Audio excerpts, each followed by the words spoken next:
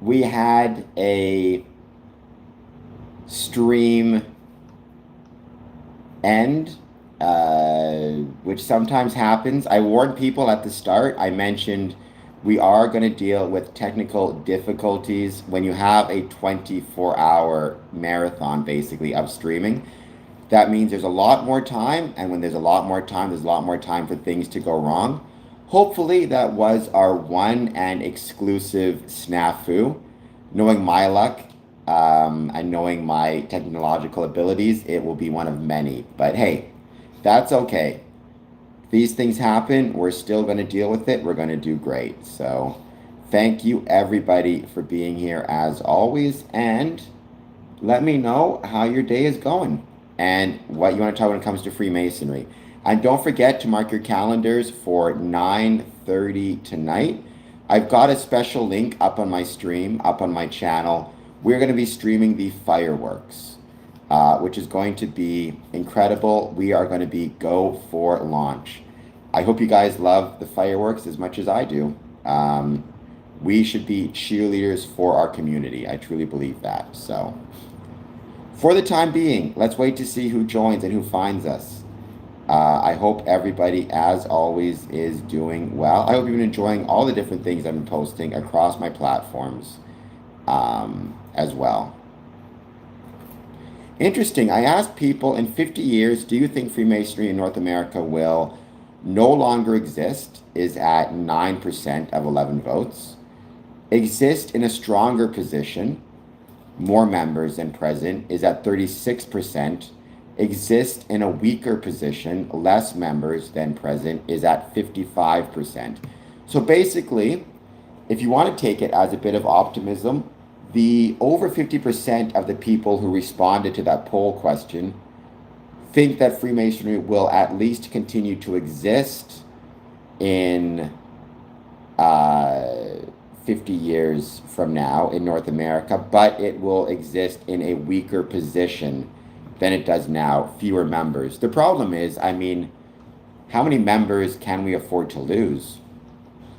We probably have, between Canada, the United States, and Mexico, less than a million. At least less than a million recognized Masons. I don't know at what point we can afford to lose too many more, before it starts to become a pretty big problem. But at least it shows that people think Freemasonry will still exist in some form or another. What's interesting is nobody selected it will exist in the same position, roughly the same number of members. So that's an interesting thing to note as well. People think it's going to move one way or the other.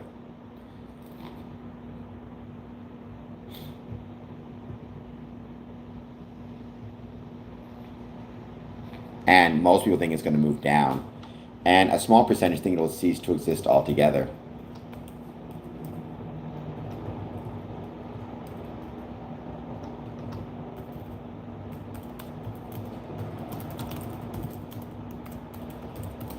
All right, let's hope that we no longer have any technical difficulties.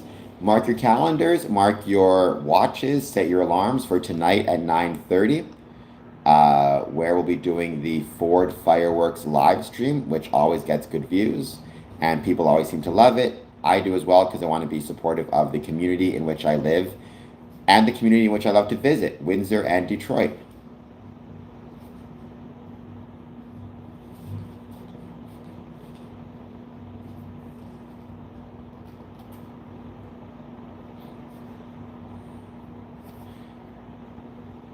Hello from India. TMKOC. There's a lot of Freemasonry in India, and TMKOC, please hit like, please hit subscribe. I hope that you're doing well and having a great day.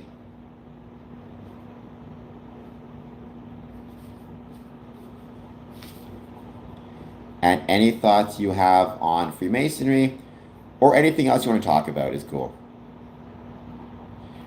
Dylan, I've been asked that question before. I honestly have no idea. And I'm not saying that as like a cop out. It's just the truth. Like, how could I know, right? What would happen? Like, I'd like to think I would, but who knows? I hope so, is all I can say. I'd like to think that things that are meant for you will always be meant for you. But if I didn't have the same father and the same grandfather, I would not be the same person, right? Like everything that went into who I am is from my father and from my grandfather, and not just the biological, but the social as well. David Thompson, there is Freemasonry in China. There is Freemasonry in Macau and in Hong Kong.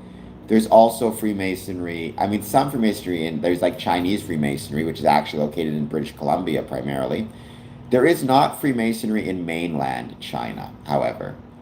Um, but that is something that maybe we can work on over time.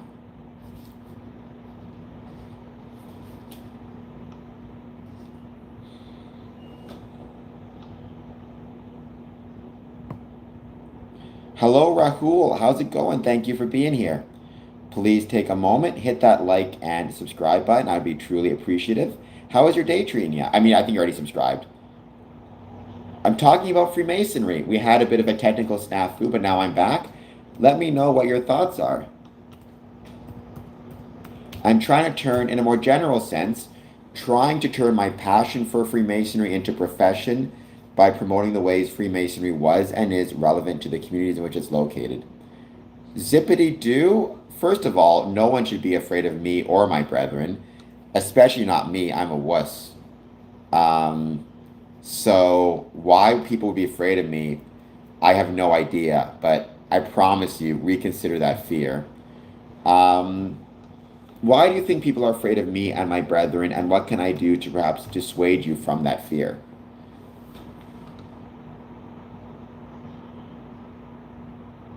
Because obviously that would be and should be, I think, the goal of any Freemason, if people are afraid, to convince them not to be.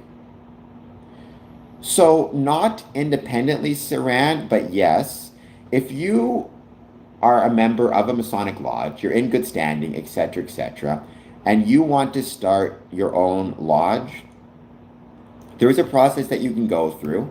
What we are seeing a lot of nowadays is the formation of what is called affinity lodges. Affinity lodges are formed by people who share similar interests or hobbies. Like in California recently, they started a Star Trek themed affinity lodge where everybody there loves Star Trek. So it is absolutely possible, but there's some work that goes into it. Actually, there are Freemasonry radio stations. There's one out of the United Grand Lodge of England. I don't know if it's a radio station. I think it's an affinity lodge for Masons who are interested in shortwave radio. I can't remember what the name of it was. But there's no, to my knowledge, no specific Masonic radio station. But again, there are what are called affinity lodges for Masons who are interested in shortwave radio. Doing well, Lee Partridge. How are you? By the way, to everybody watching this, don't forget to follow me on Medium as well. I'd very much appreciate it. What is an August Order of Light? That sounds familiar, but I can't place it. I'm glad that you are good.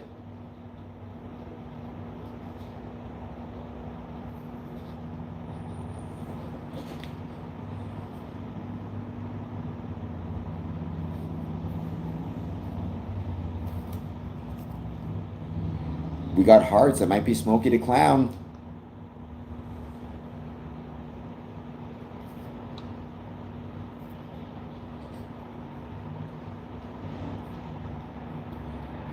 We're going to see. I'm going to switch. Oh, we got all messages on. Let's hope we don't have any more technical difficulties. Fingers crossed.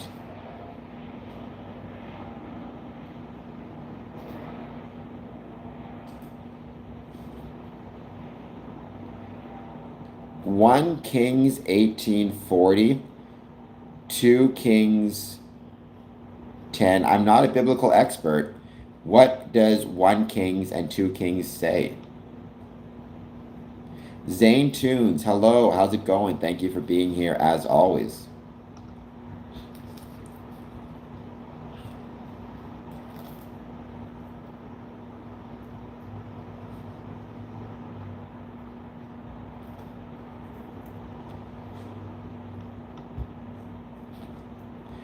The Baal worshippers and those. So, Freemasonry, Life of Chris, does not worship Baal. Freemasonry is not a religion. So, we do not worship Baal nor any figures. Individual Masons will have their own personal beliefs. They may be Christian, they may be Muslim, they may be Jewish, but that's a different thing. Um, I mean, I think biblical books are probably about more than just that. Again, not as a biblical expert.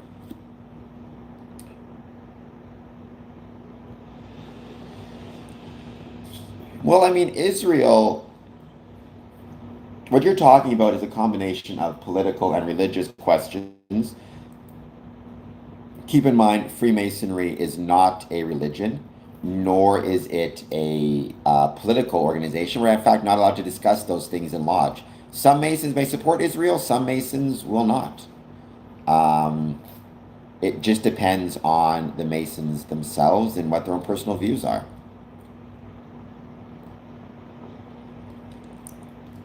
31st degree is a weird degree to have in Freemasonry, Chris. Normally you'd be a 32nd or an 18th. It's rare that you'd be a 31st.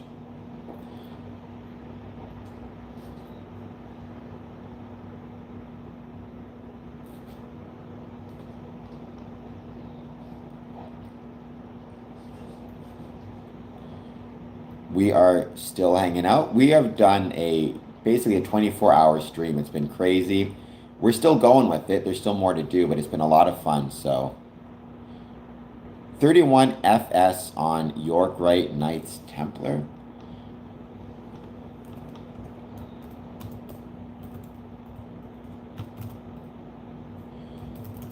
So Knights Templar is the York Rite body within Freemasonry. Um, so Knights of Malta.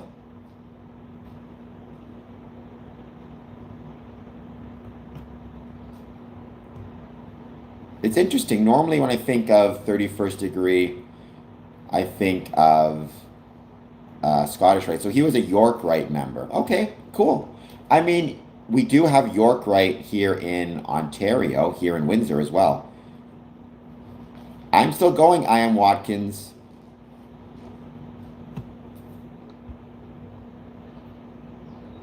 Keeps me busy, keeps me out of trouble.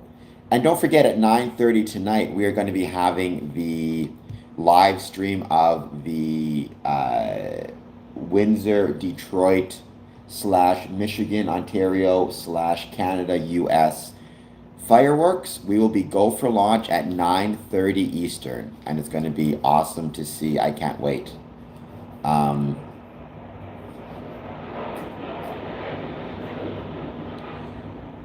well, Knights Templar, I mean, when you say back in the day, I mean, there's a lot of back in the day with the Knights Templars, right? Going all the way back to 1150, give or take.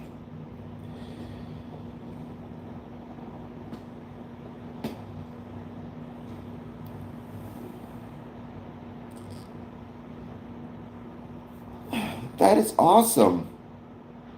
Thank you. I am Watkins. And by the way, don't forget when you are giving a super chat of $10 or more, sorry, excuse me, $2 or more, one of the things that you do get is your text read out text to speech app. So give me 1 second. It's been a really fun stream, um, and I've been enjoying it quite a bit. It's a lot of work, obviously, but that just adds to the fun of it.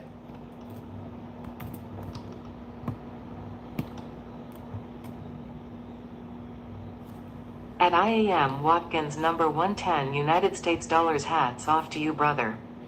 Hope you guys read that. Hope you got, or sorry, hope you guys heard that. I know the audio can be a little bit tricky with the text to speech app, but I think it's doing pretty decently.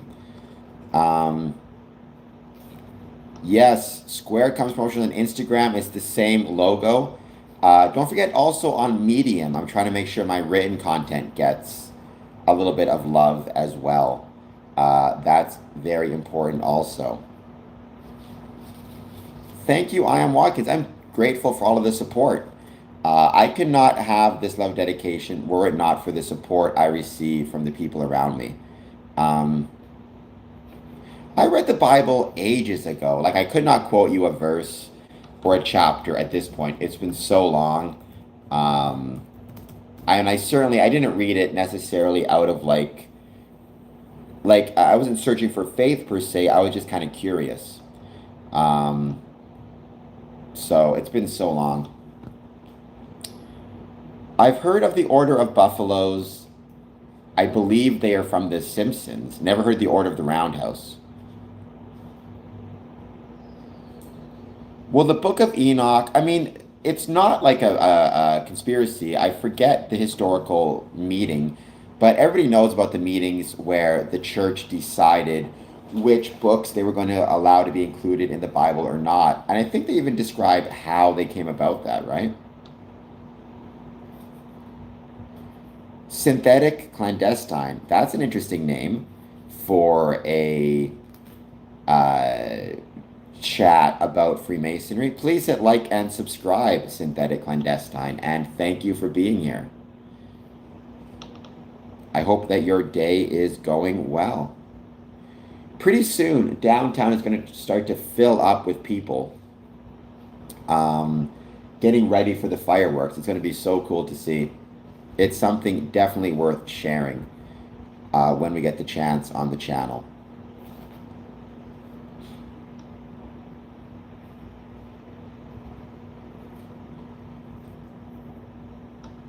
I feel like this is like vaguely helter-skelter.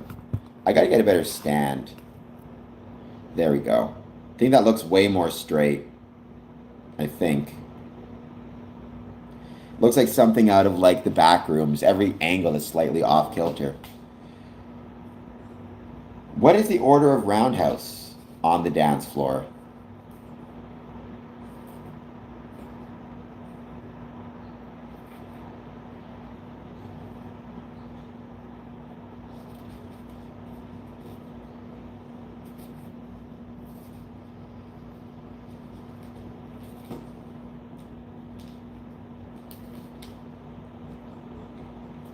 And is it something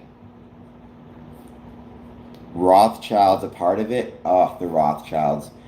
For the record, there was one Rothschild that was a Freemason, Nathan Rothschild. To my knowledge, that was it. So I've started to just keep that in mind, all right? People always talking about the Rothschilds as being Freemasons.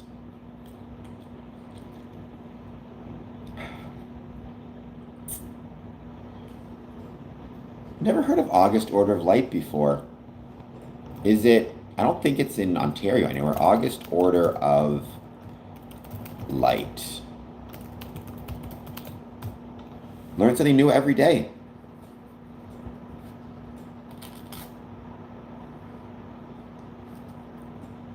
Where could I wonder if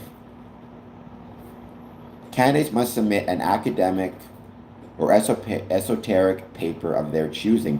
What would you talk about, Saran, if you were to join? Yes, I am Watkins. I will be streaming the fireworks starting at 9:30. There's actually a stream that's scheduled to go for 9:30, so you should find it there. Jeremy, it was great because it was free, and honestly, they have really good coffee, so I can't complain. Um, and believe me, caffeine is very important for marathon streams like this. That's for sure.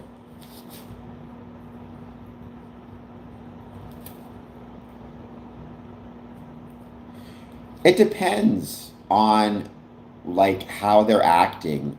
It can be both. I mean, I don't find any type of conspiracy theory to be humorous because in my experience, conspiracy theories are so incredibly harmful to individuals that it's hard for me to view them in a humorous light.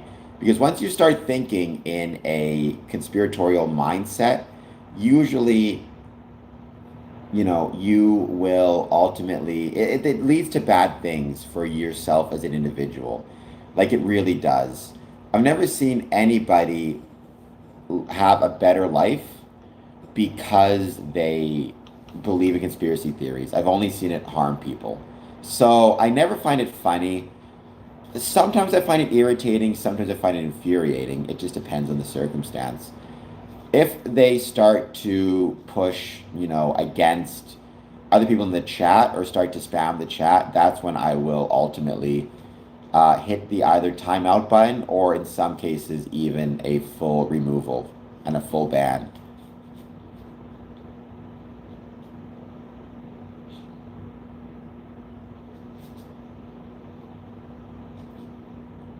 I did not modern welfare. I've got basically 1 hour sleep this morning, thanks to some very kind mods who agreed to watch the channel for me. I basically managed to stream probably since 9 p.m., missing 1 hour altogether so far.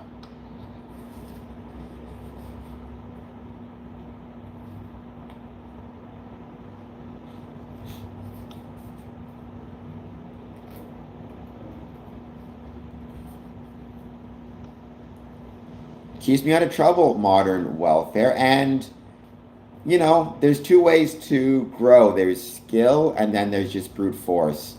I've always been a brute force guy. If you want to help support the channel through this, please consider hitting like and subscribe. I mean, Pastor Sempa, that's an interesting question. I'm not one who believes in demons or possession. So for me, it's concerning because I have heard some stories about exorcisms and people being hurt during them. But I suppose it's like everything else where it's not really my place to tell a religion what they should or should not do. I, however, am not one who believes in demons or things of that nature.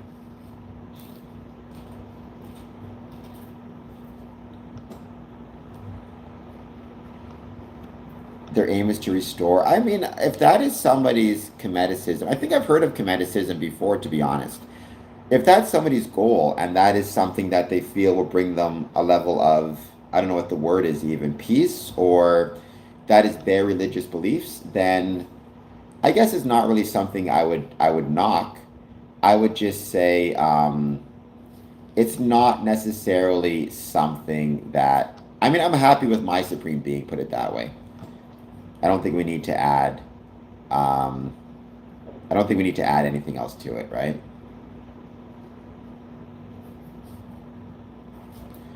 Well, they didn't disappear, but there's much less of them.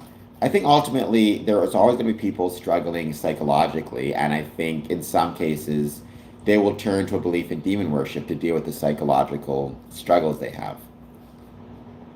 I think we need to focus on rationality and a rational understanding of the universe separate from things like demon possession. Thank you, 77 Vibes. Support the channel with the super chat if you want, or just a share of the channel with others, or follow me on social media, etc., etc. All that stuff helps out big time.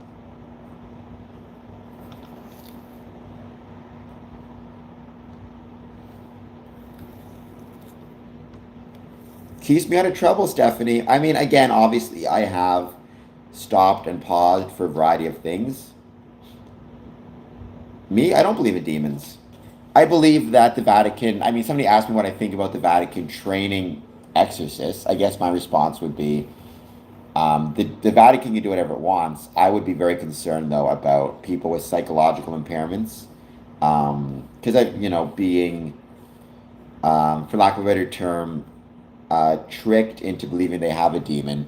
Not purposefully. I mean, the priests may believe it as well, but I would not be one who I'd be concerned about people being tricked into believing they have a demon, as opposed to simply, I don't mean simply in the sense of like it's not a big deal, obviously it is, but as opposed to a medical and psychological malady that requires hospitalization, medication, or treatment through a doctor. I have not looked into Peter's chair. I'm not sure what it is.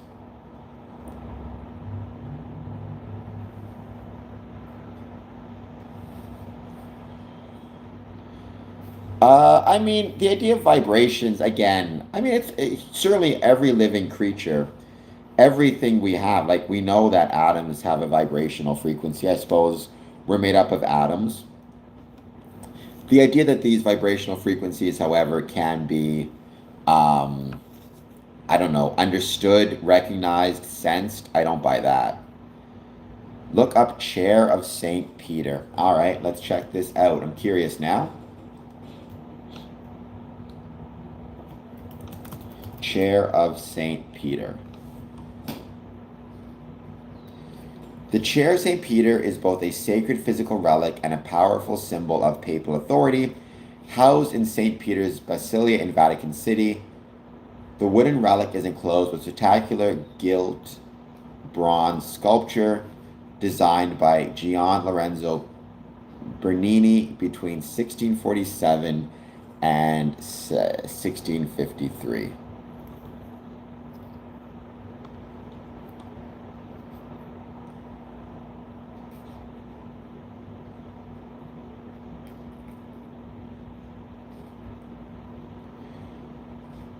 A f- I mean,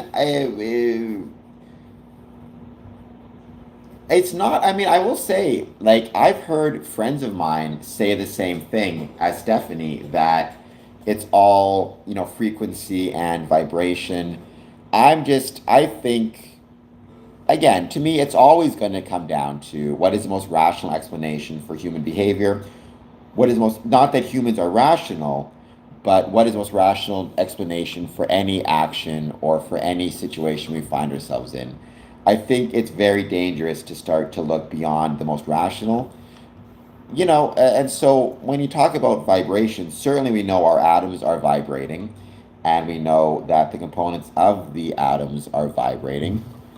Does that mean that human understanding and human behavior can be understood through these vibrational frequencies? That I'm not so sure of. Um, Lee Ryan, welcome from Kenya, Africa. Please hit like and subscribe. Well, certainly, yeah, we recognize and we interact with everything through our consciousness. If we weren't conscious, I don't think we'd be able to interact with anything because we wouldn't be aware of anything. So that is very true. And our perceptions do vary. I mean, but that's in nature as well, right? Like what we perceive through our eyes and what a snake perceives through its eyes are incredibly different, right? We're not able to perceive infrared. I think a lot of snakes do. We can't perceive x-rays even though we know they exist. We can't, there's a lot of the universe and nature that we simply aren't capable of perceiving. So that's very true. What's the word? Like relativity is something that we are incapable of perceiving.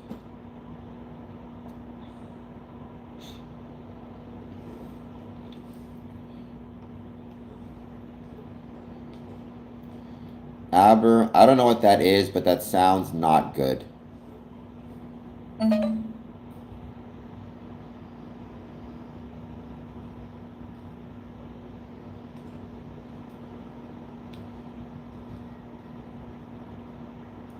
But I think there's a beauty in that, right? Just because we cannot perceive something, that doesn't mean it doesn't exist, which is a good thing to remember because we can take that and apply it metaphorically. So just because we cannot, for example, perceive a solution to whatever problems we're facing, it doesn't mean that there is not a solution to those problems. And I think sometimes when we're struggling, we need to remember that. Also, so we can take that as a metaphor. Also, just because, we don't have a solution now and we don't have an answer to a problem now, doesn't mean we won't find an answer later on in life and later on through research. Maybe even not this generation, but a few generations down the line. We need to remember both of those things. Um, The mantis shrimp has 3 times the color light perceiving cones in their eyes than we do. They see like our best space image instruments do naturally. Yeah, well, it's whatever is the most, evolutionarily important, right? Obviously, it makes sense that certain animals are going to need different types of perception, and different types of perception will be favored. I think it's obvious that us human beings, we evolved our sight based on what we most need to see to survive. Um, Thank you, Stephanie. That's incredibly kind. I read a nice piece about Masonry in the 50s. Underground Thomas, I mean, Freemasonry in the 50s was huge. It was a major and incredibly important part of society, without a doubt. Recently, NASA recorded the sound of the sun using electromagnetic field. I believe it. Who knows? There's a lot of knowledge in ancient history, and maybe they were onto something.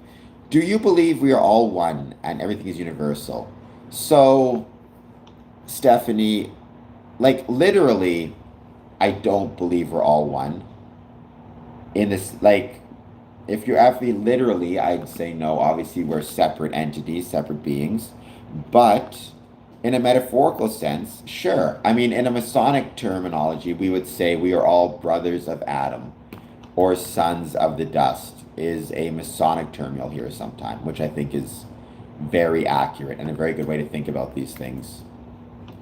Right? We are all ultimately from the same stock, partakers of the same nature. At Stephanie Lockhart 8028, number 127 Canadian dollars and 99 cents. We are all sharers of the same nature, partakers of the same hope, and we all descend from the same stock. Well, 203, if you are from Kazakhstan, thank you for being here. I don't think I've ever had anybody from Kazakhstan on before. Please hit like and subscribe. I would really, really appreciate it. Um,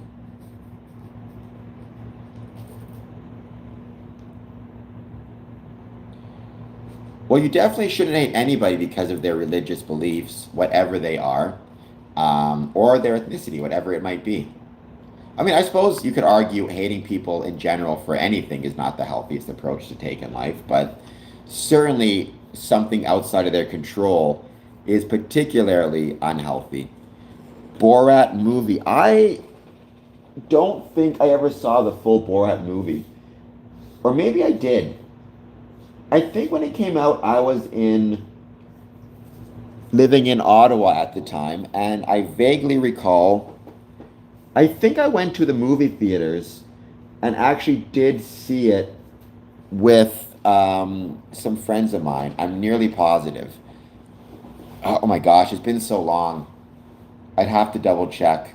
Because isn't that the one where he became like a cage fighter at the end of it and pretended to be uh, straight or gay or something and it made everybody angry? I'm really curious now. So,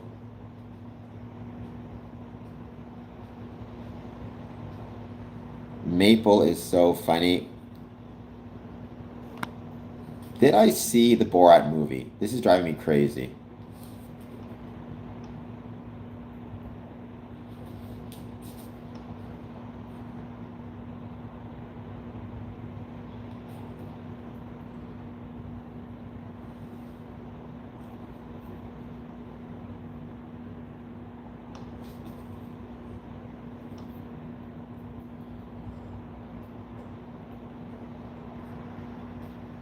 I'm I'm looking up the movie to figure it out if I saw it before. Um, Look up Navagrahas. Hindus worship 9 planets. So does that include Pluto? Because some people now, like Neil deGrasse Tyson, will have something to say about. The Navagrahas, Sanskrit for 9 planets, are 9 celestial deities in Hindu astrology and mythology that are believed to govern human destiny and karma. They include 5 physical planets, the sun, the moon, and 2 shadow nodes. So this is again AI, so take it with a grain of salt. Surya, the sun, represents the soul, willpower, and authority. Chandra, the moon, represents the mind, emotions, and intuition. Mangala, Mars, represents energy, ambition, and physical strength. Buddha, Mercury, represents intellect, communication, and commerce. Jupiter represents wisdom, spirituality, and good fortune. Shukra represents love, beauty, wealth, and creativity. Saturn represents discipline, karma, justice. Rahu associated with worldly desires, and Ketu associated with spiritual liberation and introspection. I mean, again, as a literal truth, I don't believe the planets control us, but certainly from a metaphorical perspective, I think there's some great lessons there. And if the planets are how you remember those valuable lessons and those valuable skills and abilities or ways we should act, I say more power to you. Um, DJD, my grandpa was a 32nd degree Mason. Both my grandfathers were Masons as well. So I don't think they were a 32nd degree, but it's still pretty cool.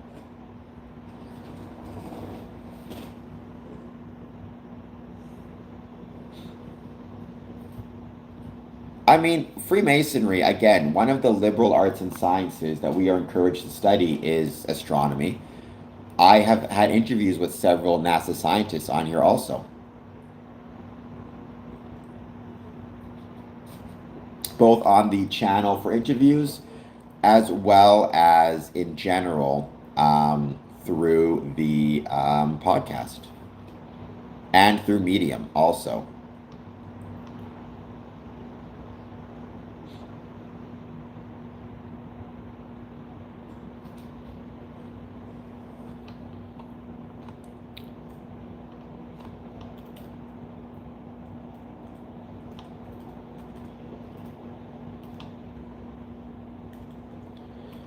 Let me just get this.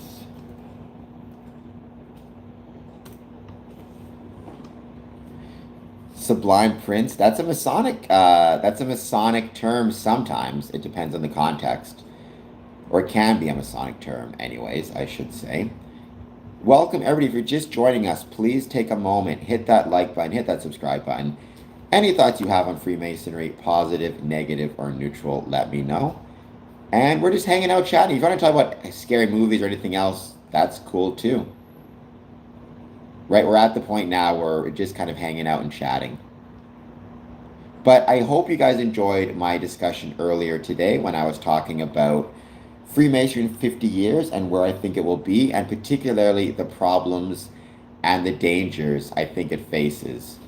Those problems and dangers, aside from the fact that if the trends of reduced numbers continue reducing at the same level, not more, not less, just on average the same level they are now, we will see Freemasonry cease to exist in 40 years. So never mind 50, right? We'll get to a zero number. But that's probably unlikely. I don't think anything ever really gets to zero unless some type of government intervention. So, because of that, I don't think we'll ever get to a zero number per se, but I do think we're going to start to see some really significant issues develop first. By 50 years from now, all of the boomers that have basically been in charge of Freemasonry for the last 50 years, because we've had so little Gen X involvement, they'll have all at that point either passed away, or if they're not, they'll be 112 years old. And the millennials will have taken over infrastructure and offices and positions, and Gen Y, that were held on by the same group of people for far too long. And it's not their fault. They had no choice because they did not have a next generation come along to take over. But what that means is they took ownership of positions that should have been passed down to the next generation, which means because they didn't, that ownership means they basically completely adopted those positions and took them over themselves without any input from a further generation, from the younger generation. That's going to mean that because time is cruel and will strip us of our boomers, it's going to be a big and challenging transitional period as the younger or the elder millennials even get used to taking over these positions. Combine that with what we're seeing, which is throughout Freemasonry, an increased concentration of Freemasonry in cities and a reduced concentration of Freemasonry in towns and rural areas. what we are seeing there and the consequence of that is going to be a significant reduction of rural lodges and rural towns, which is concerning to me also. The K-shaped approach we're seeing in the economy, which is the economy doing better for rich people, whilst middle class and lower are struggling. The concern is obvious in that one as well, right? Which is, will Freemasonry become something which is exclusively for richer or more famous people at the expense of lower class or middle class people? That is something that concerns me as well. So those are the concerns that I think I and almost every Mason who's thinking about the next 50 years has. Assalamu alaikum, chronic morality. Have a great day to you as well. Please hit like and subscribe. Frater Zed, please hit like and subscribe as well. I mean, you can ask about your God. I'm not a religious expert. What I can say is when it comes to Freemasonry, right? To be a Freemason, you must believe in a supreme being. Whatever that supreme being is, however, is completely up to you. So you may be, you may be Jewish, Hindu, Muslim, Sikh, whatever your religious faith is, ultimately, it is not something that Masonry can judge. Well, I mean, it's not that religions don't exist, chronic morality. I don't think that's an appropriate term to use. Rather, it's that religions should not cause people to not be able to coexist with one another. Like, my neighbor is Christian and my other neighbor is Muslim. I respect the fact that for both of them, their religion matters to them, presumably, matters a great deal. And they want to see their religions be respected. And I would always do so. But as soon as that respect starts to equate with, I don't care about the other, I'm going to be rude or mean to the other, that's where the problems start to lie. Obviously. I've been in construction for 25 years. Hey, man, if you're a construction worker, nothing but respect to you, and nothing but respect to all of the work that you do. It's a tough job, physically and mentally, but obviously the physical impact, the carrying, the joint pain. There's a reason why a lot of people in construction can develop very easily substance abuse issues because of all the pain that they're dealing with. So you are literally building society for us. And for that, I'm grateful, and we should all be grateful.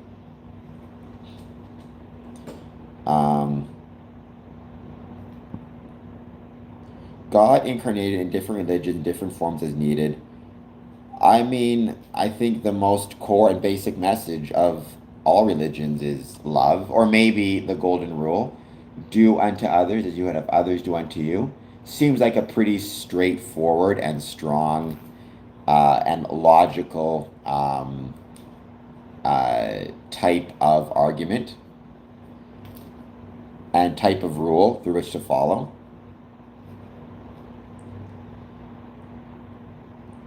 Yeah, I mean, the question of are religions good for society or not? I mean, I think that's kind of an irrelevant question in some way because the fact is they exist, and I don't see us ever getting to a point where it's the case that religions stop existing. So I think whatever you may feel about religion, or however you might feel about religion in like some people think religion's great, some people think religion's terrible. I don't think it's our place to say because it simply is going to exist. It's kind of like complaining about gravity, right? We can complain about it all we want to. I don't see it going anywhere. So our responsibility is to find a way within the context of the world we live to act in a manner that is neighborly, civilly, or brotherly to people of different faiths and beliefs. Frater Zed, I feel many things are important as well. I think we all have a purpose. DJ, logical. That's an interesting spelling. Why do you spell it that way? That sounds like an artist of some sort when you say logical in that way. Thank you once again, Stephanie. That is incredibly kind of you. Um, Everybody, don't leave Stephanie out here hanging. Even just a dollar super chat helps the channel greatly and would be truly appreciated. At Stephanie Lockhart 8028, number 113 Canadian dollars and 99 cents.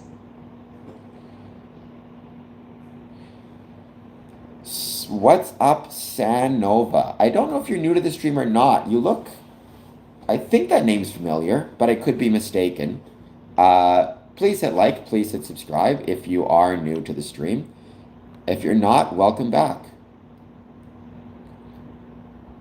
Honestly, DJ, I could see that being a name of a book about like how to make Freemasonry successful in 2026 and beyond. Like I could see a Mason writing a book or a paper or something about Freemasonry and using that word.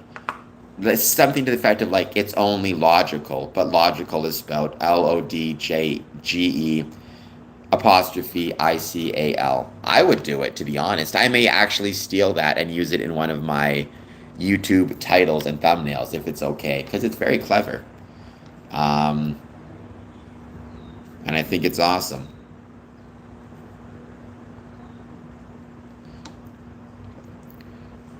You're welcome, Chronic. I mean, it is my take, but it is a Masonic take in my experience.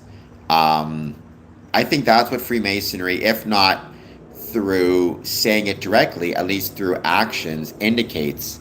It shows us that we can, for a variety of different religions and faiths, get along with one another and actually support one another. And that's a really cool thing, I think, that Freemasonry shows us. In the same way, if you're a football player and you play sports, you will be shown the value of teamwork. Even if the coach never says it, you'll just learn the value of teamwork. In the same way, Freemasonry will teach you the value of tolerance. Sorry, what is timing there? It is 3:06 p.m. It's been a very long stream, but a very fun stream.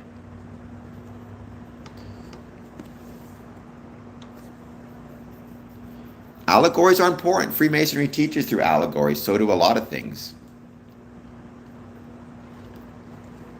I find human beings, in my experience, are much better at learning through allegory than they are through just memorization, which is funny because Freemasonry does place such a, extreme importance on memorization.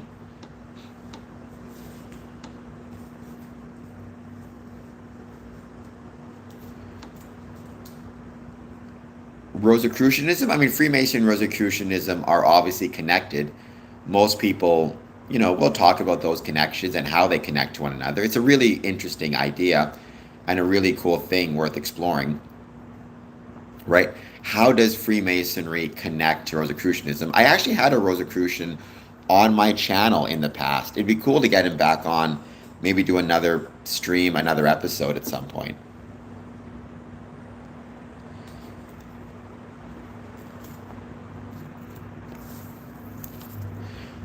Chronic, hold that thought. I don't disagree with you.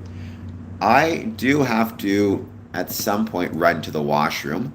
But then maybe when I come back, we can expand on that a little bit, because it's a very valid point. How does perhaps Freemasonry even, in some ways, encourage that kindness between people? Because I think it does. If it's being done right, it absolutely does, and it's absolutely the case. Zara said what?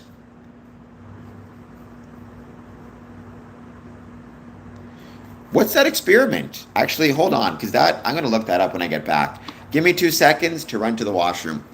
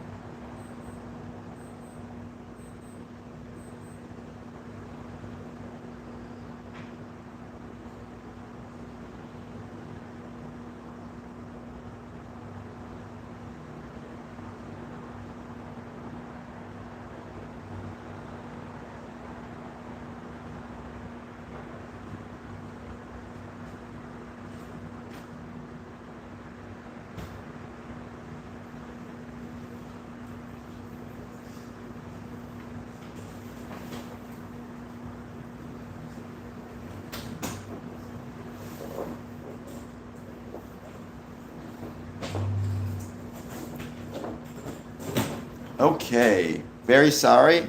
I'm having somebody come over, actually two people, for the fireworks, and I realized my washroom is gross. Um, so let's go back.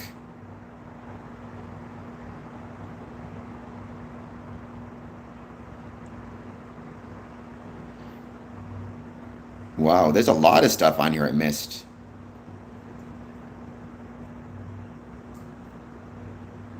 So let's see. Even when we have nothing in common, even when we don't speak the same language, we still work together. That's what's beautiful about life. It's in our DNA. Yo Maple is right. I love his way of putting it. Everyone has some good in him. Arctic Expedition Experiment. Highly recommend checking it out. So, Yo Maple, what was it called? Um, the Arctic Edition Experiment? Because I'd be really curious to learn more about it. Unfortunately, 77, you're not wrong. Sometimes we do end up harming each other and, killing each other. But I do think that we don't have to do that, right? I think we've shown the capacity to do a lot of really great things as well. If Freemasons break the law, I mean, if Freemasons break the law, then the authorities should be informed. We are taught very early on in our Masonic career that we are not to break any laws, that we are to be respectful of the laws of the country in which we live or are traveling through. If I found out a Mason was breaking the law, I would inform the authorities. Again, like relatively speaking. So, for example, if a Mason is jaywalking, I'm not going to inform the authorities at that point. I'll probably, to be perfectly frank, I'll probably just walk and, jaywalk with them. But if I find a Mason is harming somebody or killing somebody or who knows what, I'm informing the authorities at that point immediately. Um, Freemasonry cannot be painted with the same brush. I mean, Frater Zed, could you expand on that? I know I'm trying to catch up here. What do you mean by that? Why do you say Freemasonry cannot be painted with the same brush? I think you're correct, but I want to make sure I understand what you're getting at before I delve into it. Um, so Stephanie, I mean, the idea of we can create an atomic bomb, but there is no collective morality. You're correct. I mean, that goes back to what Albert Pike was trying to say, right? Which is knowledge without a grounding in some type of moral truth will ultimately be blinding and disorienting and will lead us astray. Right, that is the light of Lucifer. It is the light of knowledge, but it is a blinding light without some type of moral integrity through which we can better gauge and understand these things. Um,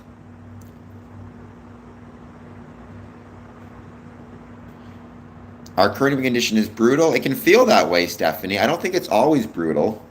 Um, I mean, Yo Maple, we inherently desire to survive, right? So because we inherently desire survival, that can thank you, Mopor. My restroom is very dirty. We can we will respond violently without even an intention of malice. Like, for example, if somebody is drowning and I swim out to rescue them, very often, if they are scared enough or their body is panicking enough, they will actually start to fight me as I try to rescue them and actually push me under the water and put me at risk to try to keep themselves afloat, right? That may not be violent in the sense that they desire to harm, but that is nonetheless, you know, in effect violent. Same thing with people if they feel backed in a corner will start to fight whether they want to, without necessarily thinking of it. But I do think human beings, as a general rule, would are evolved to look at violence as a last resort because violence is so expensive. Violence is costly. Diplomacy and diplomacy and negotiation are by far and away the better approach to take. We see that throughout history, right?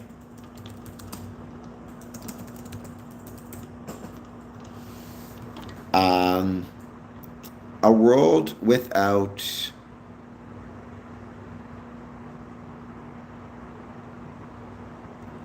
I don't think a world without religion would be beautiful, Saren.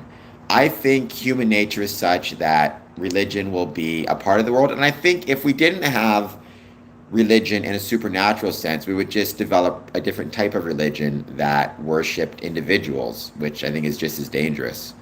Um,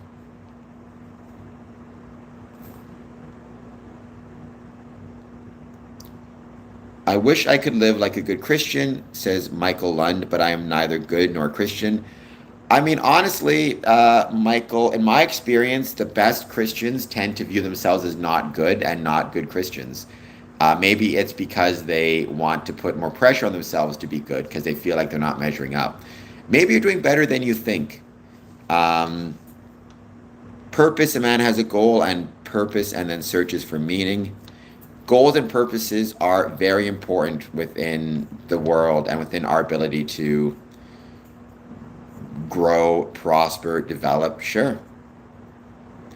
Brett Richard, yes. Throughout history, there have been many Native Americans who have been Freemasons. Tecumseh, Joseph Brant. In Oklahoma, there is the Oklahoma Indian Masonic degree team that, in fact, will travel around the world and put on Masonic degrees in their full First Nations and Indian headdress and Indian clothing, which is really, really cool, actually. Seren, it's a book, The Lesser Key of Solomon. I forget who wrote it. Um, AS, I cannot do that if you want to be a Grand Master. It's the same way you get to Carnegie Hall. Work, brother, work. Join Freemasonry as an entered apprentice and work your way through.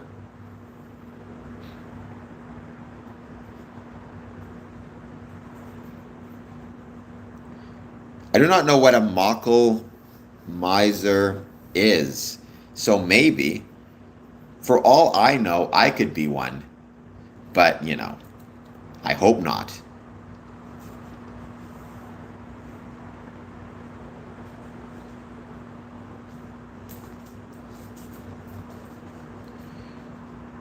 Graham, welcome. Thank you for being here. Please hit like. Please hit subscribe. I hope everybody is doing well. Thank you, Frater Zed. I really appreciate that. That's very kind of you. Slowly but surely, we made it to 4,250, so I'm grateful. I don't know what that is, but I feel like I'm going to get in trouble for it for some reason. Let me just figure this out. So when I type it in, what it comes back with is these are the results for Macklemore, the rapper. And there's no results for the other one. So according to YouTube, you don't exist.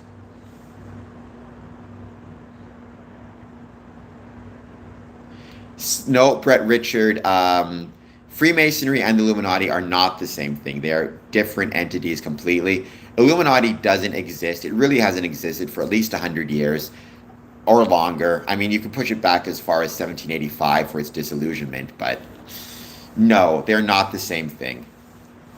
So, Saren, I feel like I've been saying this a lot of different streams. Are you aware of Medium? Do you know what Medium is? Um,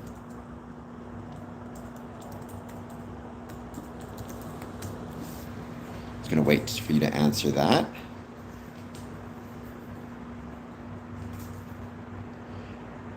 Awesome. We almost have nobody who knows what Medium is. All right, so I have I've written about Freemasonry on it. None of those, Frater Zed, is not a book I'd recommend on Freemasonry, at least not at the start. I wrote something. It's called Good Worshipful Masters Borrow, Great Worshipful Masters Steal. I'm just going to copy and paste the title and the link and put it in the chat. I hope you will follow me on Medium. It would be incredibly kind if you could do so. I'm trying to grow my Medium account right now. Let me know if you can see this stream, if you can see this, my comment, if you can follow me on there. So,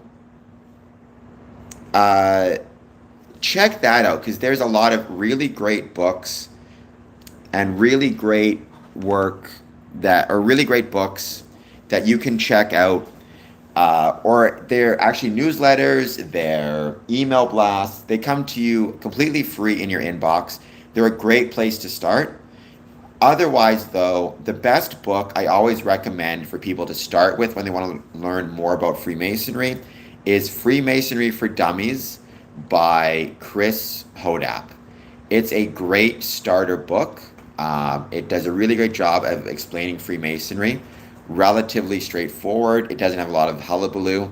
Now, you finish with after you finish with Freemasonry for Dummies, then I think it's fair to look at, for example, Pike or Mackey or Morals and Dogma. But you shouldn't read those until you start with, like I said, something like Freemasonry for Dummies, which is a relatively straightforward book. It'll stop you from being led astray by the more philosophical ramblings of the Albert Pikes of the world. Jay Meath, very basic question. On Google, it says you have to believe in a supreme being to be accepted. Is that accurate, and can you expand on it?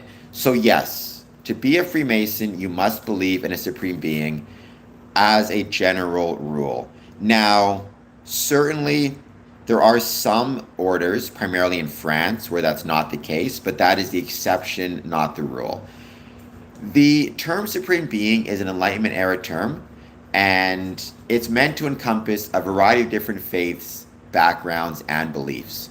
So, for example, you can be,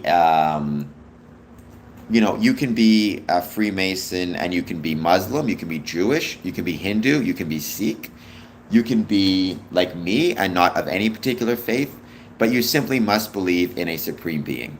Now, again, in Ontario, you must be able to say that you believe in a supreme being, you believe the supreme being favors virtue and has made its will known to us.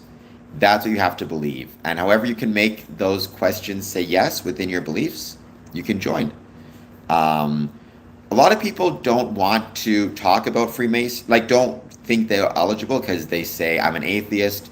Most people, though, because the term Freemasonry has been so broadly defined, what I very often find is most people, when you actually really push them, do believe in some type of supreme being sufficiently to be able to join. I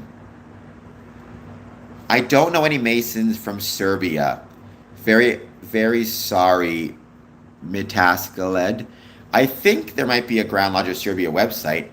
User VF, Freemasonry is a civic institution or a club that has existed for over 300 years, that has traditions and evolved from stone Masonic guilds of the Middle Ages. Sorry, you're going to be disappointed, Capones. The Illuminati doesn't really exist anymore. What you want to do in that case is look at joining a liberal order of Freemasonry. I would suggest that a good way to do that is to consider contacting the Grand Orient of France and seeing if there's a local, if they have a lodge that's local within their area. Stephanie, I'm a bit odd too, and look at me go, so I wouldn't worry about it. Being a bit odd is honestly not the worst thing in the world, especially in today's society. I will say that.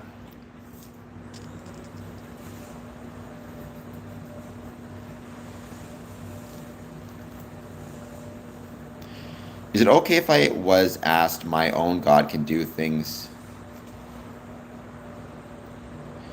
I mean, I don't know exactly what that means, but for me, at its core, the reason that we within Freemasonry ask about belief in a supreme being is because we want to understand and know that when you take the obligation that relates to Freemasonry, it is an obligation that will speak to your heart and will speak to your soul.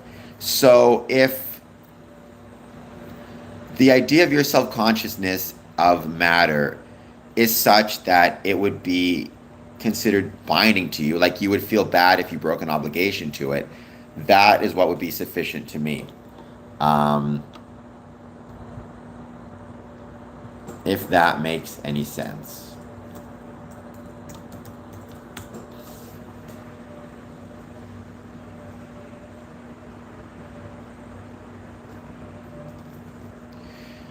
Leon, I mean, the definition of agnostic, to my knowledge, at the most basic level, is someone who remains unsure of any type of supernatural religion or supreme being. And it doesn't have to be religious, for the record. Like, I am agnostic as to whether it will rain tomorrow. I have no idea, right? But agnosticism usually is referenced in a religious context, but it doesn't have to be. You know, you can again be agnostic in a variety of ways.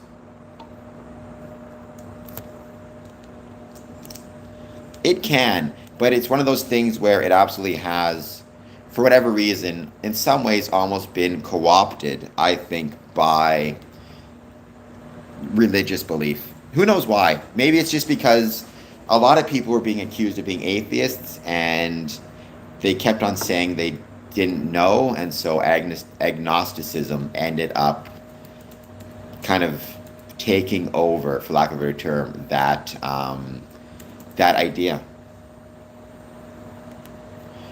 Thank you once again, Stephanie.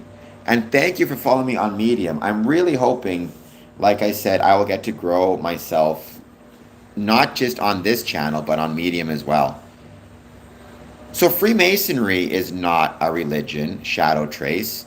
Individual Freemasons, I would say ultimately what it does is it reflects the community in which they live. So, if you live in a community where 90% of the population is Christian, 90% of your lodge will be Christian. If you live in a community where 90% is Muslim, 90% of the lodge will be Muslim, right? Freemasonry, ultimately, and one of the really cool things about it, is it tends to reflect wherever you And live. Stephanie Lockhart 8028, number 113 Canadian dollars and 99 cents. So Medium is basically YouTube for writing. You can put your written work on there and people can check it out. That is what the link was before. I'll share it again. Um, so you can find it. You just have to basically copy and paste it. Um, and you'll find it through Google. You can join Medium completely for free. You don't have to pay anything. It's a great service. Again, because I don't want my Masonic content to be exclusively via YouTube. I want to be producing content across a variety of channels.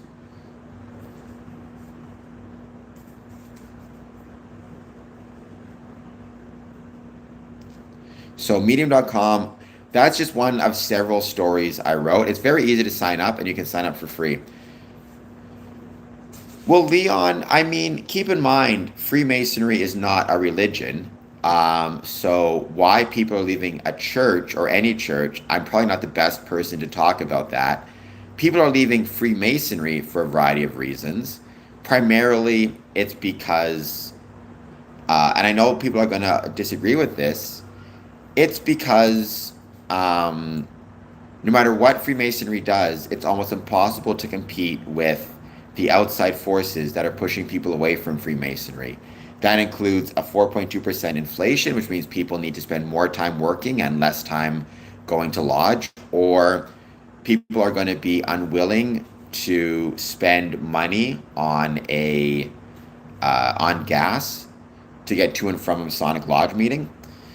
It's the fact that it's so much more comfortable to be on your couch and there's so much more entertainment options. And social media gives you the illusion of connection when you don't have it. But some people will prefer that illusion and that convenience to the actual experience of being connected. Treadmill, my hairline is not receding and I'm not a boomer. We need to just calm down. What did I ever do to you? Jeez Louise. All of a sudden, I'm just being attacked over here. Yeah, Shadow Trace. And I mean, churches are kind of set up and designed to be, to have meetings at a time when people are not working, at least theoretically. But practically, again, people are working 7 days a week now. Good afternoon, Brother Michael Moore. How's it going? Thank you for being here. How was your weekend? Are you going to be checking out the fireworks? If not in person, then on my channel.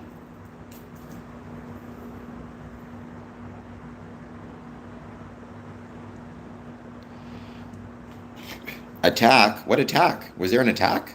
Are you okay? I don't know what that means, but I hope everybody's okay.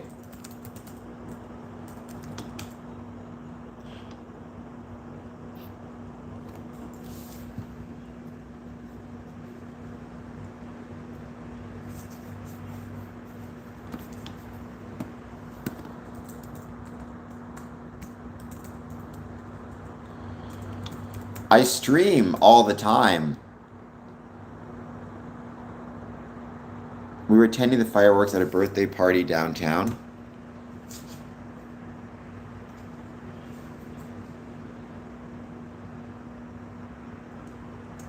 Um, I see something from. Oh, yeah, there's always going to be trolling. You get used to it. Um, I am not from Pennsylvania, but I have some good friends from Pennsylvania, and I visited Pennsylvania a couple of times way back in the day. It's been a minute. I mean, I've been to Pittsburgh, I've been to Philadelphia, I've been to Newcastle, and I've been to another place. I can't remember the name of it now, on the other side of Pittsburgh. I appreciate that, Capones. I appreciate you supporting me. I appreciate you supporting Freemason Guy. It is much obliged. Um, Leon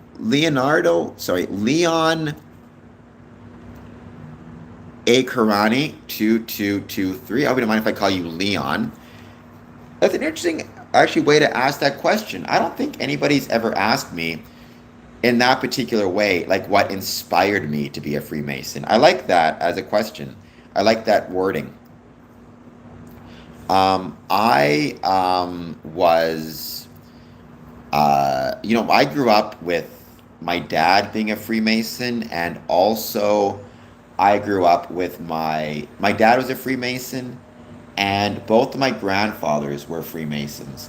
So I always assumed that sooner or later I would join the lodge or join a lodge.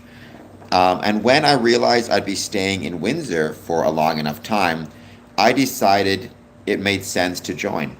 Um, I think in some ways, though, we need to keep in mind that the better question isn't what inspires, and this is not just for me, it's for anybody, not what inspires me to join, but rather what inspires me to remain active within Freemasonry. And that is a much more complicated question. Honestly, at the most basic level, I think it's just because I love Freemasonry. In the same way, what inspires me to listen to my favorite song? It's because I love it. You know, I think our human nature is such that sometimes it's hard to know precisely why we love certain things, but we just do.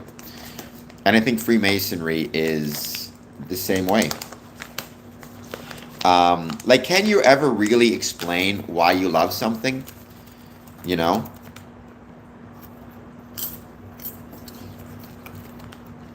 You can kind of say, like, if it's your favorite song, you can say, I love the lyrics, right? But other people can hear the lyrics and not love it or not get what the big deal is. You can say you love the beat. Other people can hear the same beat and not love it. At its core, why it is that it speaks to you and what it is about it that speaks to you is really hard to know. Um, how many clubs exist within Freemasonry? I mean, for all practical purposes, it really is countless. You're not wrong about that. Because it also depends where you are. I mean, there's right off the bat, there's Scottish Rite and York Rite, and both Scottish Rite and York Rite have three chapters associated with them. They have, for Scottish Rite, it's Lodge of Perfection, it's Rose Qua, and it's Consistory. And then the 3030, if you want to count that as a separate one. Oops. For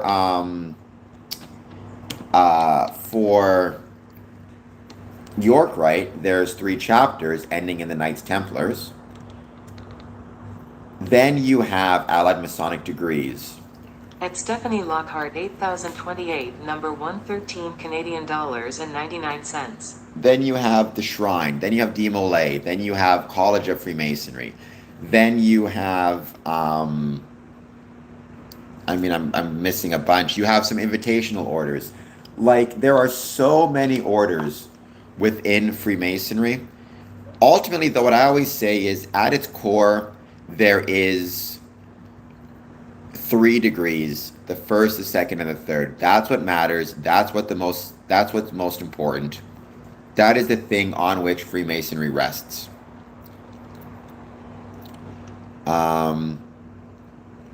Its semi-purpose in life is to be a teacher of hidden science. I mean, being a teacher is incredibly good, and unconditional love is incredibly good as well. We need more of all of that.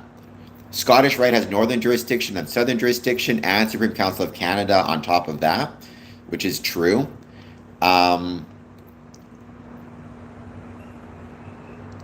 You have Council of Kadosh. If I recall correctly, that's northern jurisdiction. I have to double check, but I believe that's northern jurisdiction. I forget if we have it here. I stopped at Rose Qua anyways. Kavoosh.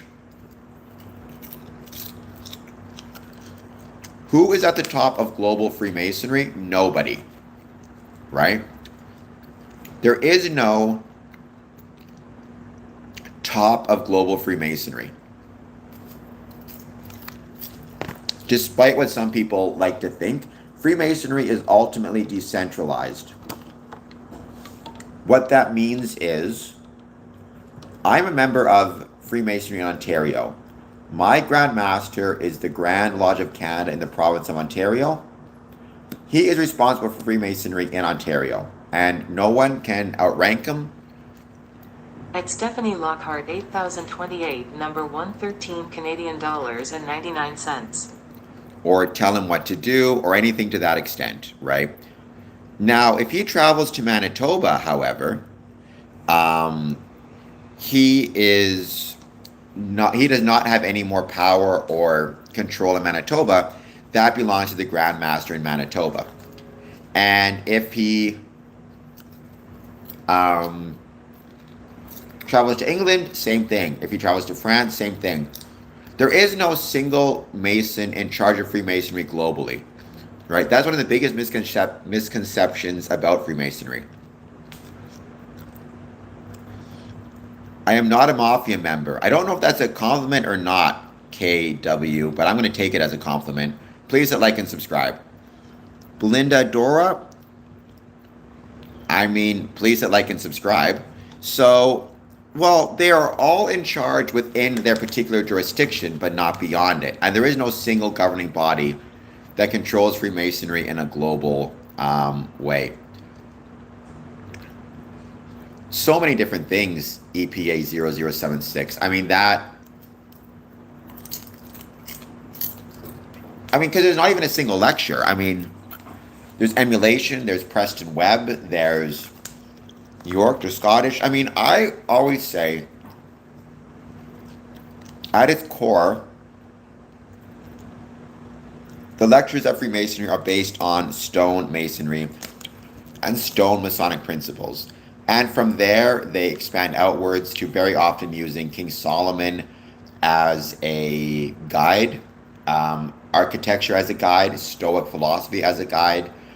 But I always go at its core, stone masonry is the basis for everything and expands outwards from that.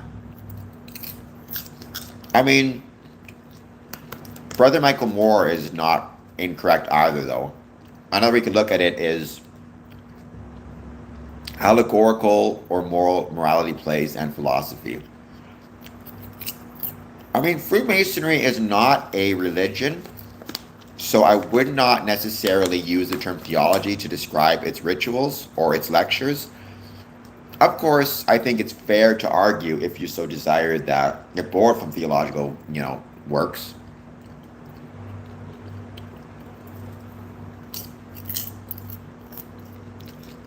I never heard of that movie. But keep in mind, occupied France is a key wording there, right? The Nazis were famously very anti-Masonic, and I'm a big believer in judge me by my enemies. So,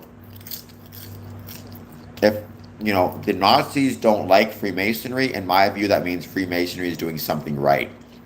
Because I would say, in terms of the biggest monsters in the world, the Nazis are up there. The Nazis are up there. So I'm happy to be enemies with them. I mean, EPA, I have no idea what Mormons worship because I'm not Mormon. But to my understanding, they don't. To my understanding, they're a branch of Christianity. And Hugh, nice name. I've known a couple Mormons. I've never heard them say anything negative about black people. So I don't think they think black people are demons from hell. At least I don't believe so.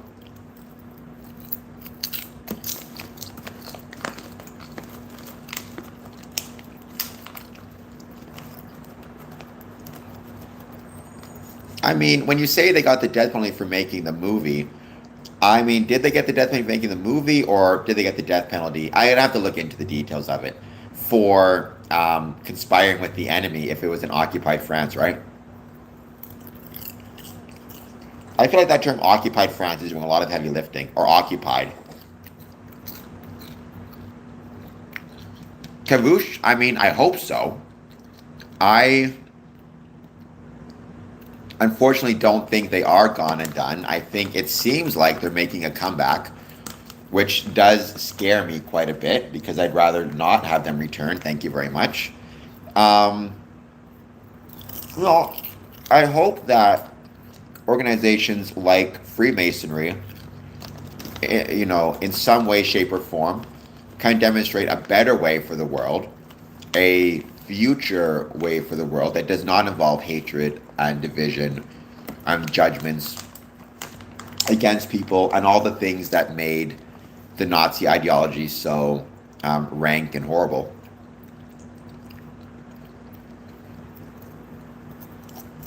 I mean, I'll look into it.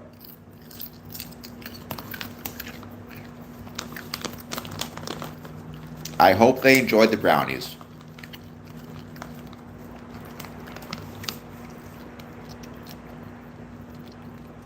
But, I mean, it definitely feels like, unfortunately, the Nazis are making a comeback. And it's kind of scary because, like, when I was growing up, right, like, I was probably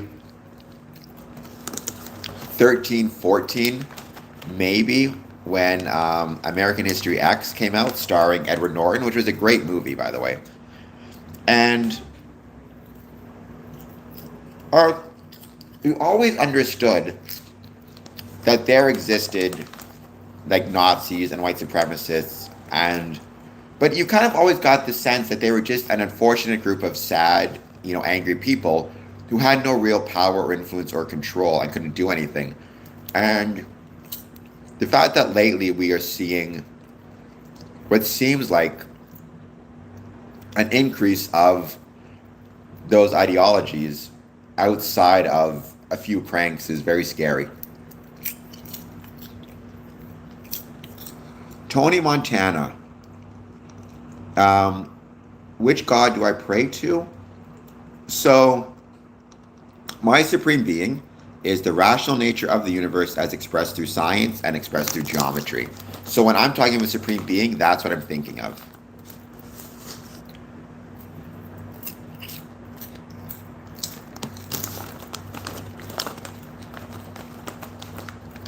So Michael Moore, I don't know if you were here for any of my discussions on Freemasonry in 50 years. I don't know what your thoughts were, if you heard me talking about anything. I heard about that. I guess a police officer is dead, I believe. Um, Absolutely prayers. So it does seem that way, EPA, which scares me quite a bit. I don't know if other people agree with me, but I mean, I don't remember the name of the person, but I just saw somebody interviewed on like a fairly like well-viewed podcast talking about how Churchill was more of a villain in World War II than Hitler, which is a very scary comment. Um, so it feels like, unfortunately, Nazi ideology is on the rise, which is quite scary.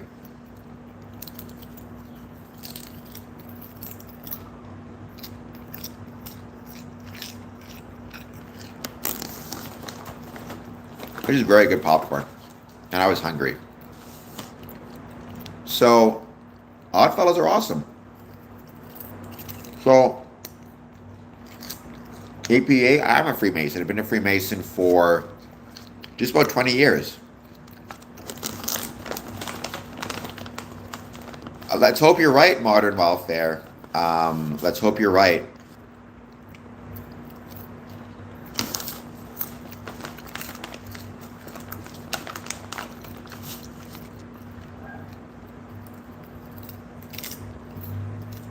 What is the area code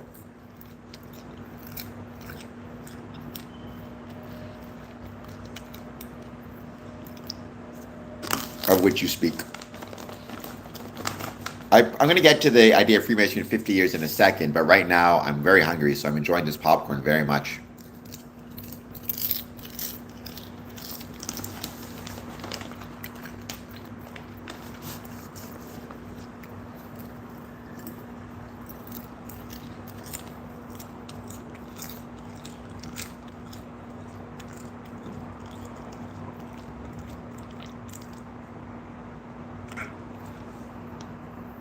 What have you changes in you since your, I mean, EPA? I don't think you meant to say what you said there. Maybe say that again.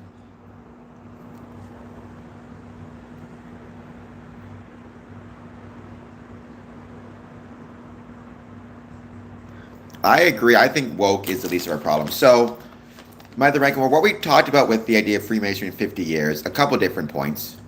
Um, that makes way more sense. EPA. I'll talk about that in a second, but I want to go on to Freemasonry in 50 years.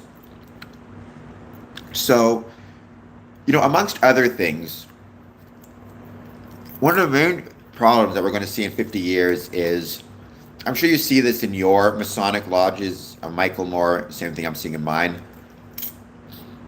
The boomers, so the silent generation swelled the ranks of Freemasonry in the 1950s, the World War II veterans, and they swelled the ranks so much that in 1959 we had more Masons than we ever had historically.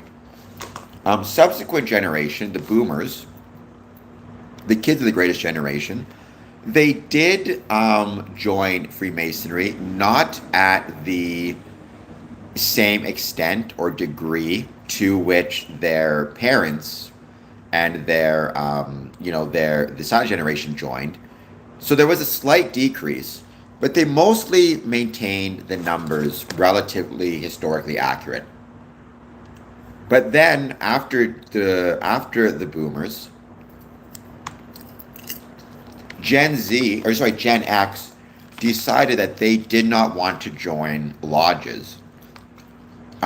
You then saw Millennials and Gen Z interested in joining once again, but you had this generational gap from the boomers to the millennials. And one of the things that happened in that as a result is normally every generation is kind of in charge for 30 years, and then the next generation takes over. Because there was that missing generation and Gen X not joining at significant levels, ultimately, what that meant was the boomers remained in positions of authority and power within Freemasonry for the equivalent of 2 generations. They've been in power for almost 60 years.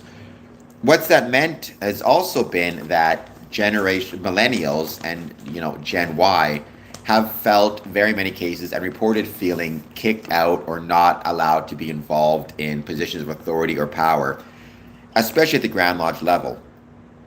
So 58 50 years from now, one of the biggest challenges we're going to be facing is at that point, the youngest boomer will be 112 years old. They might still be alive, but they're not going to be alive in any significant numbers. They're going to leave a bunch of empty chairs and empty offices, which unfortunately, millennial people will be taking on much later. Basically, every generation is now one step behind when they should take over positions of authority, which means everybody's in a position of playing catch up. So you're going to see probably, unless we start to push millennials into positions of power right away, and especially Gen Z, we're going to start to see significant power vacuums and significant people not either A, being in charge or knowing how to be in charge of offices in 50 years. You're also likely going to see a continued reduction in rural lodges and a concentration of lodges in big cities, which is maybe a consequence of simply smaller towns not having the population base to sustain Masonic lodges. We're already seeing that a little bit. And the K-shaped economy, we're going to be seeing potentially, unless we start to deal with political ramifications of things like inflation, Freemasonry becoming more and more and more a question of being an organization for richer people and not middle class, which has its own sets of problems.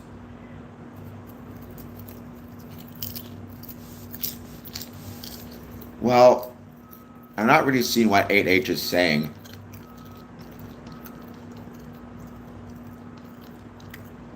Who is HH? What's happening?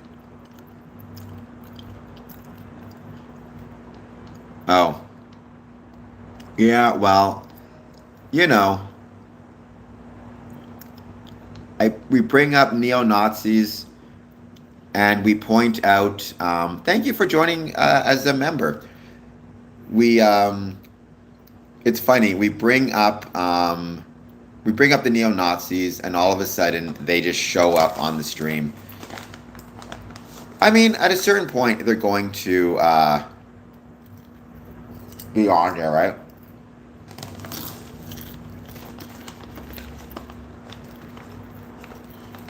All right, he is hidden. Having said that, he might show back up again on a different. He might show up again on a different. One of the things I know about these people is they are, if nothing else, what I find is very often people like that, they are very persistent, and they may end up showing up under a different screen name.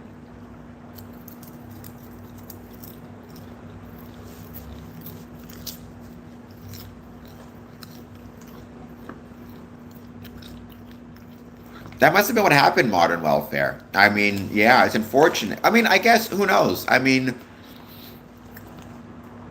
is that what the algorithm is meant to be doing, right? Like, in theory, I suppose if we bring up neo-Nazis and the fact that unfortunately they seem to be becoming more and more on the rise, I guess the most logical thing for the algorithm to do is recommend this channel to Nazis.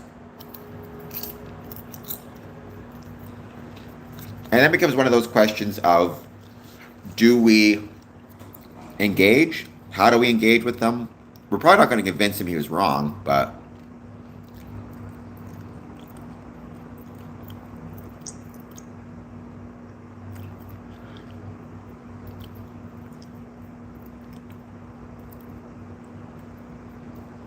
EPA, when I came to this live, I thought it'd be another doom scroll. Now I'm raising my volume to hear you over vacation. Well, thank you, EPA. That's very kind of you. If you want to support the channel, like, subscribe, comment, super chat, all that jazz is important. Well, I didn't see a lot of what he said, to be honest. I think I saw the HH and then the number. And then he made some comment about soy beta males in here. So I was like, that's dumb. So I don't mind if people insult me. I'm not a big fan of people insulting other people in the chat. That's a problem.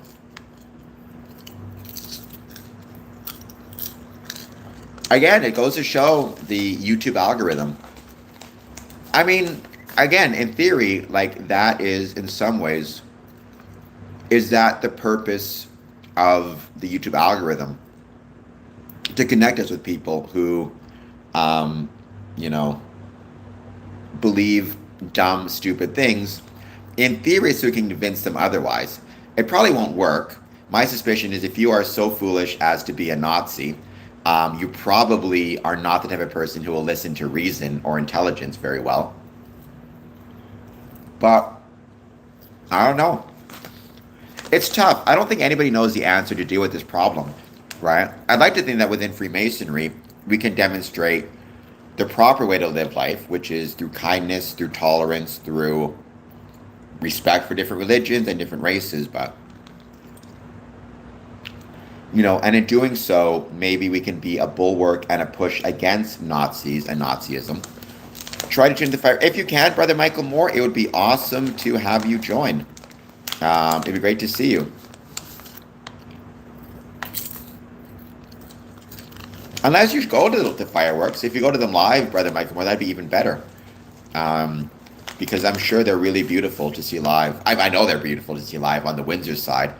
I'm sure they're equally beautiful to see live on the Detroit side. We got Batman now. Welcome. 9:30. So 9:30, I'm going to start the stream. The fireworks are supposed to be starting at around 9:55 to 10. What a question that is.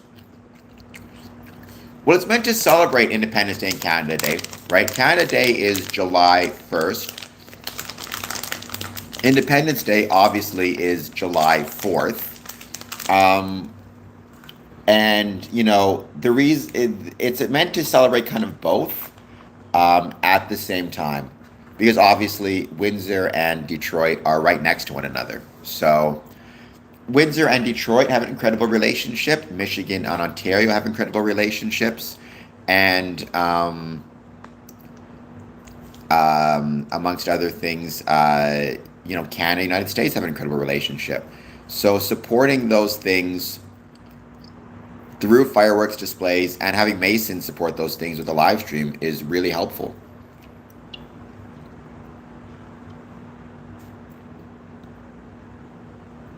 Hello, Cool Grip. Please hit, or Cool Girl, excuse me. Cool Girl P6, please hit like and subscribe. Well, I am Batman. If you want to help me, the way that you can help me is by hitting the like button and by hitting the subscribe button. That would be truly appreciated. And maybe consider doing a super chat. Just 99 cents helps out big time. But it's great to have Batman on the stream.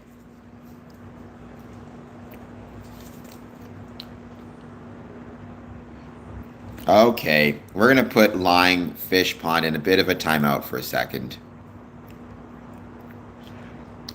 Thank you, Batman. I don't smile. I smile on the inside. I smile on the inside. But thank you for being here. I hope you're doing well. And I hope you'll take a moment to please hit like and please hit subscribe. And 99-cent super chat. Follow me on Medium as well. Become a member. It's little things, but it helps out big time, believe me. Eastern occultism is king. There might be some truth to that historically in terms of what was most popular. Cool Girl, how old are you? Every time I hear the name Batman, I think of that movie Batman. Are you, like, I'm going to say this because saying that makes me think you're under 18. because that sounds like a very young person thing to say, that movie Batman. Make sure that if you're, under 18, you have your parents' permission to be on stream. And if you don't have money, don't worry about it. I still appreciate you being here. Just make sure that you support the channel by hitting like and hitting subscribe and sharing it with friends. Yeah, Batman, I think I'm going to put you in timeout in a second. Um, I'm 49. Okay. It made me, when you said, whenever I hear Batman, I think of that movie Batman. That's kind of like, I have a godchild. I remember she told me once, I mentioned, I forget what it was, but she said, that makes me think of that movie Star Wars. And I was like, first of all, I felt ancient when she said that, because she was like that old movie. So, um, thank you, I am Batman. Thank you, Frauder, for sharing the channel as well. I'm grateful. It's been a really fun stream. It's been an exhausting stream. It's been 24 hours of almost straight live streaming. But I think we're very close to setting a record in terms of the number of views we're going to get. We may actually set the record. It's very possible. I got a big gap in my teeth, T90. I've grown to accept it. Hey, you should. That's awesome. I can tell you this, cool girl P6. Everybody on my stream says I look ugly. So if people are saying you look younger than 49, take the compliment. Do you have any thoughts on Freemasonry? Positive, negative, neutral. I'd love to hear them. Um,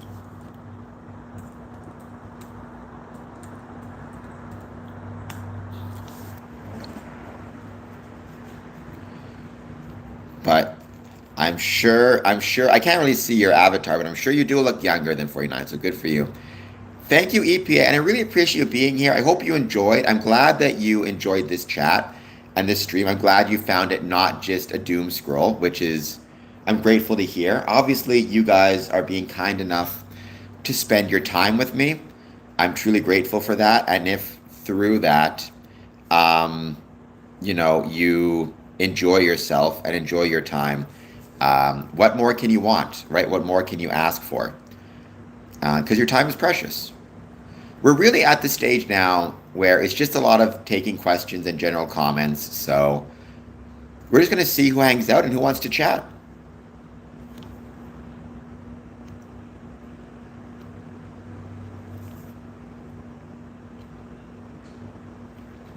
As I got something stuck in my teeth. I was eating popcorn, and of course now I've got a popcorn kernel in my teeth. At 7 o'clock, or maybe a little bit before that, I'm definitely going to take a break.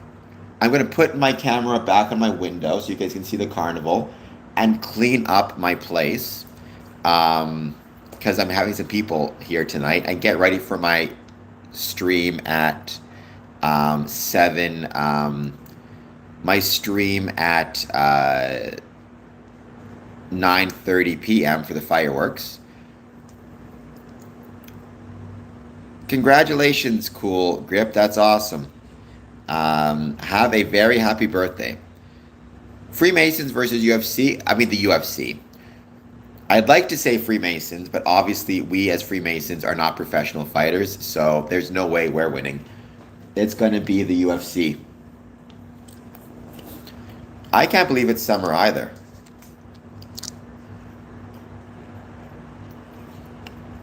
DJ, you're trying to get me beat up. Clearly, you're trying to get me beat up because somebody is going to...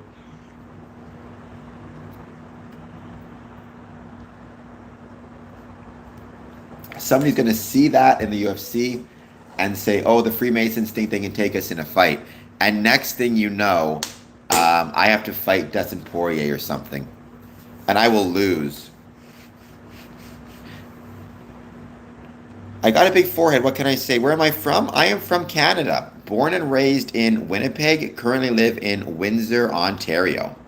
So, and it's crazy. I've said it before. I'll say it again. I am from the greatest country in the world. In part because we have the greatest neighbors in the world.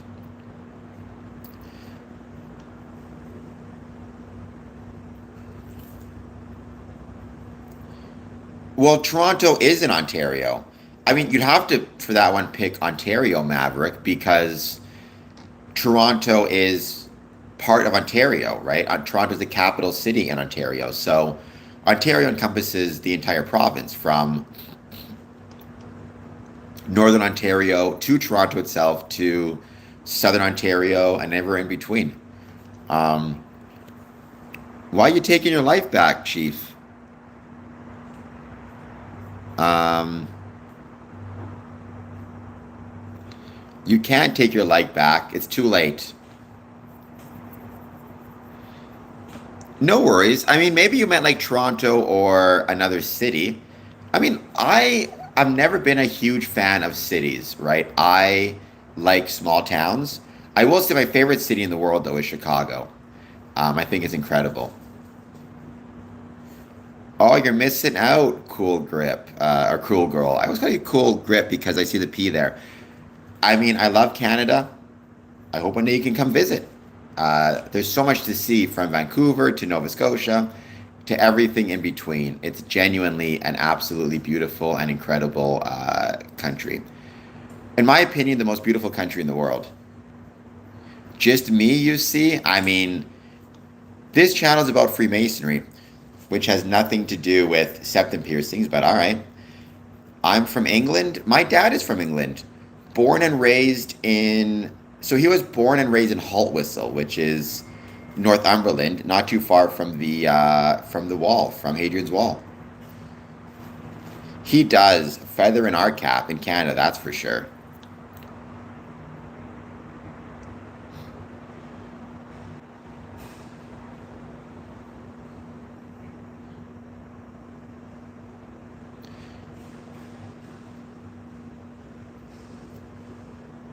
Do you watch the World Cup? I don't watch the World Cup. I never really got into soccer, but I am really enjoying. Like I've posted a few quizzes on my homepage about like interesting little connections between Freemasonry and football or soccer, if you will. There's a few that people don't realize, primarily out of England, but there's some cool stuff. Finnish, all right. It's great to have somebody from Finland here.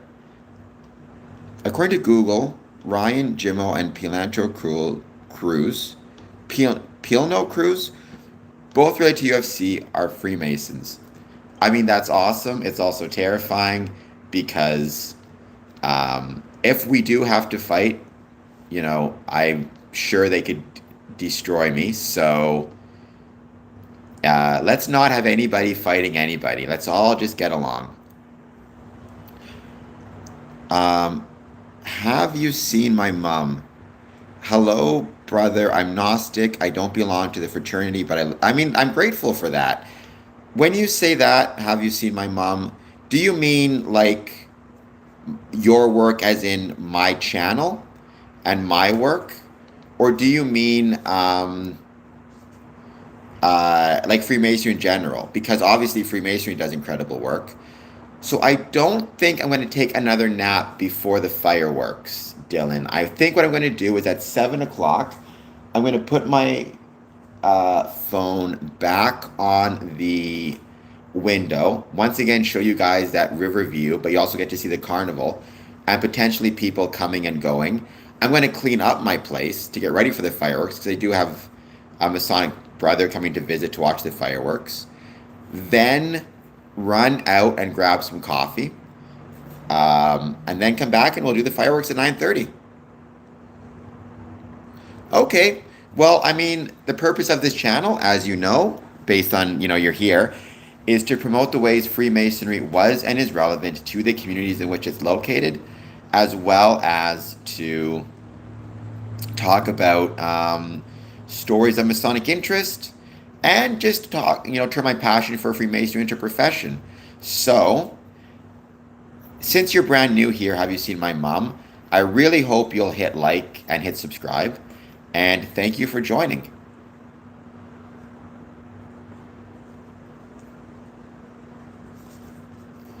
That's awesome. What is the thing that you would say you respect most about Freemasonry, in your opinion?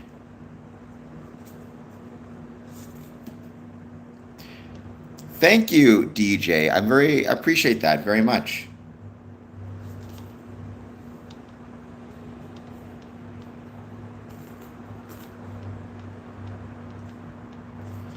And that's very kind of you.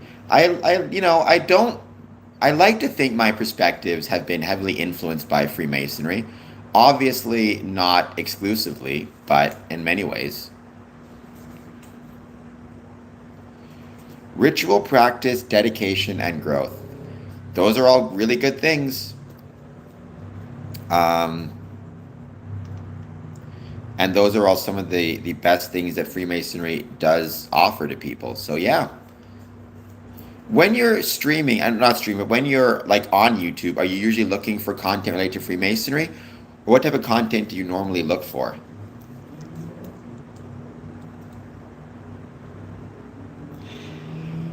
Honestly, the flack we get for it is almost always through social media. It's very rarely in person, but it can be in person, right? Just because we don't usually get flack from a social media perspective, from an in-person perspective, doesn't mean it doesn't happen, and doesn't mean it's not incredibly dangerous.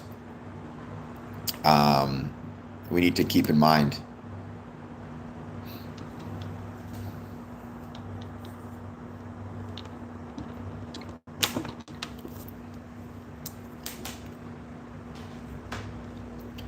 Interesting.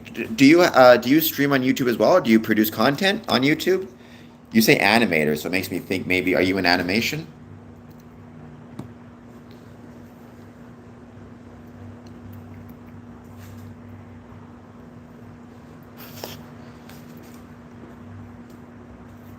And thank you to the YouTube algorithm for sending people my way.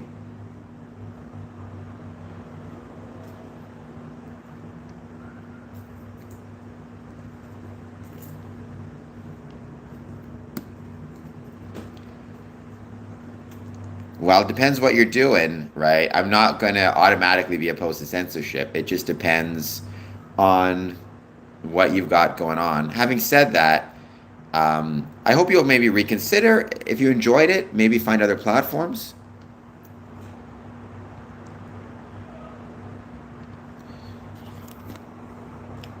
But it's tough. It's really tough to find that balance when you want to produce content that speaks to you and that you care about, but at the same time, you also want to try to keep in line with whatever the terms of service are. It's tough.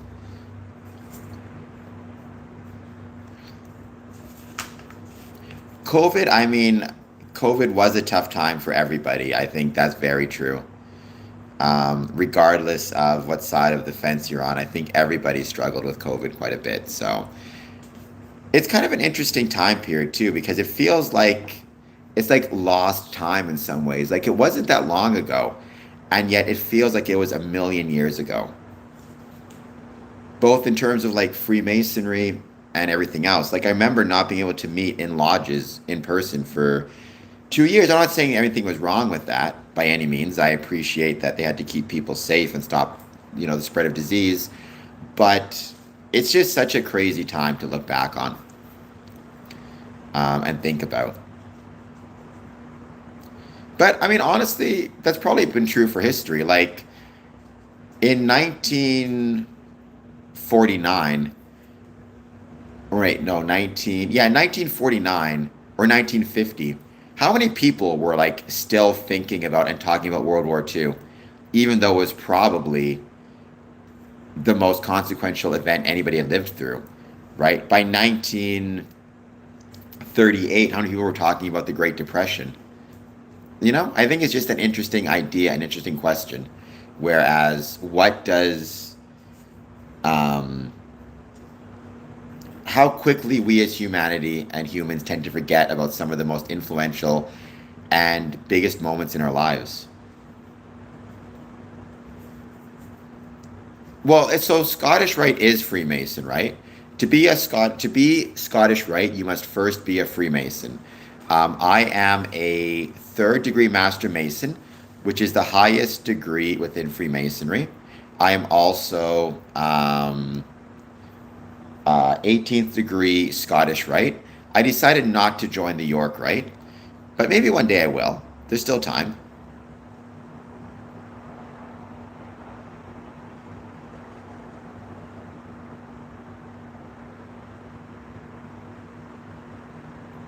But like everything else, right?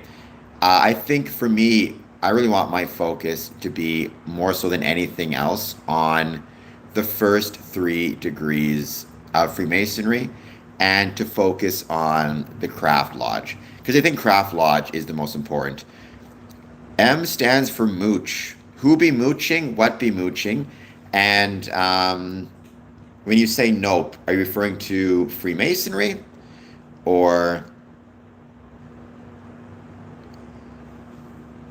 I'm not sure what you mean by that.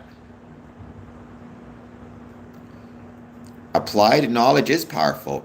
We see that with our Masonic roots, right? Historically, all of the Freemasons who, um, all the stonemasons who applied their work to building cathedrals, that was applied knowledge. We are definitely, I think, going to set a record for the number of views, and thank you so much for that, especially when we add on the the fireworks views.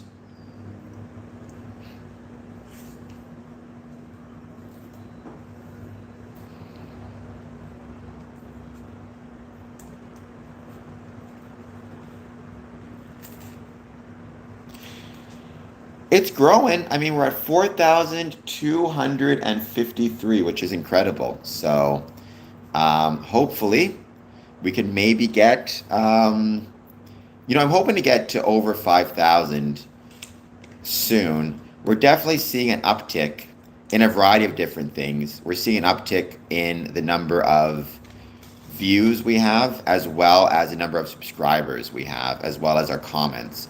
What matters most is engagement, right? Like that's what we need to see. That's what YouTube wants to see. Um, Quality over quantity, usually good advice.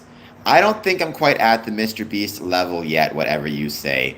I think he's doing a little bit better than me.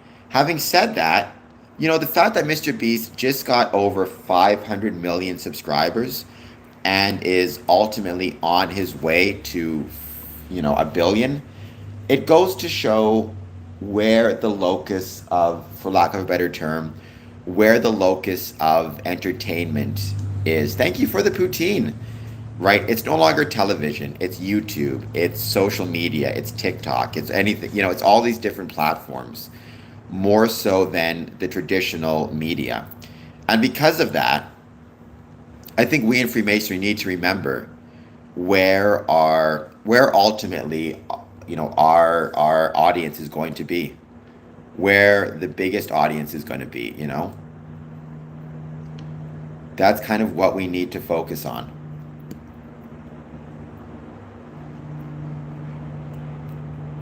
I definitely don't despise Mr. Beast. I'm not sure why anybody, I don't know. I did think he discovered an untapped potential in YouTube. Um, and I think Andrew Noctis, he definitely doesn't suck. You don't get to the level he's at by sucking, right? I think that he figured out a formula which works on YouTube and decided to just drill down into that formula, and he's been very successful at it. Um, what do I hope to get out of this? 3 things. First, I want to promote the ways Freemasonry was and is relevant to the communities in which it's located. That is my number one most important thing by far.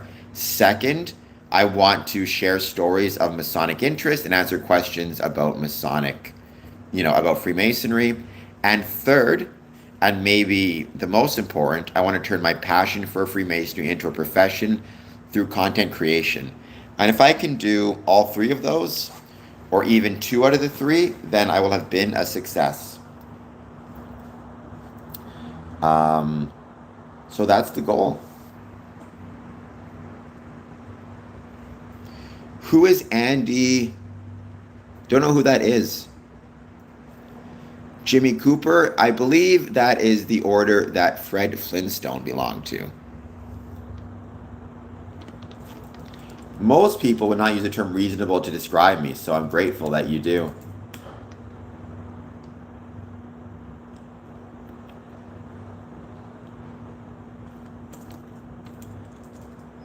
You got to be a little bit unreasonable, right? Like, human nature is such that if you want to be successful at anything in life, you got to be a little bit unreasonable.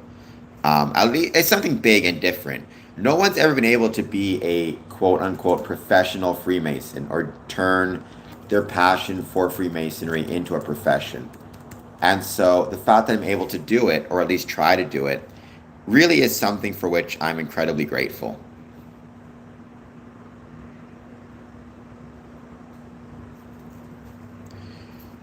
You do have to break the mold. Um, Now, the danger, and again, I think this goes to Mr. Beast and what some of you guys were saying about Mr. Beast. The danger of quote unquote, like, once you break the mold, usually you then create a new mold, and then you end up becoming that new mold, and then it takes somebody else to come and break it, right? So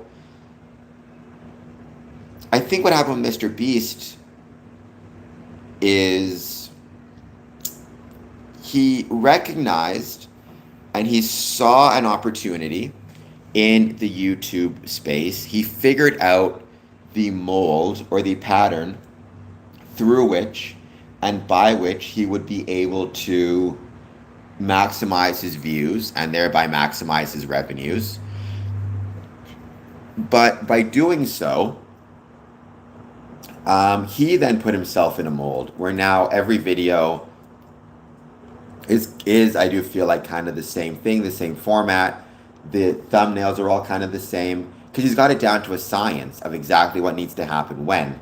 But that just means that there's now space for a new YouTuber to come along and create a new mold. Long Don Silver, please like and subscribe. Who's got whom?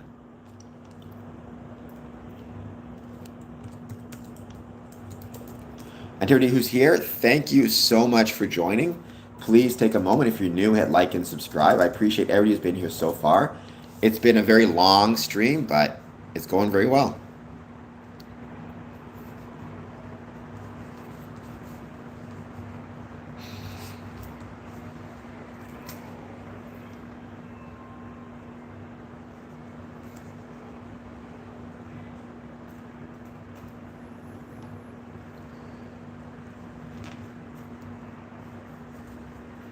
We're going to give it some more time. I feel like I've talked so much. I'm just going to take questions at this point to see if anyone else wants to chat about anything. There's no rush. Just jump in, hang out, say hello, etc., etc. Well, there you go. If you're going to call me the Sniper's Dream, the very least you could do is hit like and subscribe as you call me the Sniper's Dream. I'm not too worried about it, Harvey. We've already set a record for number of views. We may have set a record for watch time as well. I'm not sure. So we're having a lot of success. So I'm not too worried about it.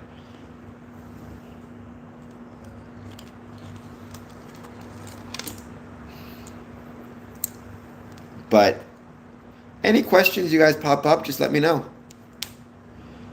Well, at least you dropped a like. That's something. You can't call me a Sniper's Dream and then just run away without showing some love to the channel, you know? Any thoughts on Freemasonry, poopers? Oh my gosh. Your question still stands. Did I miss your question?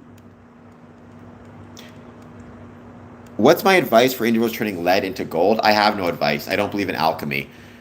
Here's what I say. Take the gold, take the lead, throw it into the center of a star, and the furnace of the star is an alchemical process that may turn it into to gold. How you plan to then retrieve it, I don't know. I wish you the best of luck, but that's a separate issue. Um, my life story. Oh my heavens. I don't know. I mean, I'm 42. I was born in Winnipeg, Manitoba. Um, my dad is English, but he met a Canadian girl, and you know how that goes. Moved to Canada. The rest is history. Um, I've had a couple medical conditions. I was born missing my legs, so I was born without my legs. Um, and so because of that, I never really felt like I lost anything, right? It's one thing to it's one thing to lose your legs in an accident. I think in those cases it's a little bit harder. But if you're lucky and not lucky enough, but I guess lucky enough in some ways, if you're born missing limbs, you just adapt to it from the start. You never feel like you're missing anything. I had some other medical conditions as well. I've had Kallman syndrome and a few others. Um, but I was able to get involved in sports. I was involved in politics. I love scary movies. Ultimately, the thing I fell in love with the most was Freemasonry, and that's what I chose to try to turn into a profession. Because one way or another, you got to find a way to make a living in this world. So it might as well be on something you love and care about. So there you go. Um, I don't know if that, I mean, that's possible. I think that's true for senses. Like if you lose, if you don't have this hearing, you can see better or something. I don't know if that's the case for missing limbs, though. No, Steve the Apostle, I'm not going to fall for that. Yes, many people have told me I have a large forehead. I've grown to accept it. Um,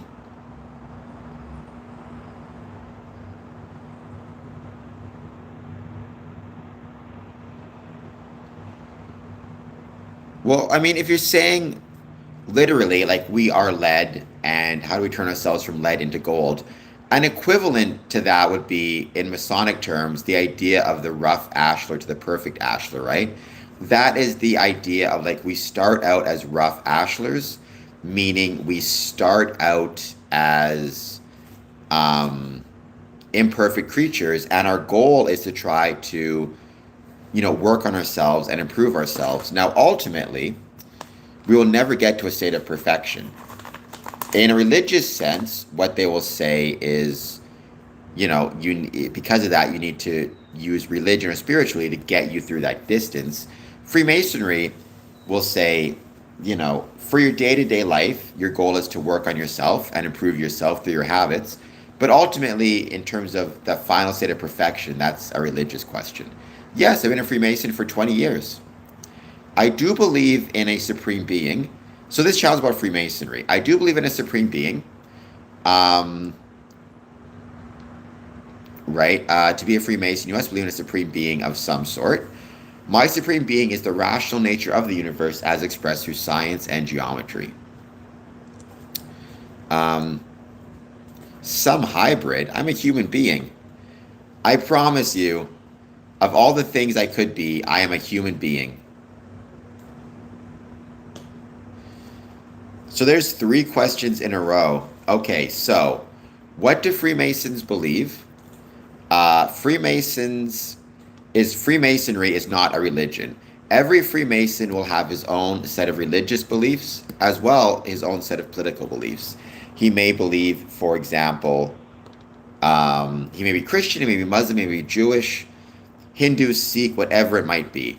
Ultimately, though, he will believe in a supreme being of some sort, but not specific. Um, Freemasonry is not a belief system. I suppose if I had to break it down at the most basic level, I would say that what Freemasons believe is that it is worth spending time with one another, regardless of race, religion, creed, or politics, which is a pretty good, like a pretty great, to be perfectly honest, it's a pretty great uh, belief to have. So, um, who is their leader? There is no such thing as quote unquote a Masonic leader. At least, like, not a single Masonic leader. Freemasonry is decentralized. For me, in Ontario, my Masonic leader would be the Grand Master of Ontario in the province of Canada. He is a leader for Freemasonry in Ontario. However, you need to keep in mind and remember that if he travels to Manitoba, he's no longer the leader there. They have a different leader in Manitoba. Freemasonry is decentralized. How do you join? You need to find a Masonic lodge in your area, approach them, and express your interest in joining. To be one, ask one. Um, DJ, I appreciate that. I've grown to accept I have a big forehead. What can you do? Um, what I mean by that is, I don't think that the geometry of the universe is conscious or is aware, but I do think that it is, this supreme being, and that ultimately it makes its will known to us every time we throw a baseball and we are able to calculate its trajectory. That's us calculating the geometry of the universe. And it favors virtue in that to be virtuous is to live in accordance with nature. When we disrespect the laws of nature by, for example, jumping off of tall buildings and expecting to live or expecting not to be hurt, we are not living in accordance with nature. It's not the best answer, but it's the one I've got. Um, I will ask him, ball knowledge. I cannot promise you anything. I know very little about Oakville, but I'll do my best. I mean, FIVAR, FIVAR, I don't know much about Scientology, so it's tough for me to say. I guess what I'd say is Scientology is a religion, Freemasonry is not, right? So they occupy different spaces, they have different purposes, they have different, they occupy different spaces. It's about community and civic institutions versus religion, religious institutions and religion. Hello, Ale from Austin. Thank you for being here. I will ask around, ball knowledge. I will ask around. I can't make any promises, but I'll do my best. Okay, Markham's awesome. I mean, if you want to learn more about Freemasonry, the Grand Lodge Annual Communication happens at the Sheraton Parkway North in July.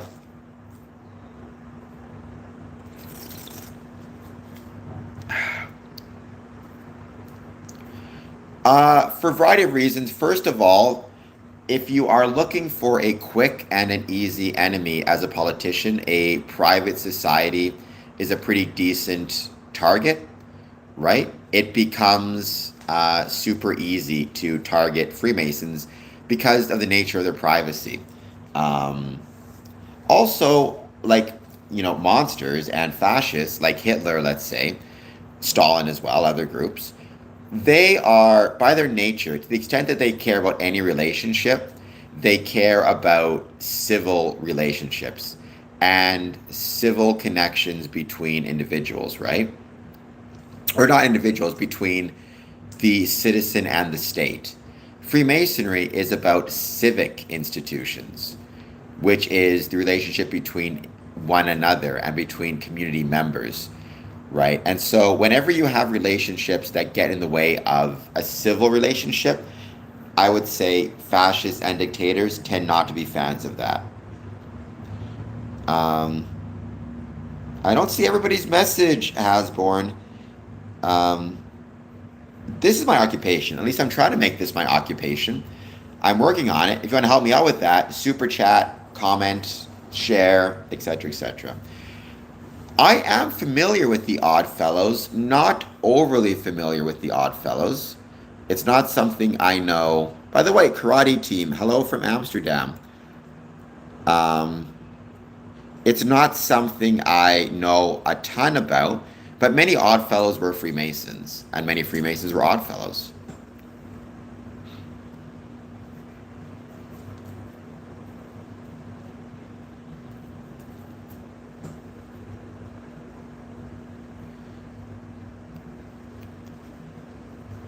The Oddfellows initiation book, I am not. I don't know any of the messages for the, like any of the initiations for the Oddfellows. And honestly, I wouldn't want to know because it's not my place.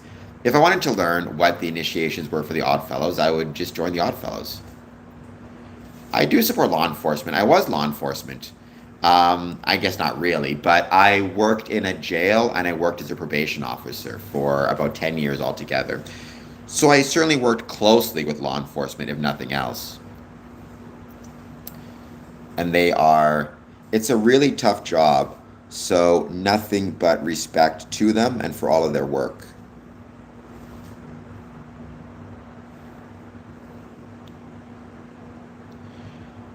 I did. I mean, it's like any other job, right? There were good days and bad days, but every job has that. Ultimately, I'd like to think I was able to make at least some type of difference to the world around me and to the people, both the victims and the perpetrators. Well, Harvey, I mean, I will always support the Oddfellows. I have nothing against them, so by all means, maybe you'll reconsider and join them one day. I think the world is better the more civic institutions we have, period. Whether it be the Oddfellows, the Freemasons, or anything in between. Knights of Columbus, for that matter.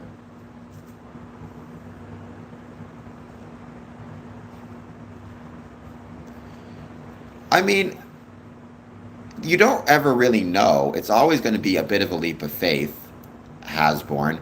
I would say a lot of times I just started by going to where most of the members of my lodge were, right? The vast majority of members of my Mother Masonic Lodge were part of the Knights, or were part of Scottish Rite, so it just made sense for me to join, because that's where most of the people I knew were going. I mean, I think we need a few different things. We need more police, but I think what we really need is, more training for the police we have. We need to pay them better. We need to get them better trained, and get them better community resources so they can work with things like social workers. I grew up a squire. I don't know enough about the Knights of Columbus, but again, I would say the Knights of Columbus are excellent as well. Again, we just need to see more civic engagement across the board, period.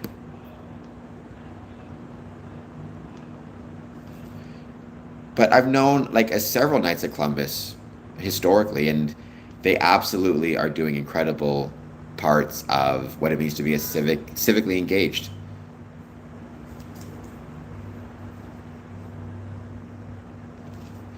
I mean, I think a lot of it depends on the location that we're discussing, right? I think unfortunately in many locations, I don't believe police are do get adequate training and adequate resources. I think they need to be far better trained.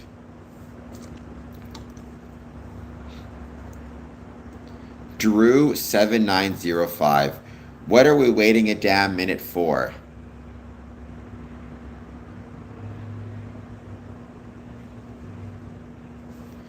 I mean, maybe. What's your state? I think, again, I have nothing but respect for law enforcement. We just sadly lost a police officer in Montreal who passed away in the line of duty. He was killed in line of duty. So I just heard about that. It does remind you about the job that they have and how challenging it is. I was never a double for a TV show. So no. That poor person who would have to, you think I doubled for. No worries. Whatever state you're from, though, I'm sure the police work incredibly hard, and I wish them nothing but as much safety as possible.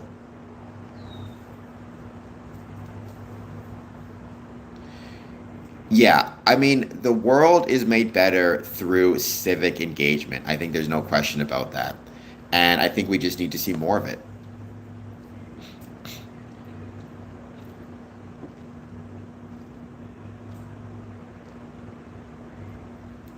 Well, Drew, please hit like, please hit subscribe.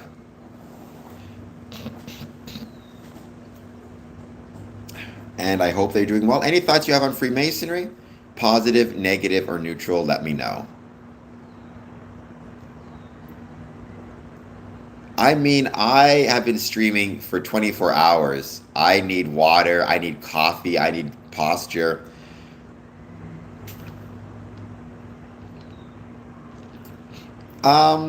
Are a lot of politicians Freemasons? I'm not so sure about that. I mean, the last politician that I know of for sure to be a Freemason is Gerald Ford. Joe Biden may be a Freemason. It's questionable. He was made a Mason on site, which is somewhat questionable. Uh, when you say group, I mean, I don't know of any politicians who were Freemasons who went on to Scottish Rite or York Rite. Maybe Truman, if I recall correctly. Um,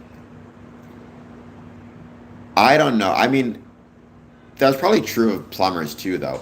I don't know. Like the last uncontested Masonic president that I know of is Gerald Ford. I don't think Ted Cruz is a Freemason. I've not seen any evidence that he is.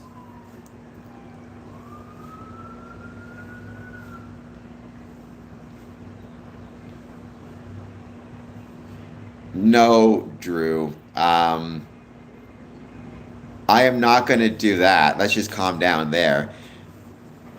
Why do some lodges steer away? I mean, because 33rd is not a lodge degree, it's a Scottish Rite degree, right? So the highest degree in Freemasonry is the third degree, not the 33rd degree, despite what people think. And so craft lodges, 33rd degree is not part of their degree structure. And if a 33rd degree Mason sits in a craft lodge, he is of no higher rank than a third degree, right? And so I think, unfortunately, for a variety of reasons, and it's really unfortunate, the 33rd degree has kind of taken on so much air and so much emphasis and so much attention when ultimately it's an honorific, but it's not a degree that controls anybody or has any power in a craft lodge or is like higher than a third degree. So it's unfortunate, I think, that so many people misunderstood and misunderstand what a 33rd degree actually is. No worries, Zahir said what? Thank you for being here, though. Luis Carlos, I would say they are wrong. I mean, I would say that I've been a Freemason for 20 years. I have been lucky enough to travel around the world and visit Masonic lodges all around the world. And I've never seen any evidence that Freemasonry is, quote unquote, the work of the devil. So I guess that's what I'd say um, to anybody. I mean, I don't know much about the Jesters. To my knowledge, they're not active in Ontario. If they are, I've never been involved with them. I know they got in trouble. I'm not even a Shriner in New York. So I guess what I'd say is, I have no real thoughts on the Jesters. Thank you for this sub. I appreciate that. It's the work of the good, if not God. I think the work of God, that's a religious statement. We want to be careful with those because Freemasonry is not a religion. But I definitely think it does good work, without question. Well, I mean, Blue Lodge, otherwise known as Craft Lodge, it's the first three degrees in Freemasonry, it's the foundation. But then there's Scottish Rite, York Rite, Shrine. Those are all Masonic bodies. They may not be Masonic lodges per se, but they are Masonic bodies of a sort. In Freemasonry, it's really hard to take advantage of positions. You're not wrong. Anybody can. It's simply a matter of what are you hoping to gain? Like, how does a 33rd take advantage of being a 33rd? There's really no financial benefit to it. There's no extra influence you exert. Anthony, you're my top three subscribers if you subscribe.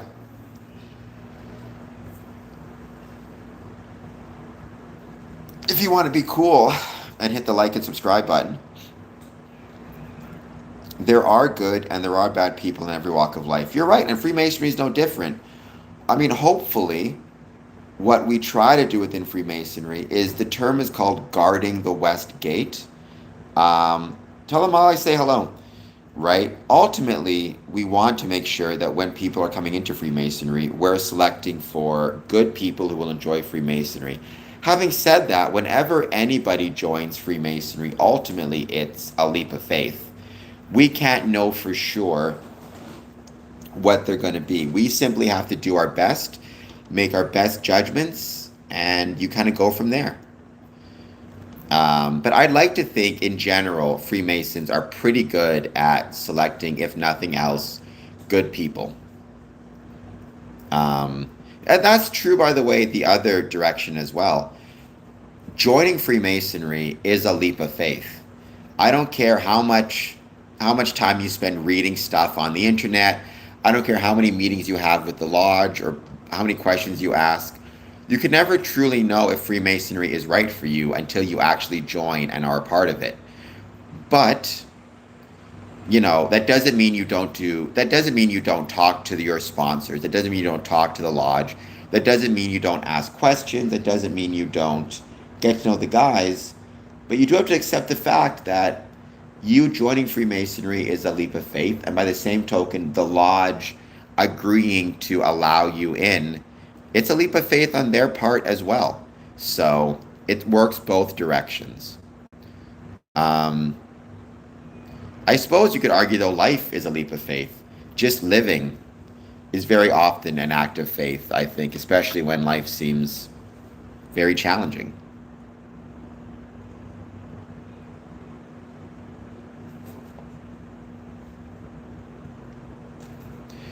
Stephen, you're not wrong. I mean, you got it kind of right.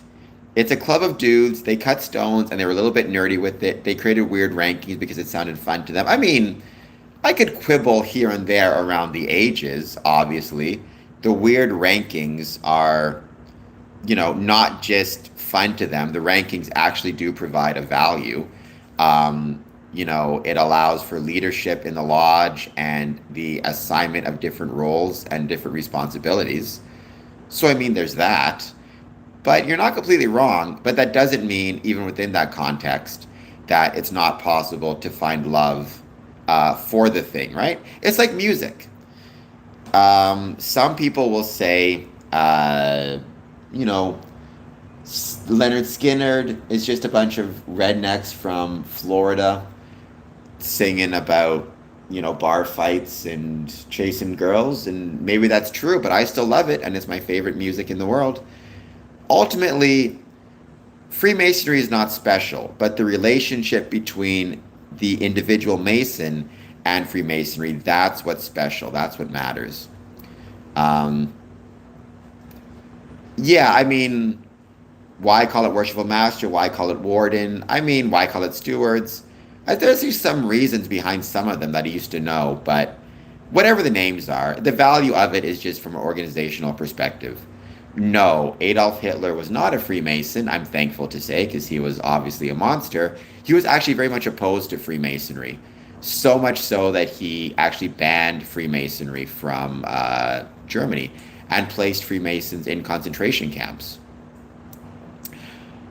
It is like the stonecutters from The Simpsons. Obviously, it's played up and it's silly and it's not the way it is, in real life. But the kind of the silly fun of it is somewhat similar.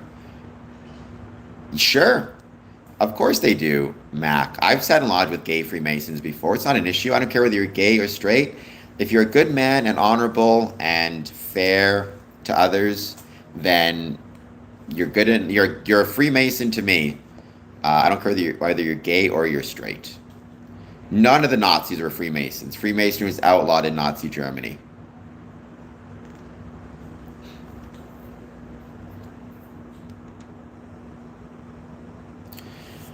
Eric, so long as they're honorable and good people and good men, I'm cool with it. Uh, Obviously, the Nazis were not honorable and good people. Hello, Kellogg. How's it going? Thank you for being here. No, Nathaniel Johnson. I don't think so, anyways. There are times when it's hard to keep a positive attitude when you're on social media, believe me. But if nothing else, it keeps things interesting.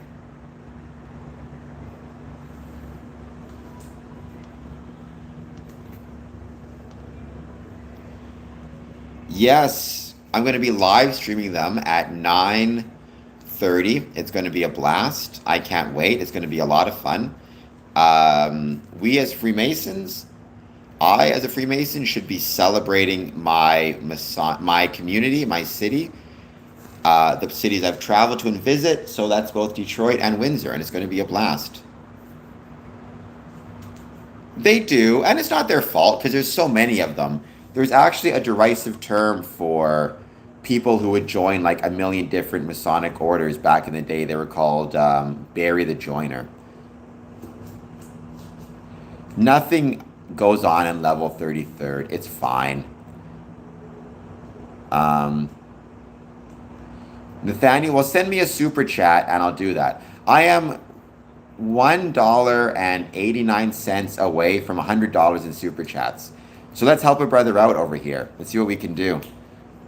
Um, or some gifts, or hit like, or hit subscribe. I'd really, really appreciate it. And thank you all for being here.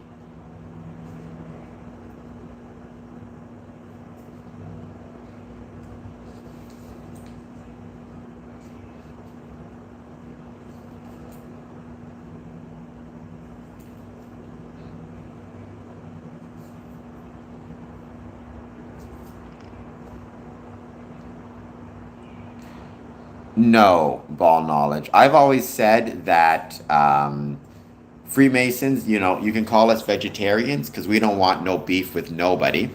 And like we do have rivalries, but it's not with other organizations.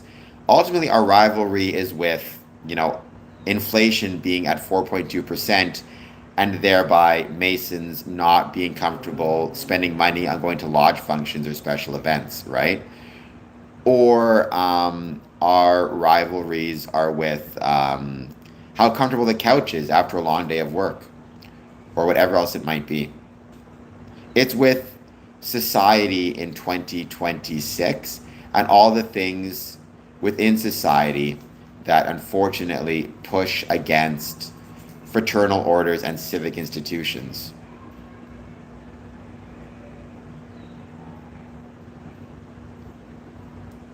I don't know. I do not know what that means. Have you seen my mom?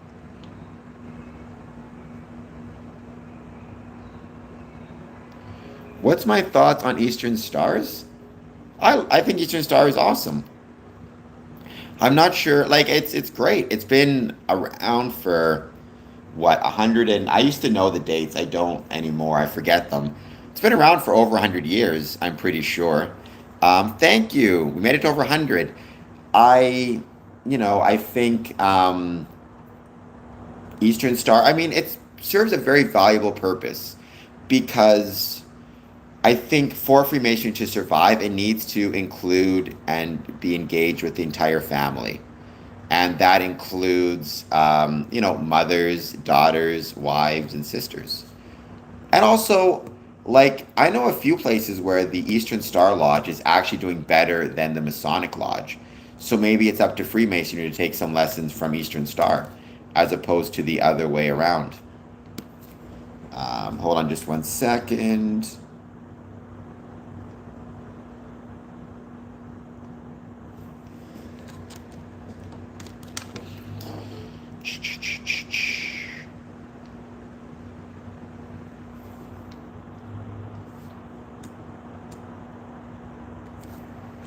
At DJDef1La267 number 34 United States dollars and 99 cents. Big love to those that are open to knowledge.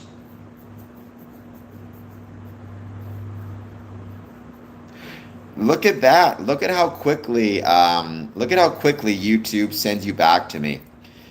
We're definitely going to set a record. I'm nearly positive for the number of views on this stream, and for that, I'm truly grateful. In terms of the number of watch hours, we may set a record for that as well. It would not shock me. So thank you guys make that possible, and I'm grateful. It's unfortunate that so few people have knowledge what Freemasonry actually is, right? And maybe this channel can help with that, especially how relevant Freemasonry is in most of our communities.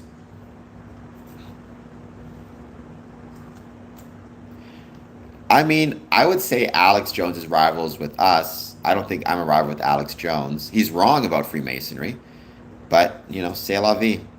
He gets to be wrong, I guess. If being wrong on the internet was illegal, there would nobody be left on the internet. But it is scary because unfortunately his negative views as it relates to Freemasonry and the things he says really do harm the craft, but they harm society as a whole, not just the craft. I got a middle name. It's Alan, named after my grandfather on my dad's side. But maybe Cameron Camelot Alan Adamson wouldn't be so bad. The government doesn't pay me.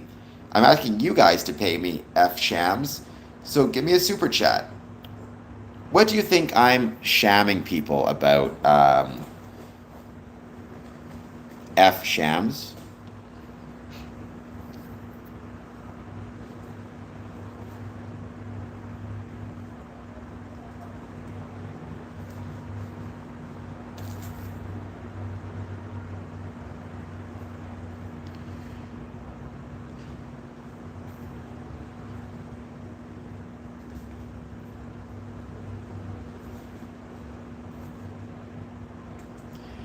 I don't believe in it. I've heard people talk about Tartaria, Old World.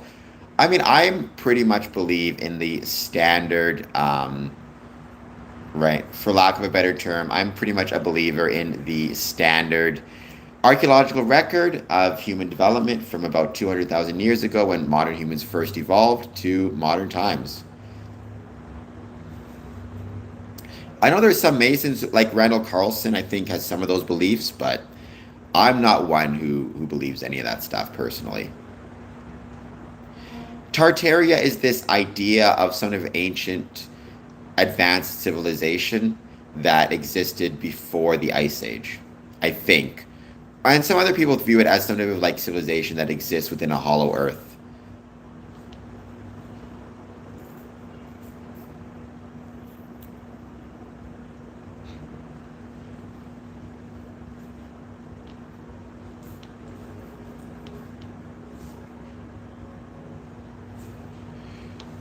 Have you ever heard of Bohemian Grove? I've heard of it, sure.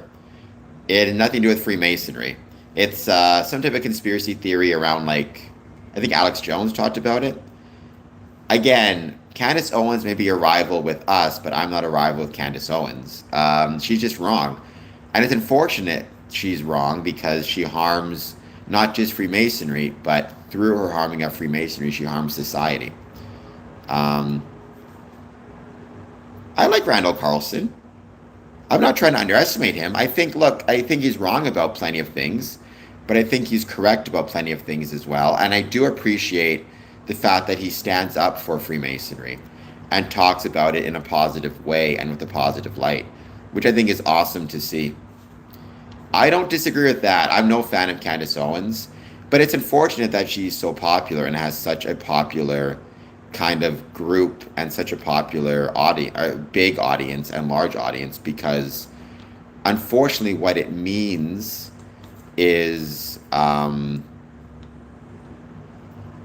rest of us in Freemasonry who are trying to do right by the world have to contend not only with how hard it is to just make the world a better place, we also have to contend with conspiracy and nonsense on social media. So it's tough.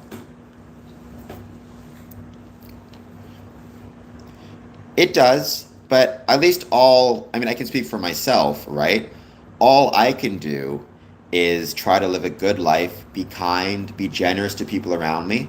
And by doing so, hopefully, I can demonstrate to the world at large that Candace Owens is wrong. I mean, what more can I do but that, right?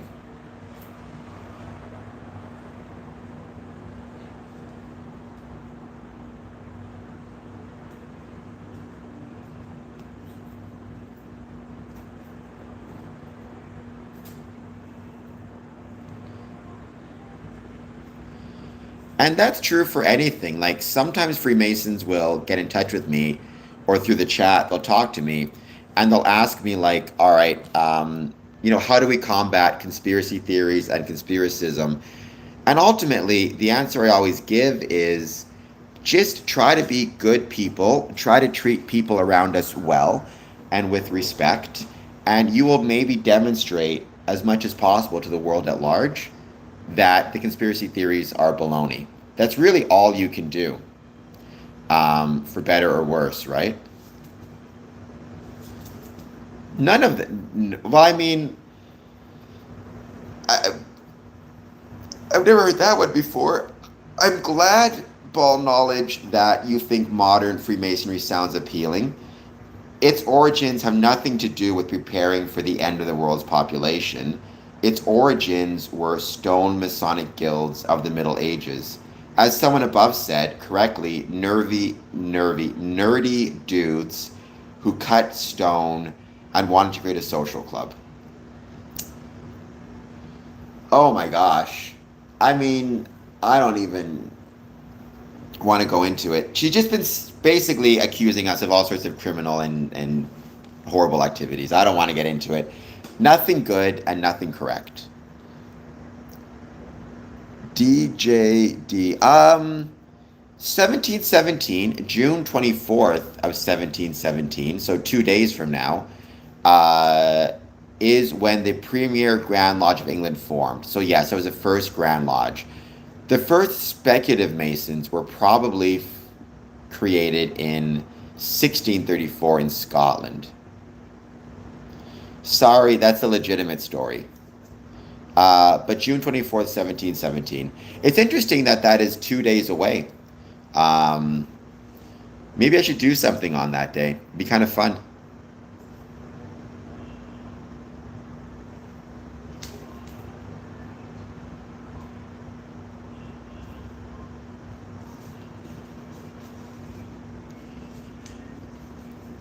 Egyptian Scots.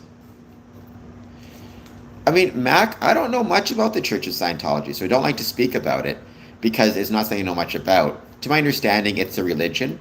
And I've said before, I'm not going to, knock anyone's religious beliefs, whether it be Scientology or anything else. So I guess what I'd say is if there was a Scientologist who wanted to join Freemasonry, I would welcome them into Freemasonry.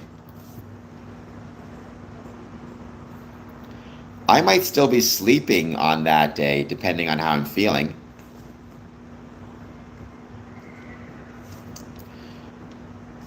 Tom Cruise is a Scientologist, and if Tom Cruise wanted to join Freemasonry, then he's more than welcome to, not because he's a Scientologist, but because he's Tom Cruise, but because he believes in a supreme being, which is good enough for me, right?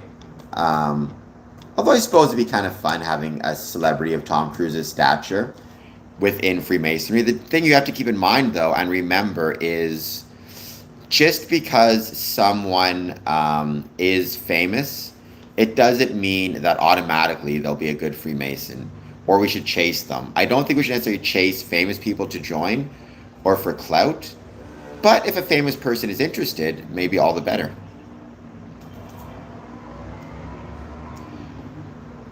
Well, I mean, because Freemasonry speaks to me, knowledge. Who knows why? I can't really answer that question.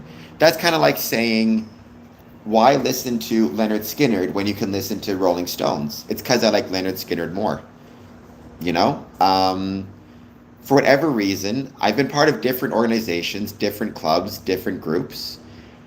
And despite all of that, Freemasonry is the thing that I've always loved the most. So that's what I go for. Other people, I've known people who joined Freemasonry and turned around and said, you know what, this isn't for me, and left and, found their community in something else. Do we really ever know for sure why we love the things that we love? I don't think we do.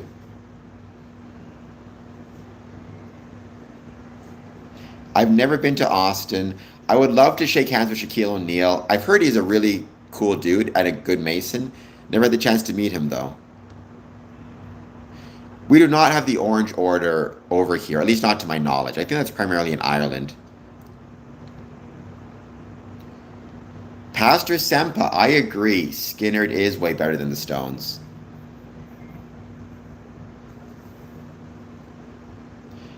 Have you seen? It's because I'm want to focus on the first 3 degrees and craft lodge within Freemasonry. I think, like, I have nothing but respect for Scottish Rite and York Rite and Shrine and Eastern Star and Rainbow and Demolay. However, at the end of the day, Freemasonry will live and die based on how strong the craft lodge is and the first 3 degrees. And so, for that reason, I didn't want to advance. I wanted to focus on my craft lodge responsibilities and this channel as well. Um, Ball, it depends on the purpose of the meeting. If it's an administrative meeting, it's administrative tasks. It's reading correspondence. It's discussing, you know, bills and what bills have to be paid. Event planning, if we have banquets or charitable events coming up. Who's sick? Who needs to be visited? Whatever it might be, right? It's all the administrative work that goes into maintaining any type of organization. Then there's the fun nights or the ritual nights where it's about bringing a new brother into and through Freemasonry, um, which is something I always really love to do also. I became a Mason in 2007. I became a Mason because my dad was a Freemason, both of my grandfathers were Freemasons.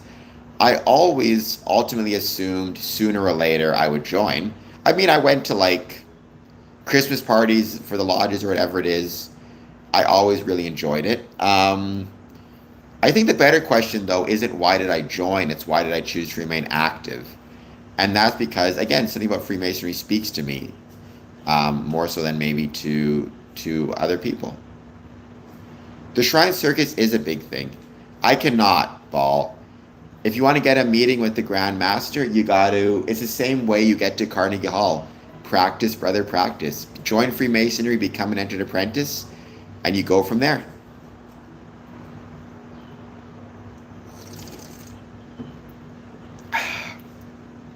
Clowns still freak me out. Have you seen my mom? Clearly, you haven't watched It.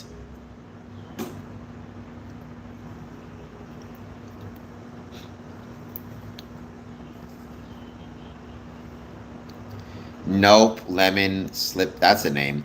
Freemasonry has nothing to do with. Freemasonry has nothing to do with eyes wide shut. I mean, the meetings would be more fun otherwise, but are you asking me if I'm afraid of the dark? Or are you asking me if I've seen the television show, Are You Afraid of the Dark? If it's the former, no. If it's the latter, yes. And I love that show. Genuinely, growing up, it was one of my all time favorite shows, and I loved the remakes.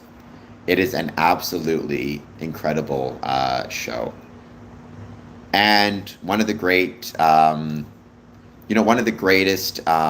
episodes was The Tale of Laughing in the Dark by, oh my gosh, the Crimson Clown, Zebo. It was really, really good. I feel like I do. I just can't think of any ball knowledge, but like I'm sure I do because I've been to an Oakville meeting. I could swear. Um, it wasn't hilarious. It was awesome. Oh, have you seen my mom? I strongly disagree with this. I mean, so many incredible episodes that scared the bejesus out of me as a kid. I remember. I don't know if my dad is still listening or not. If he is, just ignore this part, Dad. But I remember my bedtime when I was a kid was 9 o'clock, and the problem is, at least on a school night, and the problem was, Are You Afraid of the Dark was shown from 9 o'clock to 9:30. So I remember I used to really love this one babysitter because when she would babysit me, she would let me stay up to 9:30 to watch Are You Afraid of the Dark, so long as I brushed my teeth and got in my pajamas before the start of the show. So I don't remember her name, but babysitter, much appreciated. Um, Truly grateful funny the things we still remember from our childhood days. Um, she was a great babysitter.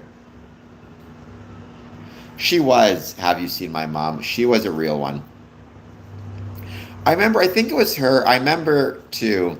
This is like a weird trip down memory lane, but I remember, and this honestly, I can apply this to Freemasonry, which is probably crazy. Um, I remember me and the babysitter. We used to play tag. We'd run around the house and we'd just play tag with each other. I think she just did it to tire me out. But I remember, I went to sleep or whatever it is, and the next morning I woke up and my mom showed me, the babysitter wrote me a note, and she just said, like, it was great babysitting you, you're a great kid, and she said, you're the best tag player ever. And it's funny, here I am 42 years old, so 35 years later, probably, and I still remember that note and her saying that. The point about Freemasonry is it's amazing all of the like people I think within Freemasonry so often underestimate the value of the little things like that note, whatever else it might be, right? Like little moments, telling a brother thank you for the work you did or good job, or writing him a thank you letter as the worshipful master to a brother, thanking him for the work he did, um, or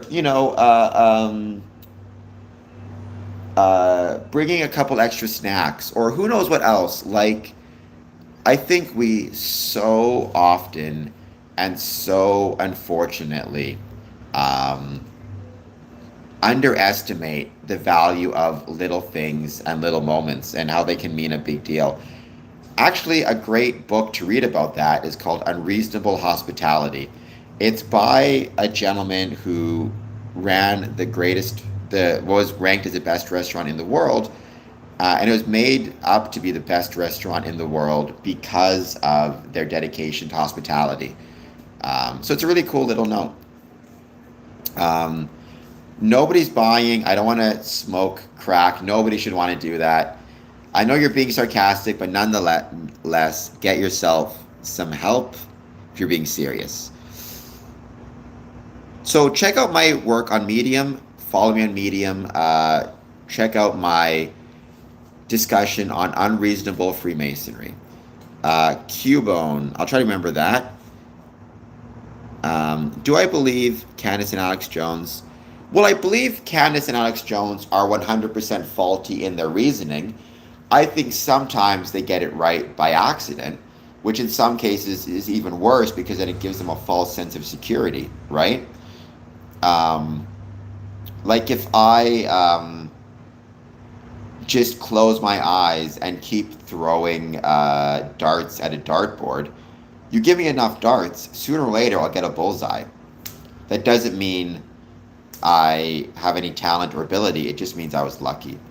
And unfortunately, Alex Jones and Candace Owens were given, in my opinion, an incredible amount of talent when it comes to speaking, and an incredible amount of talent when it comes to getting advertisers to give them money, while at the same time, almost no intelligence. But because they're so good at talking and so good at getting money from people, they have an unlimited number of darts through which they can throw at that dartboard, or an unlimited number of theories which they can throw at the wall.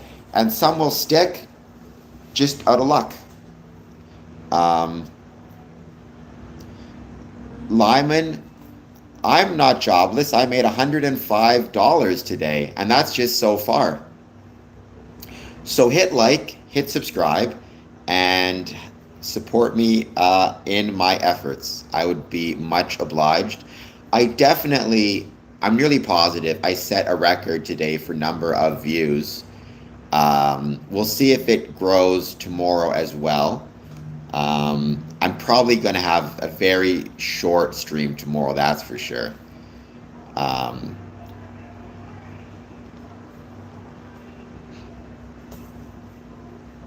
I may still do my 1 a.m. stream tonight. We will see. I don't know for sure because obviously I'm quite tired at the moment, but we'll see.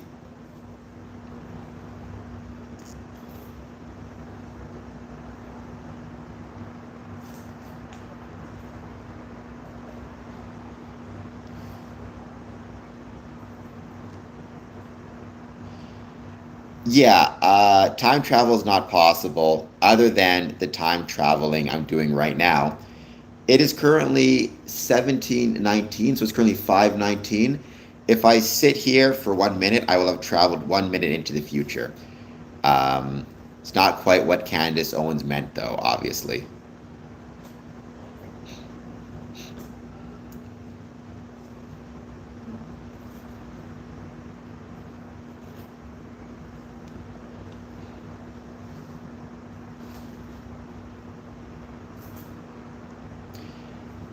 I'll take it, not terabyte, because most people say I'm ugly. So if you think I look like Tuco, I'll take it because he's a handsome fella. And I'm not going to say anything else because that dude is big and strong and scary. And I'm sure he's a sweetheart and a very nice guy. I'm also sure if he wanted to, he could eat my lunch. Please hit like and subscribe, not terabyte. Let me know how you're doing. She makes me mad too because it feels like we're out here. And when I say we, I mean we as in Freemasons, but just regular people, are out here trying to make the world a better place, fighting for certain things. And no matter how hard we fight, we have to deal with people like Candace Owens pushing against us and making things worse. Whether she means to or not is kind of irrelevant.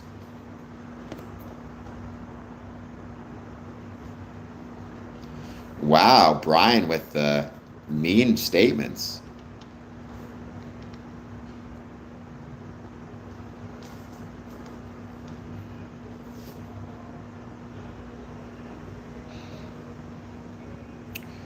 We are 4,255 subs. Thank you so much. I greatly appreciate it. We are doing very well. So, um, Brian Costello now with the LAMO. If you're going to be mean and insult me, you can at least hit like and subscribe. I know, I think so. Have you seen my mom, Cubano? Excuse me. Um, I've used this example before. I truly think that this applies to Jones, to Candace Owens, to many others. I don't know if you've seen the movie Bug, Bug. It stars, I can't think of their names now, Ashley Judd and Michael Shannon. It is about a lonely, kind of sad woman who takes into her apartment a drifter. The drifter is mentally ill and starts telling her that there's bugs in her apartment, there's bugs that are, surrounding my skin, in my skin. And she, at first, out of loneliness and not wanting to lose him, and then eventually, out of desperation, starts to believe all the things that he's saying. And then they both end up, leading very bad lives and hurting themselves and hurting people around them. I think with Candace Owens and Alex Jones and all these people, it's the same thing. They, I'm not saying they're mentally ill per se, but they have mental issues and problems and anxieties and fears, and they don't know how to handle those fears well, except as, using things like conspiracy and need to cast themselves as some type of heroes in a great struggle. And they say these things on social media, they find an audience. The audience then latches on to them, says how right they are, how brave they are, how special they are. That enforces the delusions in their mind to go stronger, and you end up with this never-ending, horrendously codependent relationship between these different groups of desperate people. You could easily remake Bug in 2026 and take the Michael Shannon character, Peter, and put him behind a computer screen yelling about bugs on YouTube and have Ashley Judd watching it and forming a codependent relationship with the computer. And then she sends him messages about how right he is. And, he responds in the same way. That's one of the reasons why I don't mind, that is the reason I don't mind it on the stream sometimes when people come on and talk shit about me or say I'm ugly or whatever it is. It's a good thing to keep myself a little bit humble and to remind myself that, I don't want to get to a point where I'm reliant exclusively on people saying good things about me to feed my ego and not keep me in check. So it's on. Have you seen my mom, Cubano? Are you in Canada? I forget if you are or not. See, like when wrong side of the map shows up and tells me I'm a sniper's dream, it keeps me honest and keeps me from, believing too much nonsense about myself. So, at least I can say here in Canada, you can get Bug for free on Tubi, Tubi. I will say Tubi is my favorite streaming service, and it's free. I don't know if Bug is available on Tubi in the States, but it's available in Canada on Tubi. I don't know other streaming services, but it's around. It's from 2006. Ashley Judd and Michael Shannon. I'm going to just say this.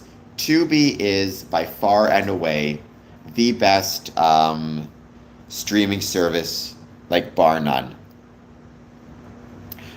So, by the way, when it comes to Bug, and I'll connect it to Freemasonry, would the Michael Shannon character, would the Ashley Judd character have gone so far off the deep end if they had the support of a community like Freemasonry and Freemasons? Now, I want to make it clear, sometimes when I say stuff like that, I'm not trying to imply that, like, Freemasonry can solve every problem, or that there aren't going to be people, even when they become Freemasons, who just are simply, they have their mental health issues are too strong, or their addictions are too much, or whatever it is, that Freemasonry cannot save them. I've known many Freemasons who sadly and unfortunately found themselves simply in a situation where, we just couldn't help them. They fell to mental health issues, they hurt themselves, they hurt others. But I do think, on balance, the more Freemasonry exists in the world, the more we can help people, the less violence we will see. My home is not that well kept. Have you seen my mom? I got to do a lot better. But I am trying my best for whatever it's worth. Know your strengths, know yourself. I will say, when it comes to things like maintaining a clean home, that's not my skill set by any means. But I try.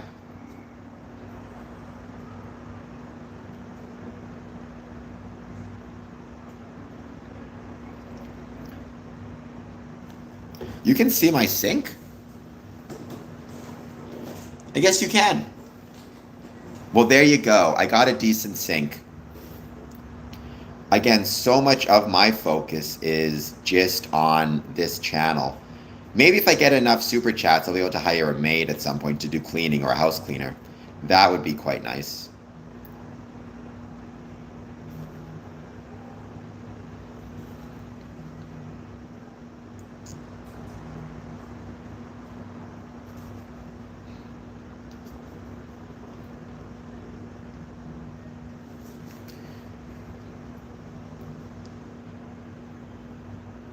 Chef by trade. Interesting. So within Freemasonry, by the way, you would definitely then maybe find my paper on unreasonable Freemasonry of interest. Hold on just one second. I'm just going to share it with you. You can sign up for Medium for free. Um, where is that? Where's Little St. James? Oh, is that? No, for God's sakes.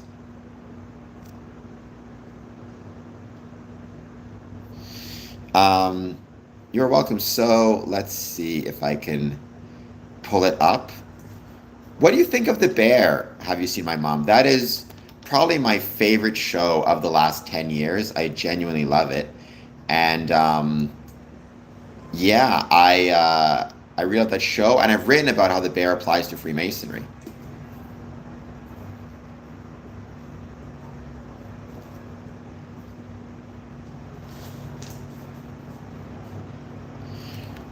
Unreasonable Freemasonry Part 2. I love it. Um, so Unreasonable Hospitality, it's a book written by Will Guadara. Um, he is a series co-producer. He was in charge of and ran Madison Park, I think it was. I love Madison Park, I think. This is the link there. Please check it out. I think you might find it interesting.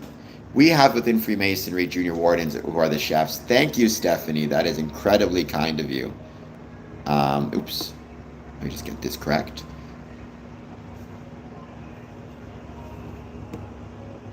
You guys can hear Mr. Brightside. Just watch. This chat is going to get copyrighted for the music in the background. Let me see if I can get this over here.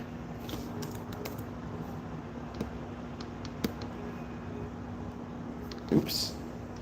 Let me get this as well.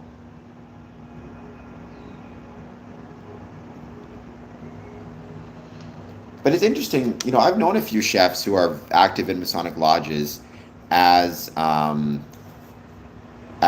thank you for the high five, as junior wardens. It's always a pleasure. They're the ones responsible for the food. At Stephanie Lockhart 8028 new member 27 Canadian dollars and 99 cents. Thank you, Robert, for the high five. How you doing?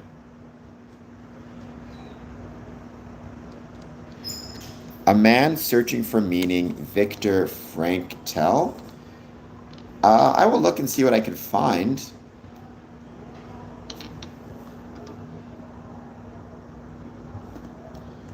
A Man Searching for Meaning.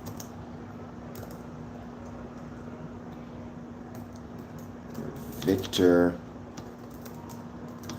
Frankl. Let's see. Our primary drive is not pleasure, but the discovery and pursuit of what we personally find meaningful. I would agree with that. Everything can be taken from a man, but the one thing, the last of human freedoms, to choose one's attitude in a given set of circumstances, to choose one's own way. I would 90% agree with that, but I think there's a little bit of wiggle room there. Between stimulus and response, there is space. In that space is our power to choose our response. In our response lies our growth and our freedom. I would agree with that.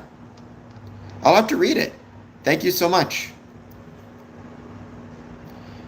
That can happen, unfortunately, Robert, more than I'd like. Hold on one second. Let me try again. Not sure why.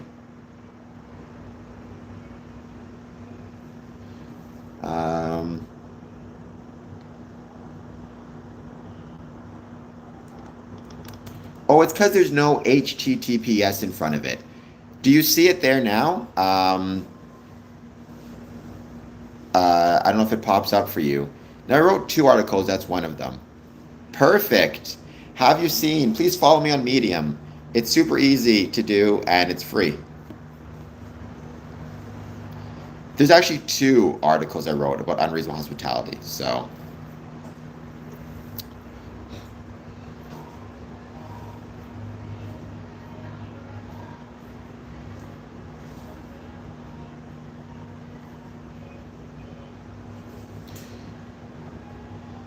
But let me know what you think of it.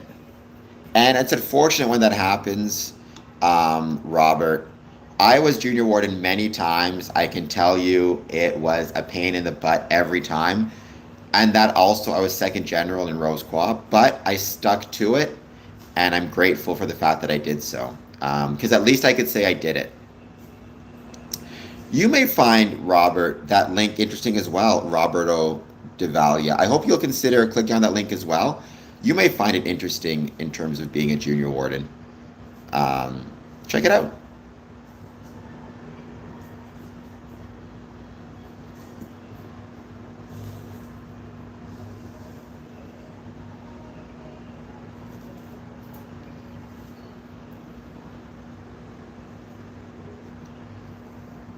And I've been talking a lot, so I'm just going to watch the screen and answer question. Virgo. But I've been told, I don't disagree with you at all, Roberto. I've been told, like, I don't know much about astrology or the astrological signs, but I've been told that I'm closer to, in personality, to whatever comes after Virgo than Virgo. I think Libra. Because people always tell me I'm more of the Libra. The people who know about that stuff always tell me I'm more of the Libra than the Virgo. So, well, I appreciate that, Stephanie, but I'm not necessarily one who buys or necessarily believes in astrology.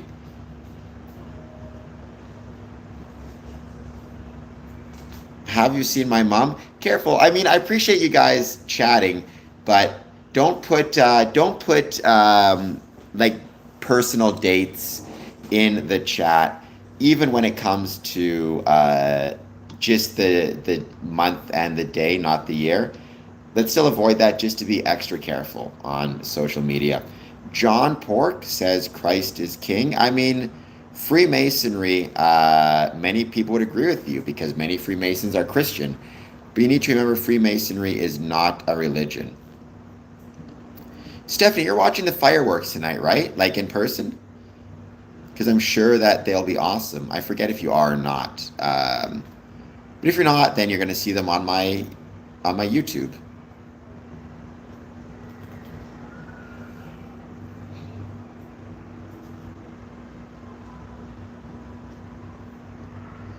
Perfect. I don't know why I thought you were in Windsor watching them. All right, then um, you will get to watch. You'll get to watch them on with me on the stream.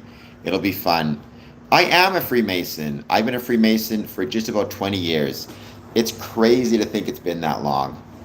Um,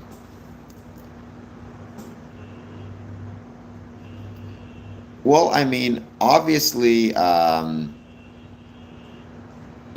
being a obviously, see them in person is fun, but from a convenience perspective, it's probably more convenient to watch them on my stream.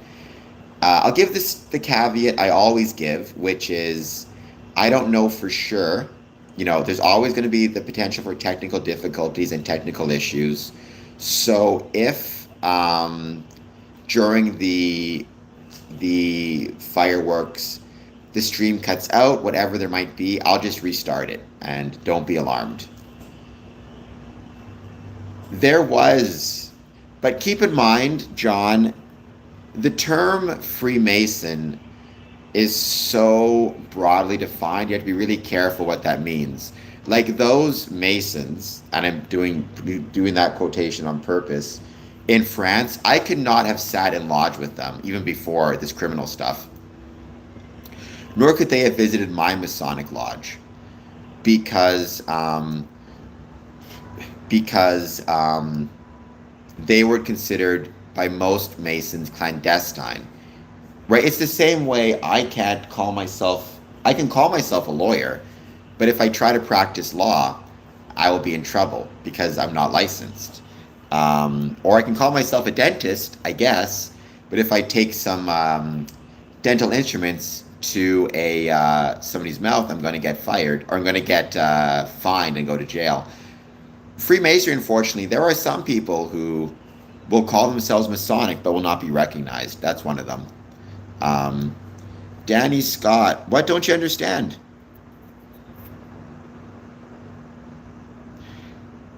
Um, Danny Scott, I mean, I was asked what my astrology sign was, but I don't know any of this other stuff. So Albert Pike was a Freemason. He was not a Satanist. He was most likely a Luciferian and a Christian. Luciferian meant he viewed Satan, the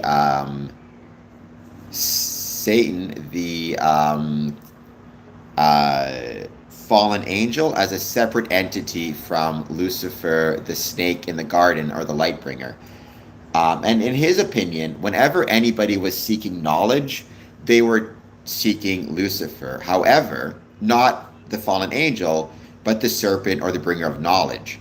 However, he also was very clear to say that if you were searching for knowledge without some type of solid grounding and solid foundation, I think for him it was Christianity and Jesus, but for others it could be Freemasonry or the Muslim faith. But if you don't have some type of solid moral grounding and solid moral foundation, the ultimately the um, the knowledge that you gain will be blinding for you, will be disorienting for you. You'll have the knowledge, but not the wisdom to know how to use it.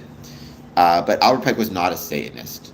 Having said that, even if he was a Satanist, it wouldn't make a difference because he's simply one person, and no one person speaks for Freemasonry. But I've never met a satanic Freemason. Um, Many people consider Lucifer equivalent to Prometheus. Those are Luciferians. And yes, the Grand Lodge has to recognize your membership. So Eastern perceptions follow the moon, West follows the sun, but we are both. That's really cool. Stanislav says, I'm an idiot. That's okay. I don't mind statements like that because, again, it keeps me honest. And I might be an idiot. It's very possible. John, so my supreme being, I don't have a faith per se. I'm not religious. I'm not like Christian or Muslim, Jewish. My faith ultimately is the rational nature of the universe as expressed through science and as expressed through geometry. J. Brown, Virginia, if you got bed bugs, talk to an exterminator ASAP. Those things are a pain in the butt. They are a major pain in the butt. Stephanie gets it. Stephanie's correct. Within Freemasonry and I'd say within other healthy organizations, you don't allow politics or religion to divide you, is, the best approach you can take. And Stephanie, I appreciate very much your support for this channel. You've been one of my best supporters, and I'm truly grateful. But, save some of your money for yourself as well. Don't send it all my way. Have some fun with it yourself. I'm grateful, but I get lots of support from lots of different people. But I'm truly appreciative. DJ has a question for Stephanie, which I love to see. I wish you guys would ask each other more questions, as long as you ask in a respectful way.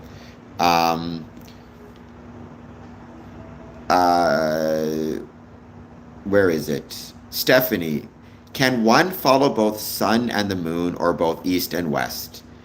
That is from DJD. Yes, but the term supreme being, Roberto, I mean, is at this point, if different jurisdictions and different Masons will obviously have different, views of it. But in general, in my experience, the term supreme being, which is an Enlightenment era term, is so broadly defined that a lot of different types of supreme beings, including mine, get in. Like I was accepted into Grand Lodge of Ontario 20 years ago.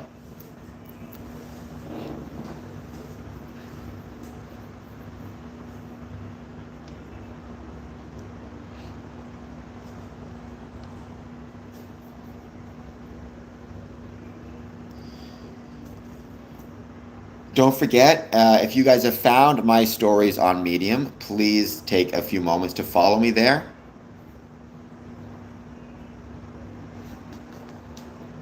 Spiritual attainment, it's a skill. I mean, I would suspect it's a journey, right? I don't know if we'll ever truly get to the point where um, where we are able to truly have a fully spiritual attainment moment, but we're trying our best. I've been amazed. Okay, so I beat you by a little bit. I joined Freemasonry in 2007. So J Meath 9830. Are there any jurisdictions that don't allow women still? Um, so that gets a little bit of a complicated question, right?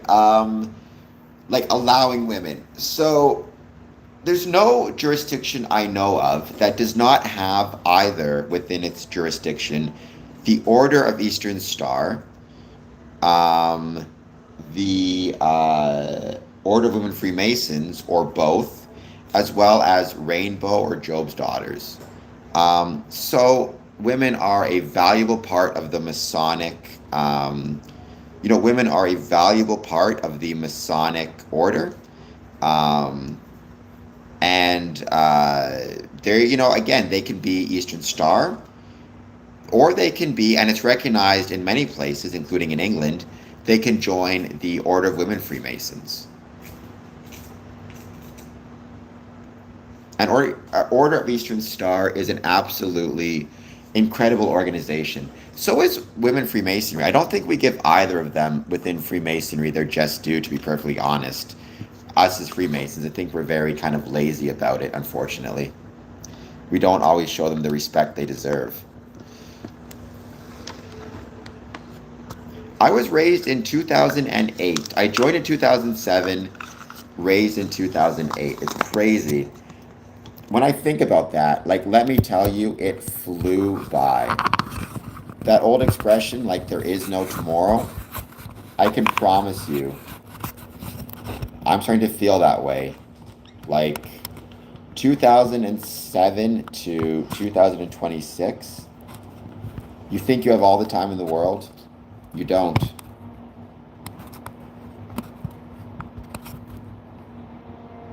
I got a big forehead, Adam. I've grown to accept it. Please hit like and subscribe. If you're going to make fun of my forehead, at least you could subscribe to the channel. Look at that. Got that set up. I'm going to have to show you guys the awesome self-made charging station I set up.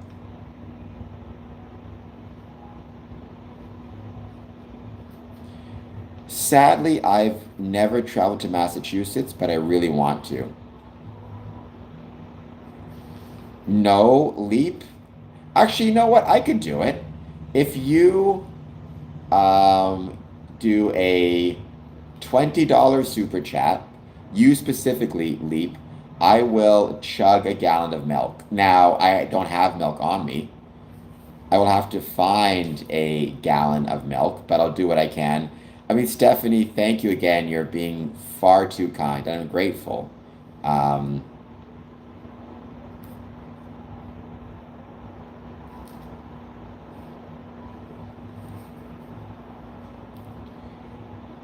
Jay Pizzle, please hit like and subscribe.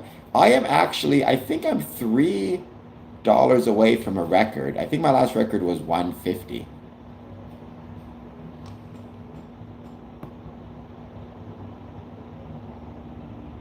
Alu Akbar to you as well. I don't know what that means. I think that's a. Let me hold on just 1 second.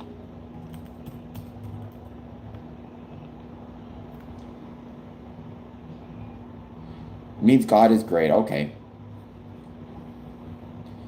Tanner Islam, please hit like. Please hit subscribe. I would truly, truly appreciate it and be grateful. That's right. Keeps me out of trouble.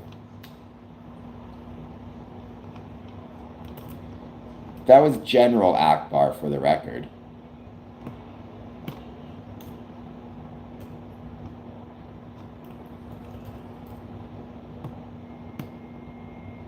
Well, oops.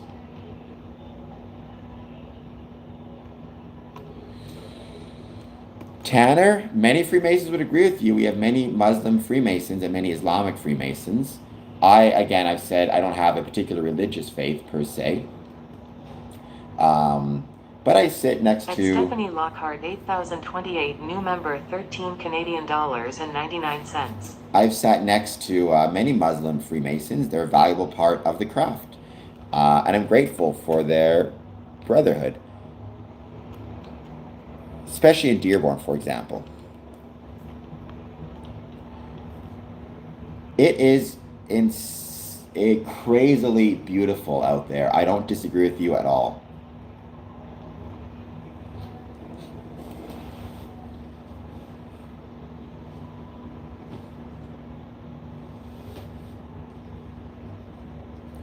I'm glad it worked out for you, Belba. I know you're having a rough day, a rough couple of days. I don't know when you found out about your sister, so I'm glad that you at least had a good time and some good times during what is a very challenging time, I'm sure. I don't know if you got your train or your buses sorted out, but you're going to be taking a whole crew.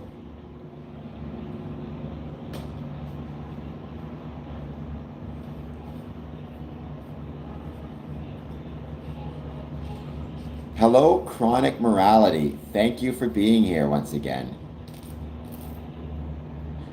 Oh, are you going up there for the funeral now? Was there a delay? That can happen sometimes.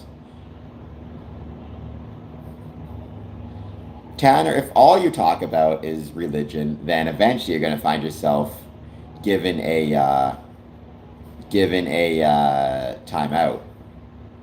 I appreciate it, and it's wonderful to see you so faithful to your faith, as every Freemason should be, but got to talk about some other stuff too.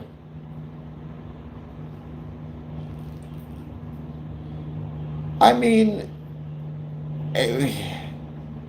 not during the fighting, probably, but afterwards, if they're still both alive. Like, there's many stories of brothers who were taken prisoner and released by a brother Mason on the opposing side. There's a famous brother to brother monument in Gettysburg. Um,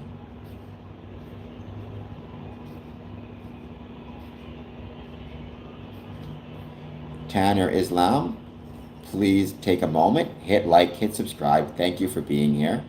I'm grateful. I hope you're having a good day.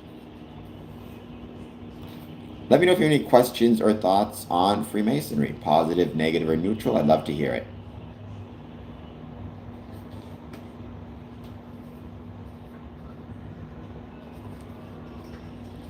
And like I said, I'm nearly positive, going to have a pretty decent record of views, potentially watch time hours as well.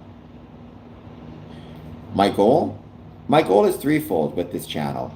My goal is to promote the ways Freemasonry was and is relevant to the communities in which it's located. My goal is to create stories of Masonic interest, and my goal is to turn my passion for Freemasonry into a profession through content creation.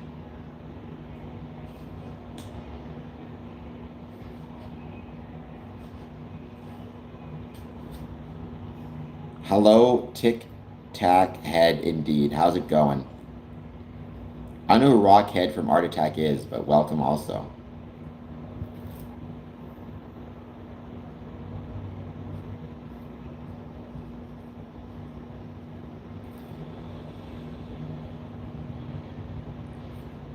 I do not know what that is, Tanner Islam. But thank you for being here, as always.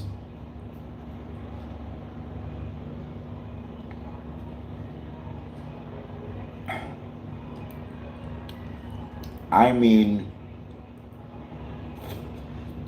that very much depends on what day you get me, Roberto. I think I don't think it's helpful to think in terms of either the world as being good or the world as being full of darkness, right? I don't think either are necessarily helpful. I think the better thing to simply say is the world is whatever the world is. What matters is the way I interact with it and the way I try to make it better. Like, what more can you do but that, by definition, right? If you worry about, because if you think the world is good, maybe that will be demotivating in that if the world is good anyways, why care? Um, but on the other side of it, if you think the world is bad, that can be demotivating as well. Just don't worry about what the world is, whether good or bad. Just worry about yourself and the way you interact with the world.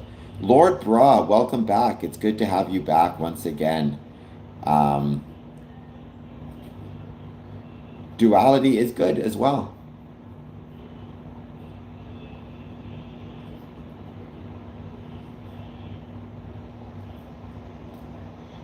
I too am an optimist. I would say I don't think about it in terms of optimism or pessimism. Like, I'm not a big fan of Elon Musk. I think he has done a lot of not so good things. But one thing he said that I liked is he was talking about how he maintains his optimism. And his response was optimism, pessimism doesn't actually matter, right? What matters is just a desire to do it and get it done and let that be the end of it. I think that is the way we should view the world. Don't think about it in terms of optimism or pessimism. Just think about it in terms of how can I try to create a better world and just work. I am the first to be rich. Um, that's good if you're the first to be rich.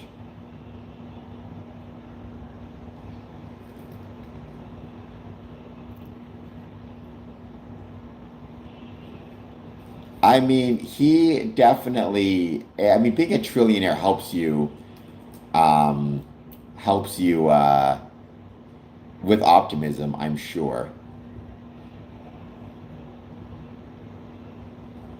It can't hurt anything.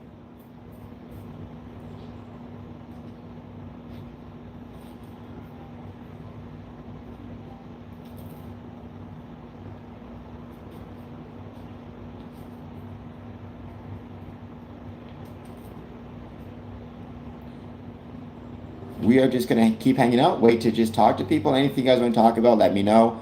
No specific talking points at this point. I enjoyed our discussions, but Windsor, Ontario. Born and raised in Winnipeg, currently live in Windsor. I live in the greatest country in the world, Canada. Genuinely think it's the greatest country in the world. Partially because we have the greatest neighbors in the world. Oh, we got the flow state. Thank you so much. That is so cool.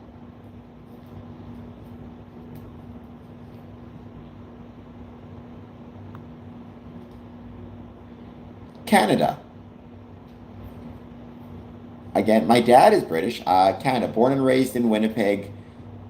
Currently live in Windsor. Greatest country in the world because it's Canada, but also in part because you have the greatest neighbors in the world.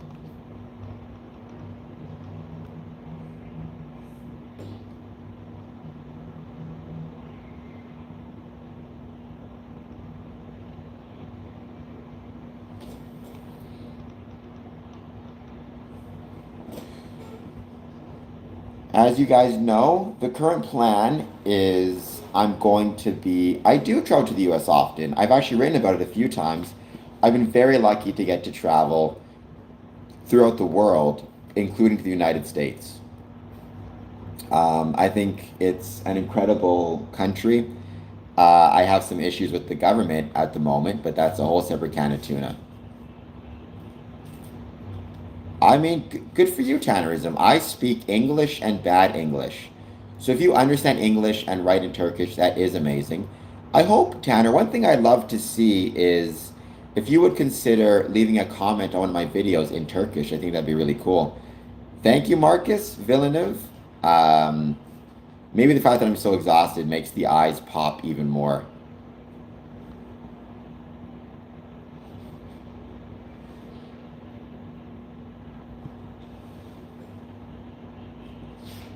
I am not bald. Look at all this hair.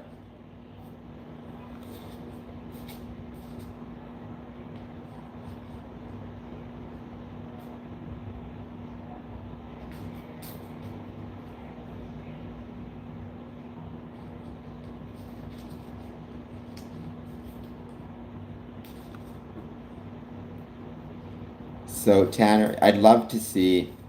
That is, look at this hair. Are you kidding? This is as thick hair as you could possibly want. Um, no, it's too much work, But like, it'd be such a pain in the butt to try to grow my hair out. I can just imagine how like genuinely much of a pain in the butt it would be to try to grow my hair out.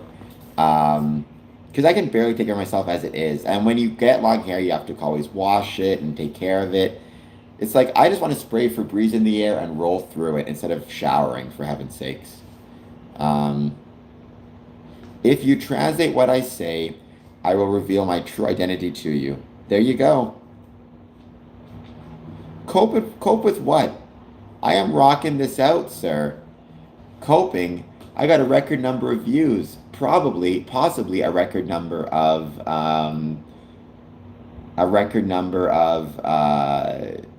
watch time hours as well.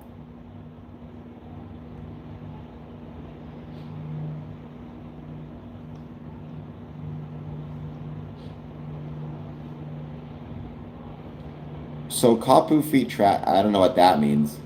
I had dreadlocks, was the longest my hair. Ugh. I mean, I would love to have long hair. Don't get me wrong. You have to wash it and take care of it, and then take care of it again, and then take care of it again. Like it just doesn't sound fun to me. It sounds like a pain in the butt, and I'm very lazy. You'll miss out on a lot. I'm sure I will. I mean, I've said before that we in Freemasonry need to be much better at knowing multiple languages and communicating in multiple languages. I think one of the major problems is what we don't. Um, and so what that can mean is brethren who speak a different language can feel left out. You see that with, for example, even Braille. Not having Braille signage or Braille ritual books is a real problem. It's up to you. What else can I say?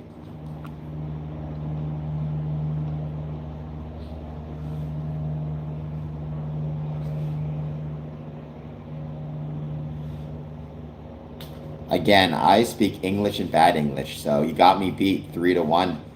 It's a sign of intelligence, the more languages you can speak.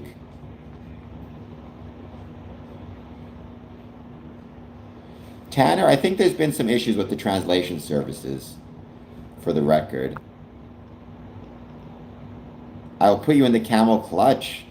Mike, referencing professional wrestling. How's it going? I did hear about those flesh-eating worms in Texas. I hope that our Masonic brethren are not ordering beef anytime soon.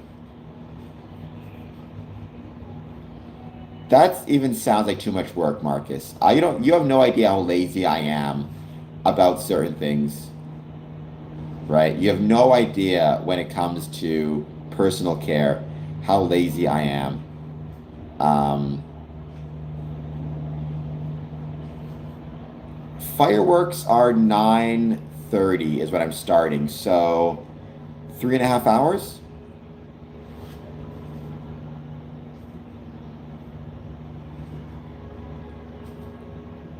So 9:30. It's crazy to think it's going to be that long.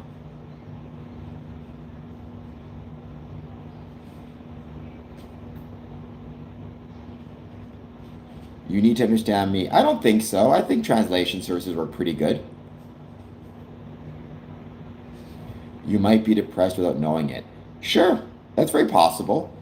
Because depression is a medical condition, right? In the same way, people can have, heaven forbid, with cancer without knowing it. But that's why it's so important that you pay attention to yourself, and you have people around you who are there to support you. Like I remember something really interesting is I knew somebody who was older who was worried about potentially having dementia. And the doctor's advice to them was make sure you're always spending time with other people. That way, if you do start to have symptoms of dementia, they'll see it and they'll let you know, and you can come back and see me. It's that necessity of being around other people. And that's true not just for dementia, that's true for physical impairments, or emotional or psychological impairments. Right? You may not know truly how sick you are or how you're looking to others, but they'll let you know. So, well, thank you, Marcus. I hope you'll support the channel by hitting like and hitting subscribe. Um, and letting me and sharing the stream with others. All that stuff helps out big time.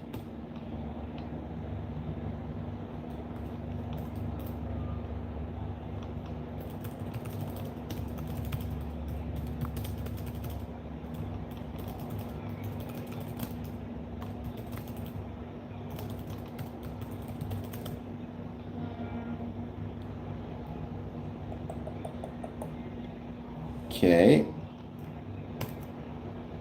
There we go.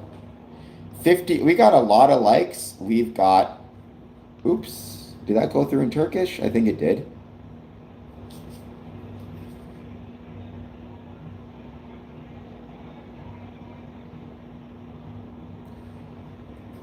That's how I reveal my true. Well, I think I sent it to you in Turkish. I did my best.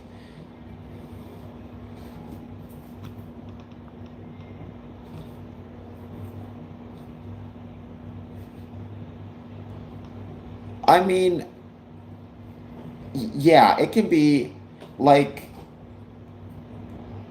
it's easier, I think, when it's a physical ailment to rationalize and understand the behavior, right? Because, and I don't mean to say this how it's going to sound, but there is a selfishness to having a disease or having an illness, but we understand better like why that selfishness exists when it's physical. I think we can sometimes have a harder time understanding it when it's mental, but they're both kind of the same. Like, for example, if I break my arm, I'm going to be, especially if it's a bad break, I'm going to be very selfish very quickly because I'm going to want to get to the hospital. I'm going to want to get somebody to get me to the hospital. I'm not going to be sitting there thinking to myself, like, oh, I wonder how, I wonder if this is inconveniencing other people. A mental health issue, because there's no break, because there's no obvious disease that we can see or feel, it's easier to dismiss it when the person is freaking out or struggling. But ultimately, whether it's a broken leg or, a sprain or a break of the mind, it's still a break. And in that moment, selfishness is a natural and reasonable reaction because you need to get treatment and you need to get help. If anything I said there made sense, Lord Bruh. I think we should all be against discrimination of any sort.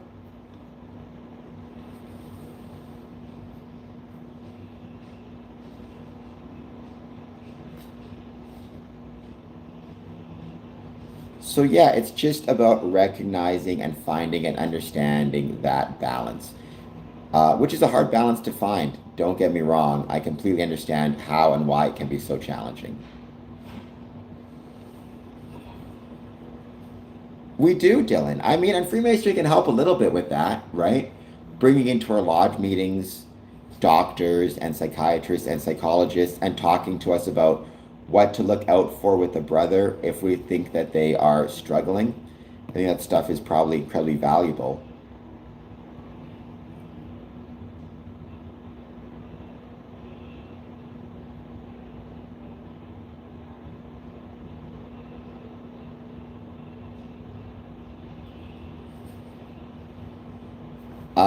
Tanner, I cannot. I don't speak Turkish, so sorry. I don't know Turkish at all.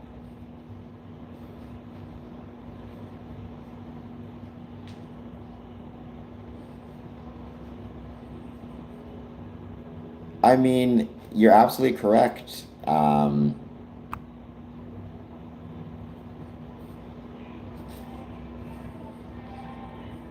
Will I write? I mean, what do you want me to write specifically? Oops.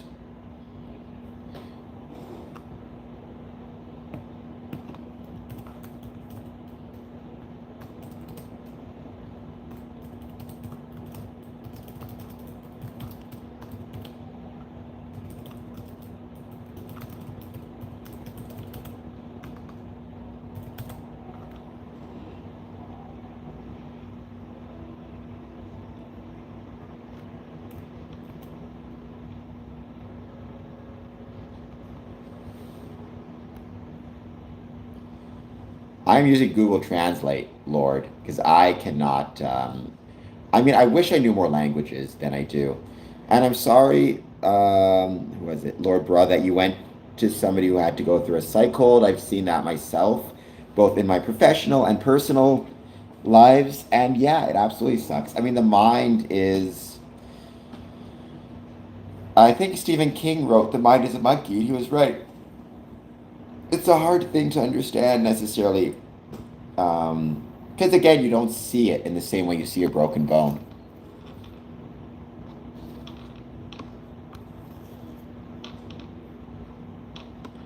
Even though they're both, I would suggest, equally legit.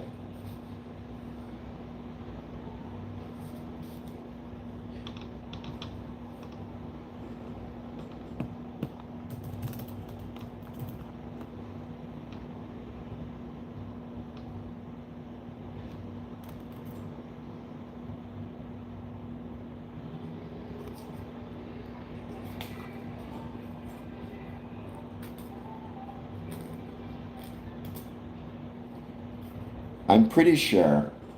Can you guys hear that music in the background?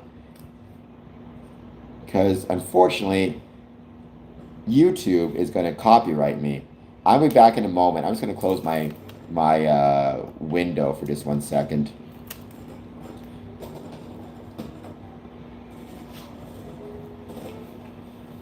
I'm going to get a copyright strike.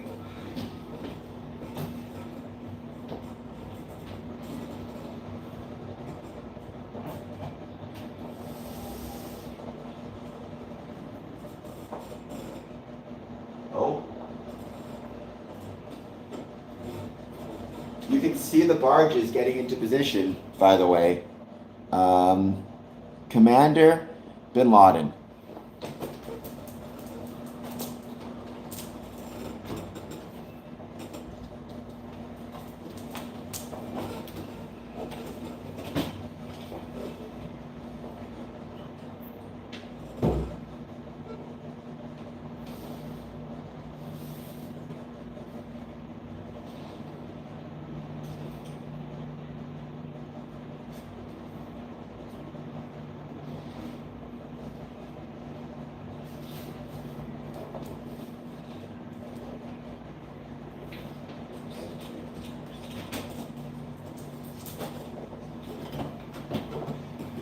You can actually see the barges getting into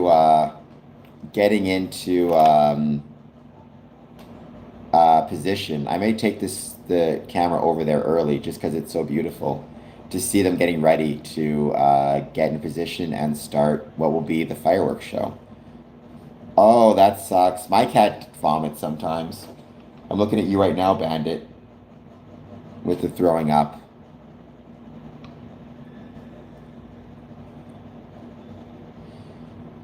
Commander, this is a non-conspiracy zone. I know that sounds funny for someone who talks about Freemasonry, when all everybody wants to talk about Freemasonry is conspiracies, but nonetheless, I have not, however, Canada 6-0. We are crushing it.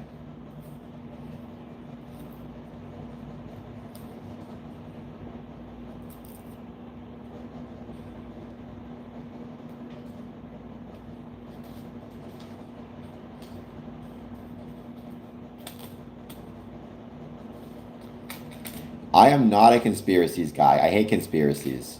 I think conspiracies very often make the world a significantly worse place. And I think it's a shame that they exist. Please hit like, please hit subscribe. Okay, cats are great. Really. I mean, all I can say is my poor cat, like, for heaven's sakes, if my poor cat, if anything is going to give you anxiety, it's going to be living with me. And so the fact that my cat is as cool as she is, she must be the toughest, strongest mental cat in the world. Um, Viet M, you cannot buy my socks, but you can give me a super chat of just $3. Please hit like, please hit subscribe.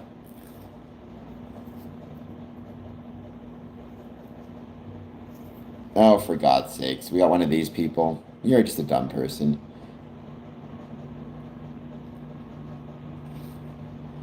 I mean, no, you don't have to say your real name. It's fine. I'm just happy that you're here.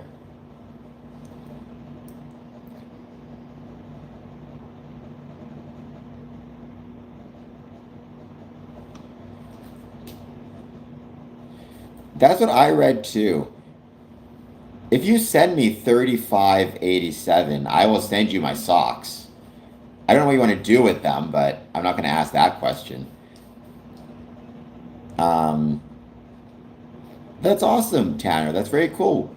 What type of stuff do you do? Um,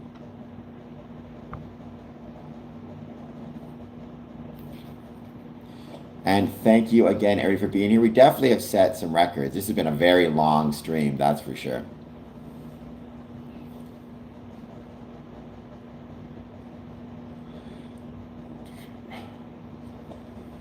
Viet. Well, I mean, send me your 3587 and do it through a super chat and then email me your contact info through squarecompass.ca and I'll send you my socks. And then I'm never going to talk about what you've done with my socks ever again after that point. I try to be Tanner. I don't know if I always succeed or not, but I do my best.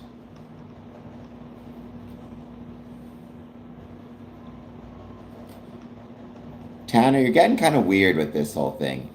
Sure, I'm ready. Lord, bruh, I have not practiced alchemy. The idea of like Freemasonry and the Philosopher's Stone, that's not really a thing. That's not a legitimate thing.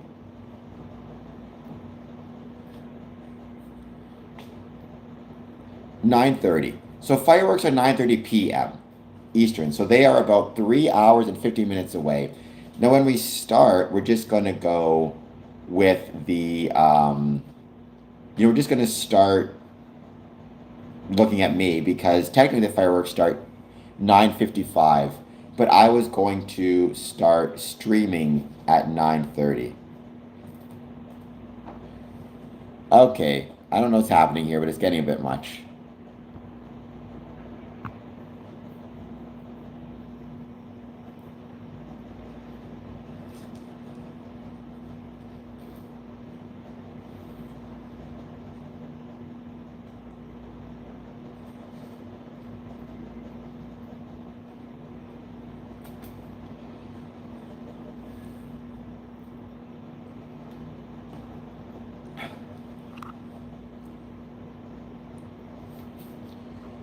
We're just hanging out and see if anyone else wants to jump in and ask some questions.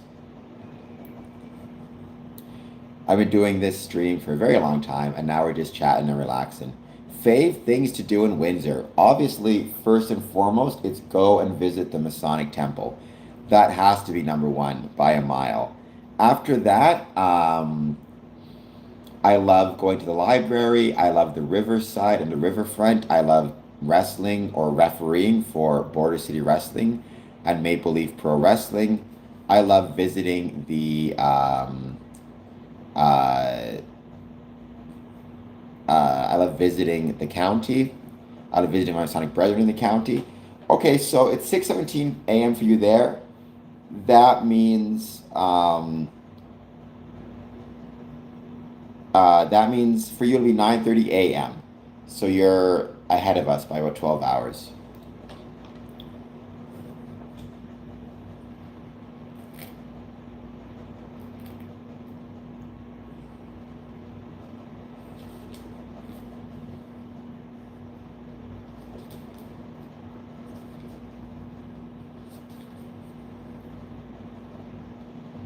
Adam, I am handsome. That's what matters.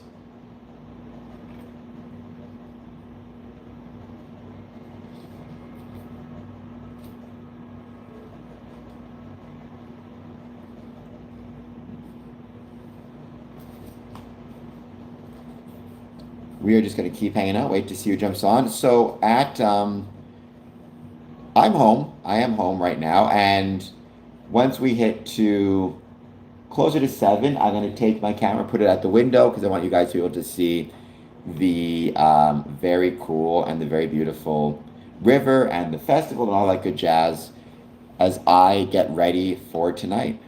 Yeah, I mean, as a Freemason, I have to be into architecture, right? Well, I don't have to be, but I should be. What time does it end? I think like 10:30, give or take. I mean, many Masonic buildings have ballrooms attached to them. In fairness, I happen to think that my Masonic building is the most beautiful, but it's not a new thing that Masonic, or it's not a unique thing for a Masonic building to have a ballroom or a public facing space. Um,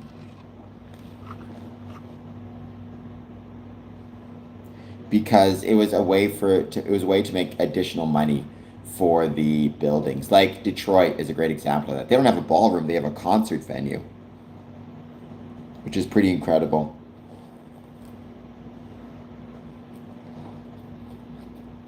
I have been chips and dip, and believe me, I am feeling it right now. But we just got about half an hour to go. Then I'm taking another break. Going to show you guys some cool stuff. Then I'll be back streaming at 9:30. People who say this stuff is not hard work, I assure you, it's hard work. I do not know who La Sagrada family is. Honestly, Dylan, if you're ever here and you want to take a tour of the building and the Masonic Temple, just let me know.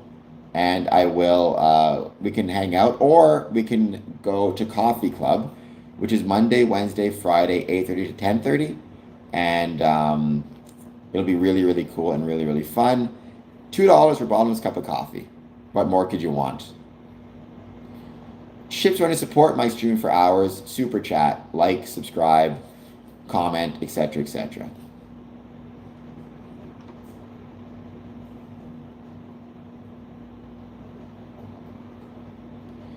We're still going, but it's been a lot of fun.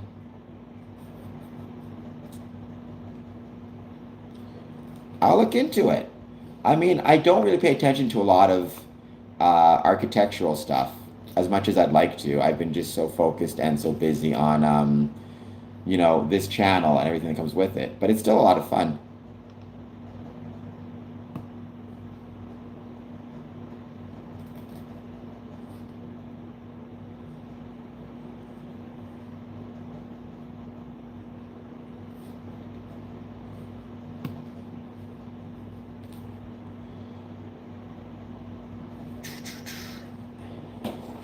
Nice. You'd make a good Freemason. I mean, Freemasonry obviously evolved from stonemasonry and stonemasons, so.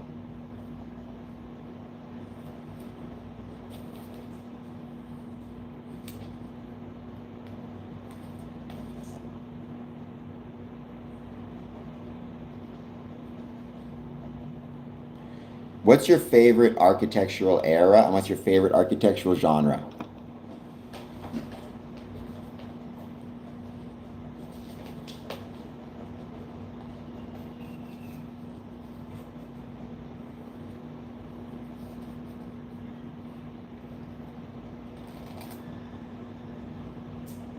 The Freemasons funded both sides. The Freemasons don't fund both sides of any wars. Freemasons aren't funding wars.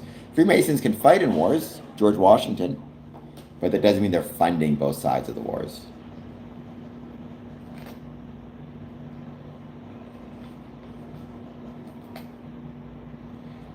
Well, this would be like the 22nd, give or take. Now, obviously, I haven't been going straight. I took a couple of breaks here and there. I suppose I've been streaming for about like 21 out of 22 hours so far.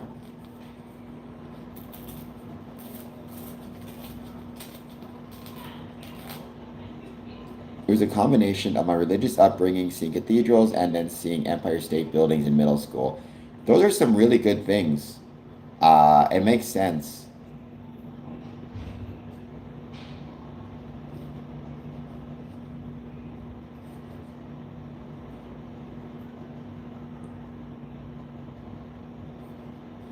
I love it. Yeah, it'd be really awesome to see you there. Coffee Club, like I say, even if I'm not there, Coffee Club is just $2 for bottomless cup of coffee. You go in through the back doors. Monday, Wednesday, Friday, 8:30 to 10:30.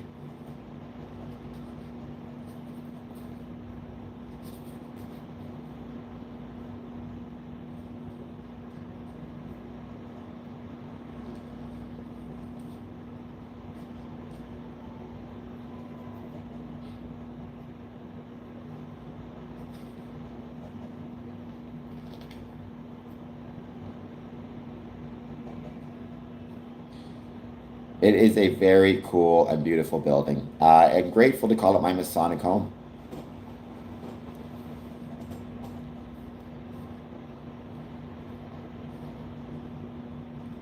No, anybody could be in the building. I mean, first of all, our buildings, many of our buildings are public, and we're lucky to have so many public buildings.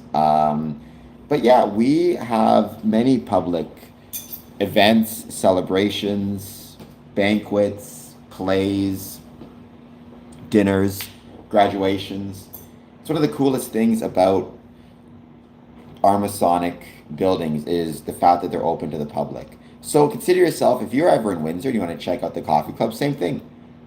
Monday, Wednesday, Friday, 8:30 to 10:30 a.m., obviously.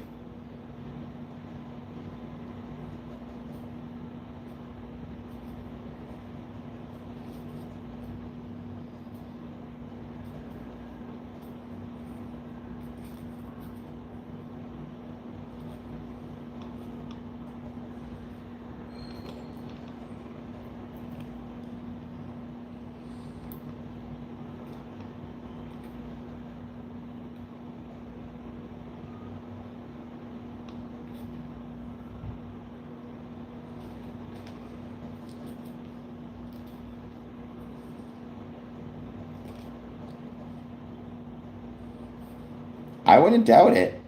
I mean, I've been to so many, and I've been lucky to be to so many different and incredible Masonic buildings and cathedrals and church buildings. It can be a very religious, literally like a very religious experience to see some of these beautiful buildings. Um, it definitely, for me, what architecture demonstrates is again that rational nature of the universe, the fact that there is things like symmetries and beauties and order, and that's it's so important.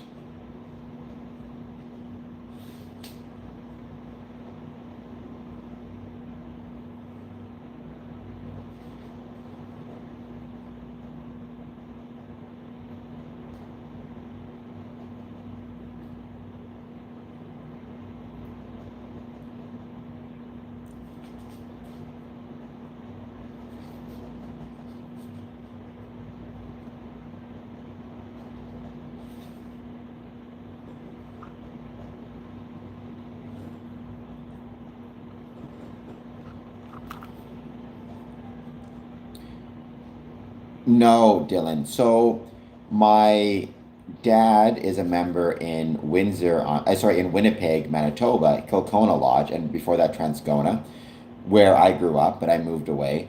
My grandfather on my mom's side was a member of, I forget the name of the lodge. I have his jewel.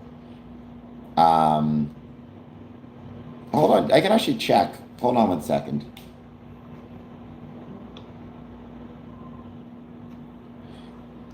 Just give me one second to see.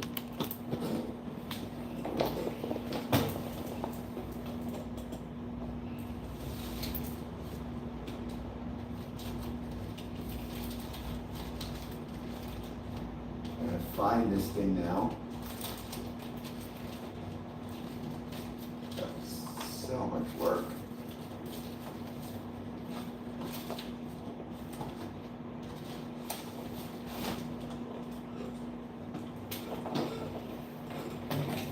All right.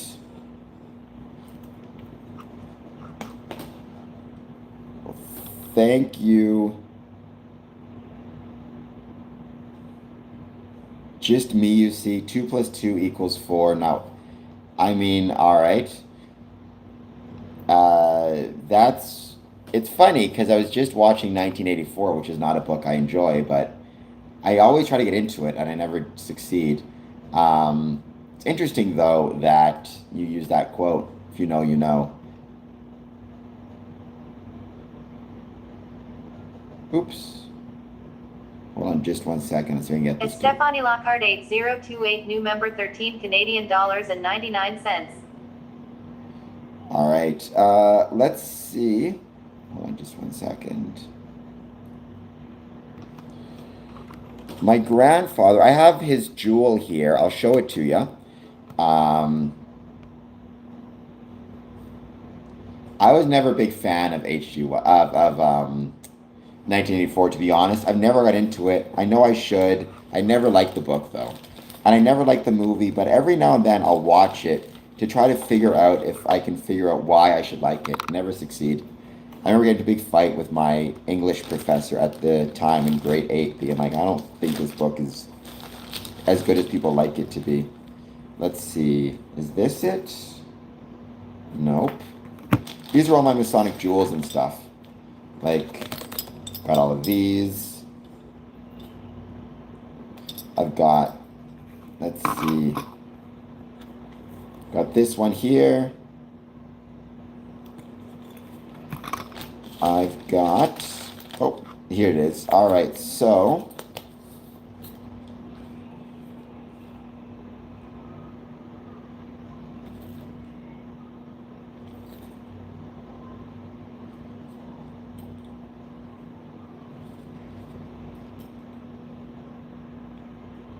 my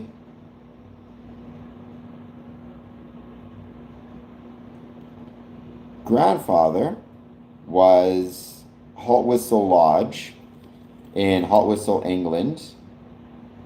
I can't find Papa's, but he was a member. He was worship master of the lodge at the same time. There it is here. Yes, Jason the Freemason. Hey, that rhymes. I have traveled to several Texas lodges in Gonzales, Webb, Fort Worth. I think Texas is a beautiful state. The people were incredibly friendly. I've also had the chance several times to visit, and I've loved it, several times to visit the Texas Masonic Retirement Community, which is genuinely one of the absolute crown jewels in Freemasonry and is very, very, very underappreciated, I think, for all the good it does for both Texas Freemasonry, but for Freemasonry as well in general.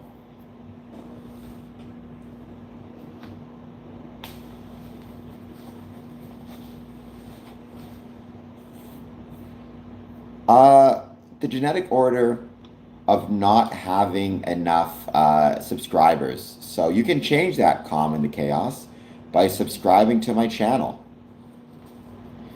York Rite, we're typically York Rite. I mean, if you're talking about York Rite in a Masonic context, you can be Christian as long as you're Christian of some sort. You can move up to Knights Templars. There's so which is true. Yeah, it is cool. Having my dad from England and my grandfather from England. You know how it goes. He met a nice Canadian girl, and the rest of it is history.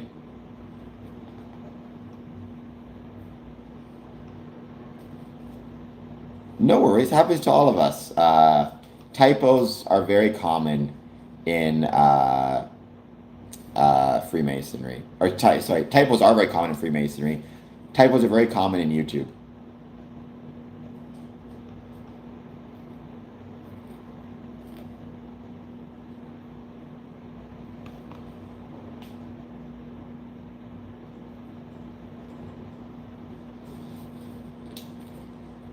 Nice. I mean, Jason, I remember I had actually talked to, I can't think of his name. Forgive me. The director about doing a talk there for their coffee club. I did one ages ago, virtually, and potentially doing another one, but it never got sorted for whatever reason. I would love to do that at some point. I could talk about Square and Compass or my Masonic building virtually. Tell them to send me an email. But I absolutely think Texas Masonic deserves nothing but respect for. Well, first of all, Texas Freemasonry has done a great job, but the Texas Masonic Retirement Community is genuinely an absolutely incredible location, incredible part of Freemasonry.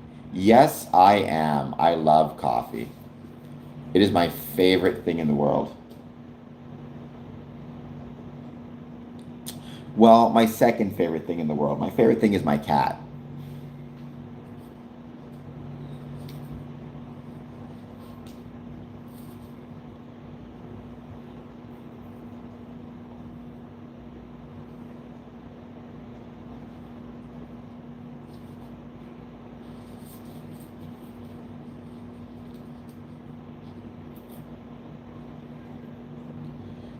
Are you a pour over or a pour over? I mean, honestly, I'm just a coffee guy. I don't care if it's pour over, French press, but if I had to pick, I'd say pour over. Good old American pour over in a diner with I don't smoke anymore, but I will say there's something about a cup of coffee with a cigarette that is just the best. Um, I will always say, I remember one of my favorite songs is Home Sweet Highway by Ashley McBryde. I've not heard it, it's a great song. And she has this one line where she talks about, she says, cup of truck stop coffee and a cigarette, which I love that line. I think it's so good. And I genuinely love that line. Because I was once at a truck stop where I got to have a cup of coffee and a cigarette while waiting for my Greyhound bus. I love it. No, no, they're not a sin. They're great, Dylan. Again, coffee's coffee, and I'll never complain about any type of coffee. The nice thing about Keurig is it makes a single cup, and you're able to mix and match flavors. So if like I want vanilla and my friend wants, I don't know, caramel mocha or something, you can just go and get whatever pods you need. Isn't it though, in a truck stop especially?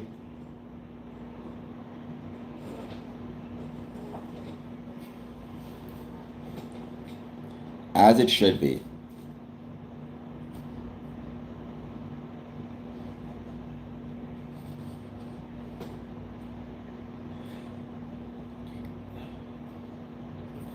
I have seen the show Twin Peaks. Not all of it, but enough of it. I get it. I know he talks about every day give yourself one treat, and that treat is a nice cup of coffee, which I support that, by the way, completely. I think that's a really great treat.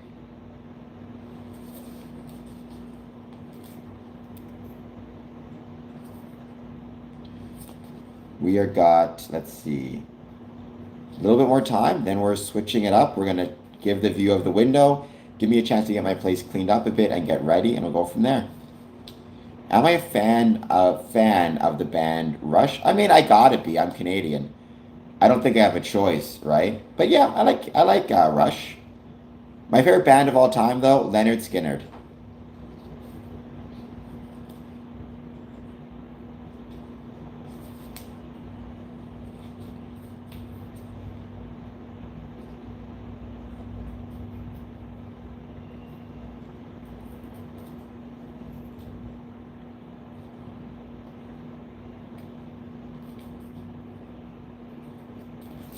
They're great. Simple Man, Freebird, Give Me Three Steps, Tuesday's Gone. One visitor, one friend. Obviously, I'll be streaming while I'm doing it, but yeah, one person's swinging by. Who is Triumph? I don't know that. Is that a band? Is that a dog? Like Triumph the Insult Dog or something?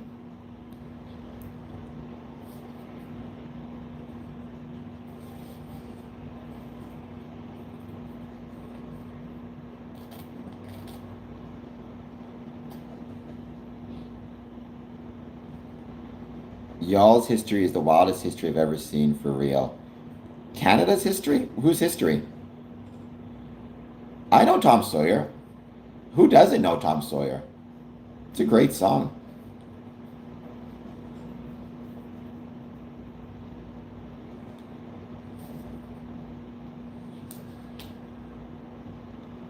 I think almost everybody loves Tom Sawyer. Hey, a band from Canada. I've never heard of Triumph. I'll have to look it up. I don't think our history is that wild. I think people over dramatize it.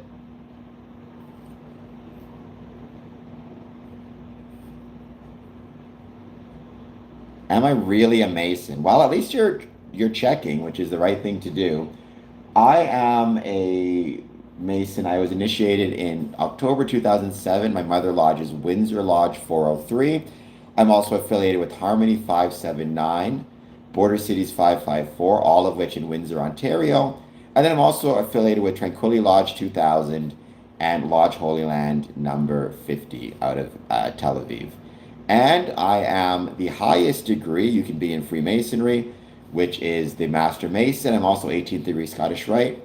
I'm also currently Worshipful Master of Border Cities Lodge number 554.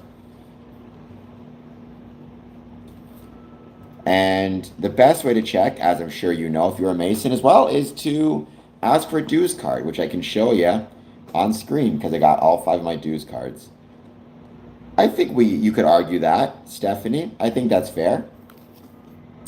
Jim, I started this channel to do 3 things: to promote the ways Freemasonry was and is relevant to the communities which it's located, to share stories of Masonic interest, and to turn my passion for Freemasonry into a profession through content creation. I am not from Montreal, but I do love Montreal. I've been there a couple times. It's a really cool city.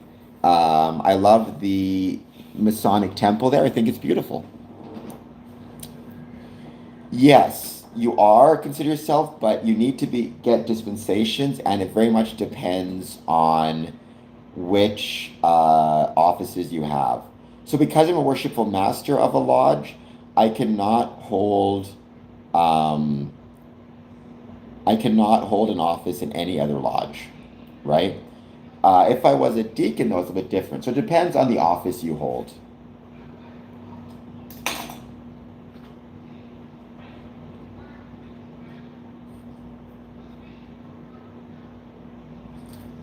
I mean, that's a little bit more awkward, Canon. I mean, it depends where you're at, but usually if you are a master, you're not allowed to hold any other office, period. But again, that could be a specifically Ontario thing. I do enjoy science fiction. Um, it depends. I prefer horror and scary movies. That's my favorite. But I don't mind sci-fi.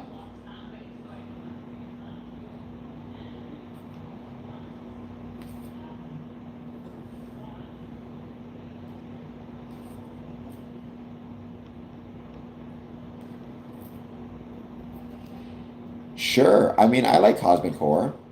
Like, who doesn't love H.P. Lovecraft?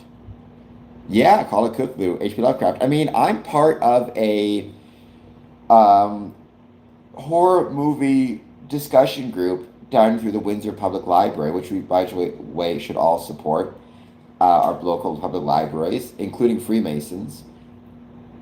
And one thing we talked about last month was cosmic horror, including we talked about H.P. Lovecraft, In the Mouth of Madness, and Cthulhu.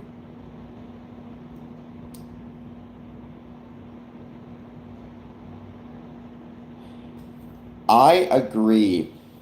There is no doubt in my mind that Alien is actually a horror movie, not a sci-fi movie. But Alien's great. I think Alien is a fantastic film. One of the best.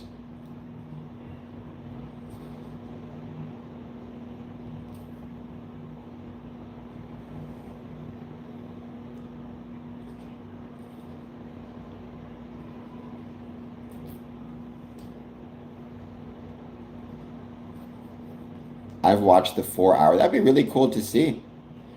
I didn't really watch the behind the scenes of it, but it'd be cool.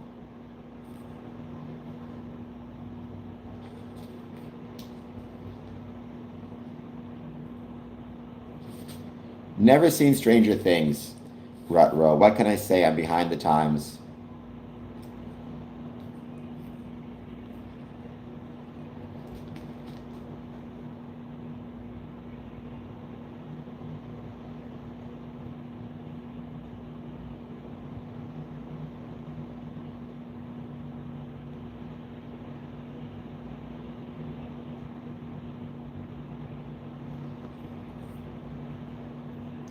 In terms of like my favorite television shows recently, it's got to be The Bear.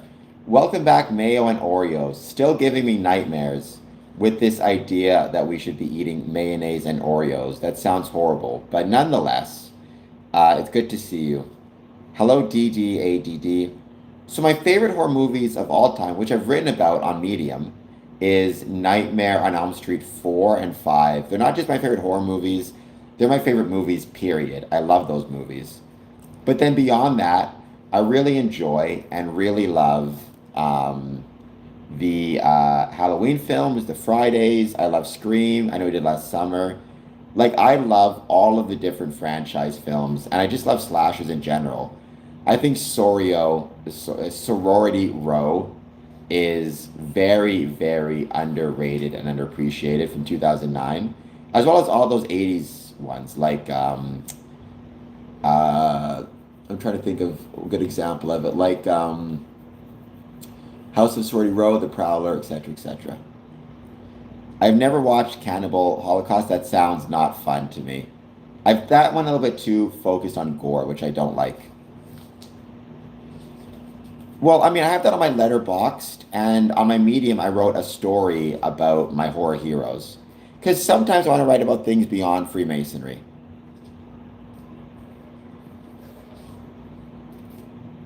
You got plenty of time. It's not till 9:30. So it's 6:45 right now. You've got basically 2 hours and 45 minutes.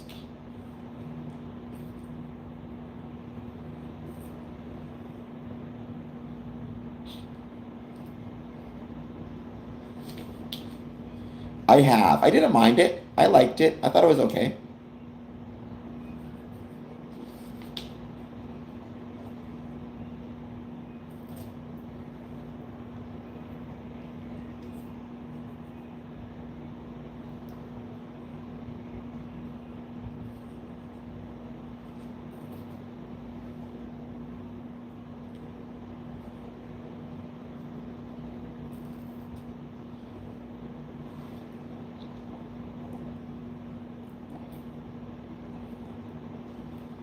Really? I mean, so as a general rule, I'm not a big fan of the Hostel films. Or I didn't think I was. I didn't like the first one. But a couple months ago, the second one came up on my Tubi feed. I decided to watch it. I really enjoyed it, actually, Hostel Part 2. It was a lot better than I thought it was going to be. So maybe I'll have to check out Hostel 3. Who knows? Maybe it's also better than I thought it was. Memento, Rut Row. Memento is what you want to watch. Um, Descendant of the Nephilim Fallen AI Hybrid Race. I do not know what any of that means. Please hit like and subscribe.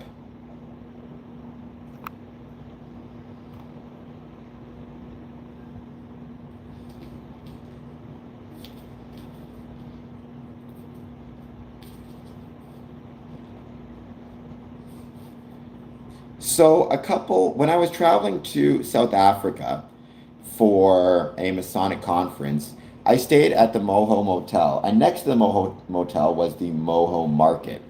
And I think it was Wednesday, they did a community movie night where they showed different community movies.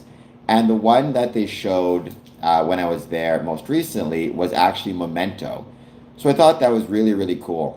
I love Memento, and the fact they had like free popcorn, it was just really cool and really fun. I loved watching it. I love being in South Africa. So now, whenever I think of Memento, I think of South Africa, which is a pretty great thing to think about. It was a very long trip, I'll say that. Basically, 2 days of travel.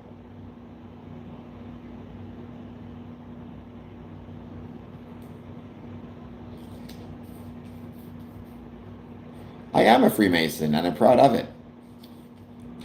I did not do any safaris. I did not have time.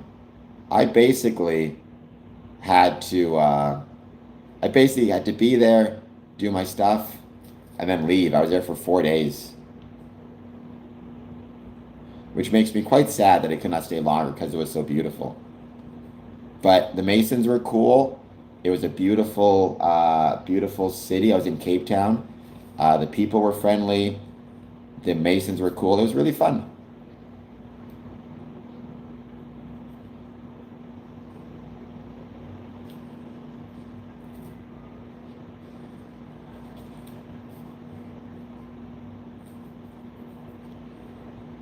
but it was a few records. Longest trip ever in terms of flight at 13 hours from Doha to New York. I was amazed. I will say this. I'm amazed at the traveler, like at the flight attendants, like the fact that because I was thinking about it. So by the end of that flight, I looked disheveled. I looked gross. I looked like I'd aged, a year or whatever it is, because you're flying 13 hours. You can't stretch, whatever it is. The flight attendants looked fresh. Their uniforms were fresh. It's like, how do they do that? It's very impressive. So, nothing but respect for the staff on these air flights that make it possible for us to travel. I think I'm grateful for them, obviously. Sure, Sarah. I mean, not really personally, but professionally. I was a probation officer for 5 years. I worked in jail for 5 years. So, yeah, I knew some.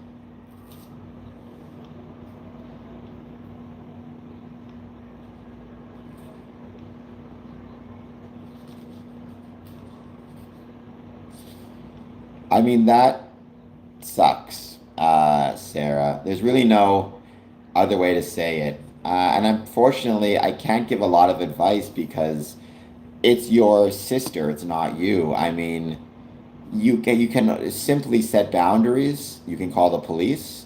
You can inform the authorities, and you kind of just go from there.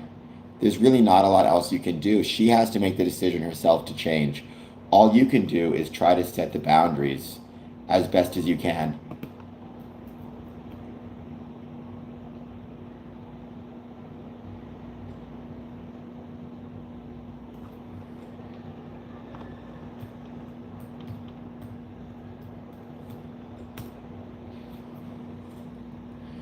And honestly, I don't know if you're going to get that back. I've dealt with again drug addicts.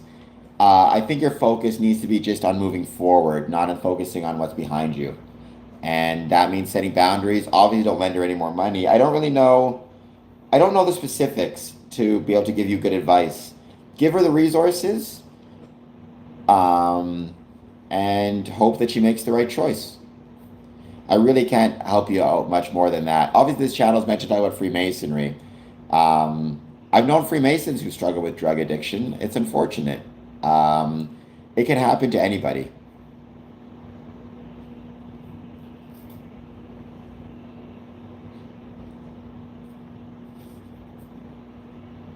I mean, judgment is important. You have to use judgment, but you have to use judgment kind of divorced, and it's hard when it's family, divorced from too much emotion, right? Like, if somebody is an addict and continually lies, then, I don't need to, I can just judge adequately that they will likely steal from me. I don't need to judge them in like an emotional way. Yeah, I've heard of it. It has to be prescribed, so it's a doctor that needs to prescribe it, to my knowledge, unless I don't know about the rules everywhere. It's everything you need to talk to with a doctor, not with me.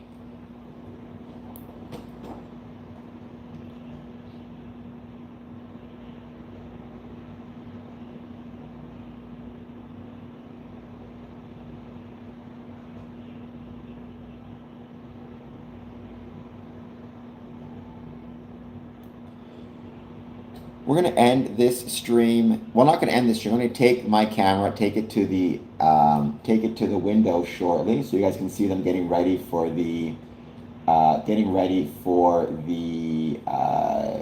fireworks as I get this place a little bit better shape and try to prepare for tonight and get ready for the fireworks live stream.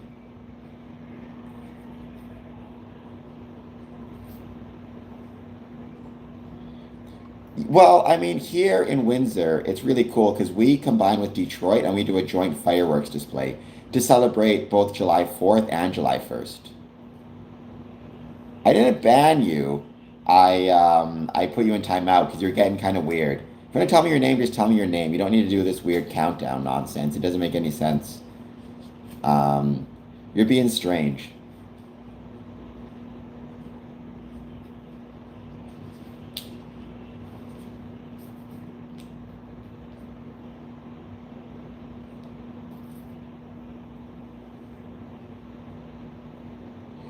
We're going to give this another couple of minutes, and then we will be, like I said, moving this over. We're going to check out the window view while I get my wonderful apartment set up and prepared, feed my cat, etc., etc.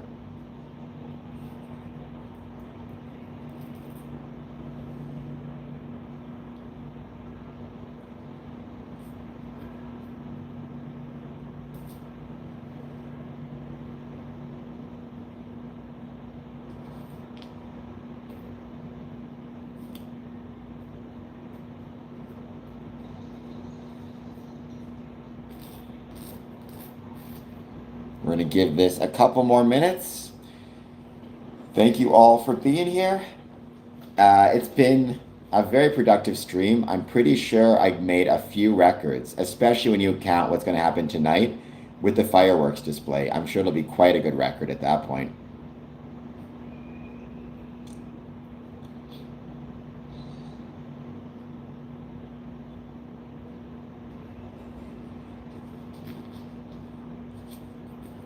Well, Tanner, you were being strange, so it's my stream, and I appreciate being here, but keep in mind, my stream, my rules.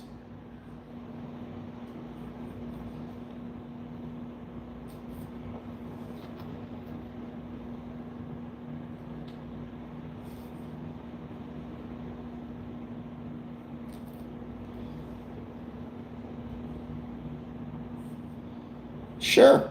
Meow. I know Freemasons of a variety of different skin colors. I mean, Freemasonry, there are black, white, North American, South American, Asia, Africa. The beautiful thing about Freemasonry is it welcomes men of um, all different backgrounds, all different beliefs, all different uh, religions, languages, ages, socioeconomic status. I mean, one of my very first worshipful masters in my Masonic lodge was black. He was from Kenya, in Africa. He's a really cool dude. I liked him a lot. So yeah, I think one of the really cool things about Freemasonry is how it demonstrates to the world that you know we within Freemasonry, or not just Freemasonry, but the world at large can demonstrate and show that, uh, people of different races and religions can all get together. It's not your problem. I mean, it's your problem because you came back on the stream, Tanner. I thought you were being strange and I didn't like it, so I put you in timeout. If you want to stay on the stream, you can. I could have banned you, but I didn't. Having said that, you don't have to be on the stream. I appreciate you subscribing, but you don't have to subscribe either. You're welcome to be here or not be here, right? It's completely up to you. But I find if things start to get weird in this stream or things start to get weird in terms of the chat, I put people in timeout. I find it's just easier. You said you're a YouTuber. I don't know if you do live streams or not, but that is one of the things where you kind of have to deal with it too, right? And figure out the best way to deal with these things. It's going to be very, very cool, Dylan. I mean, it's going to be beautiful. They always are every year.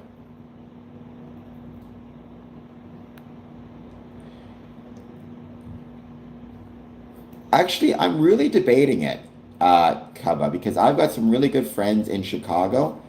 It all depends if how my super chats do and things like that. So,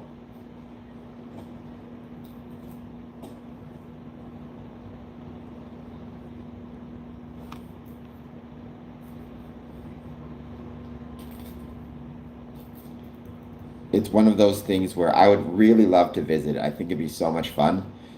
Um, my computer, I'm seeing my advancements in the stream and how good it's been and the time. All right, it's now 7, so let's get ourselves ready for tonight. Hold on just one sec.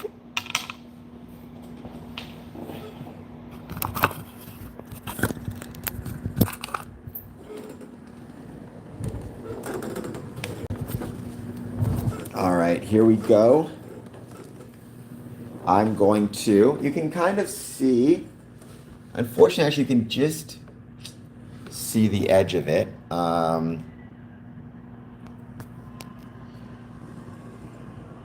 Tanner, this is a YouTube channel. I don't know you. I can't break your heart. Um, that's not how this works. I appreciate you being here.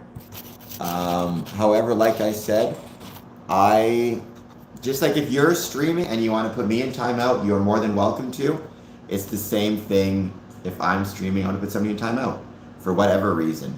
All right, guys, I gotta get my place set up. I'll be back shortly. I gotta feed my cat as well.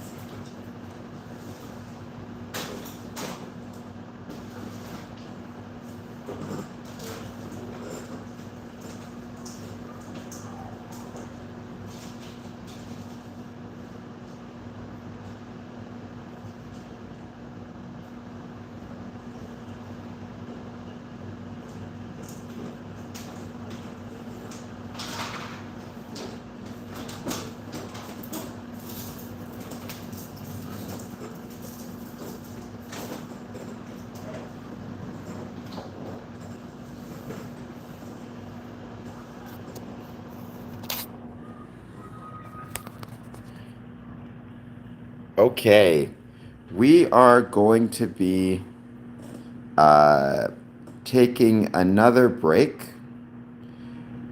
I hope you guys enjoyed that view. That is the view what you guys are going to see the Detroit fireworks, the Detroit Windsor Go for Launch fireworks in about 2 hours, give or take. I definitely need to go get more coffee though. I also had to get my place a little bit better cleaned. I agree, Spring Snowman. I love my view. I'm very lucky to have the place that I have. So I'm going to be back on, after I got some coffee, back on one more time. Basically, we'll have streamed for 23 and a half hours out of 24, which is pretty good.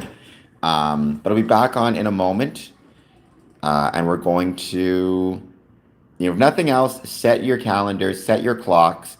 9:30 Eastern, we'll be back with a full stream of the Detroit Windsor Go for Launch fireworks. And I'll see you guys very soon. Have a good night. Or see you in a couple hours, I should say.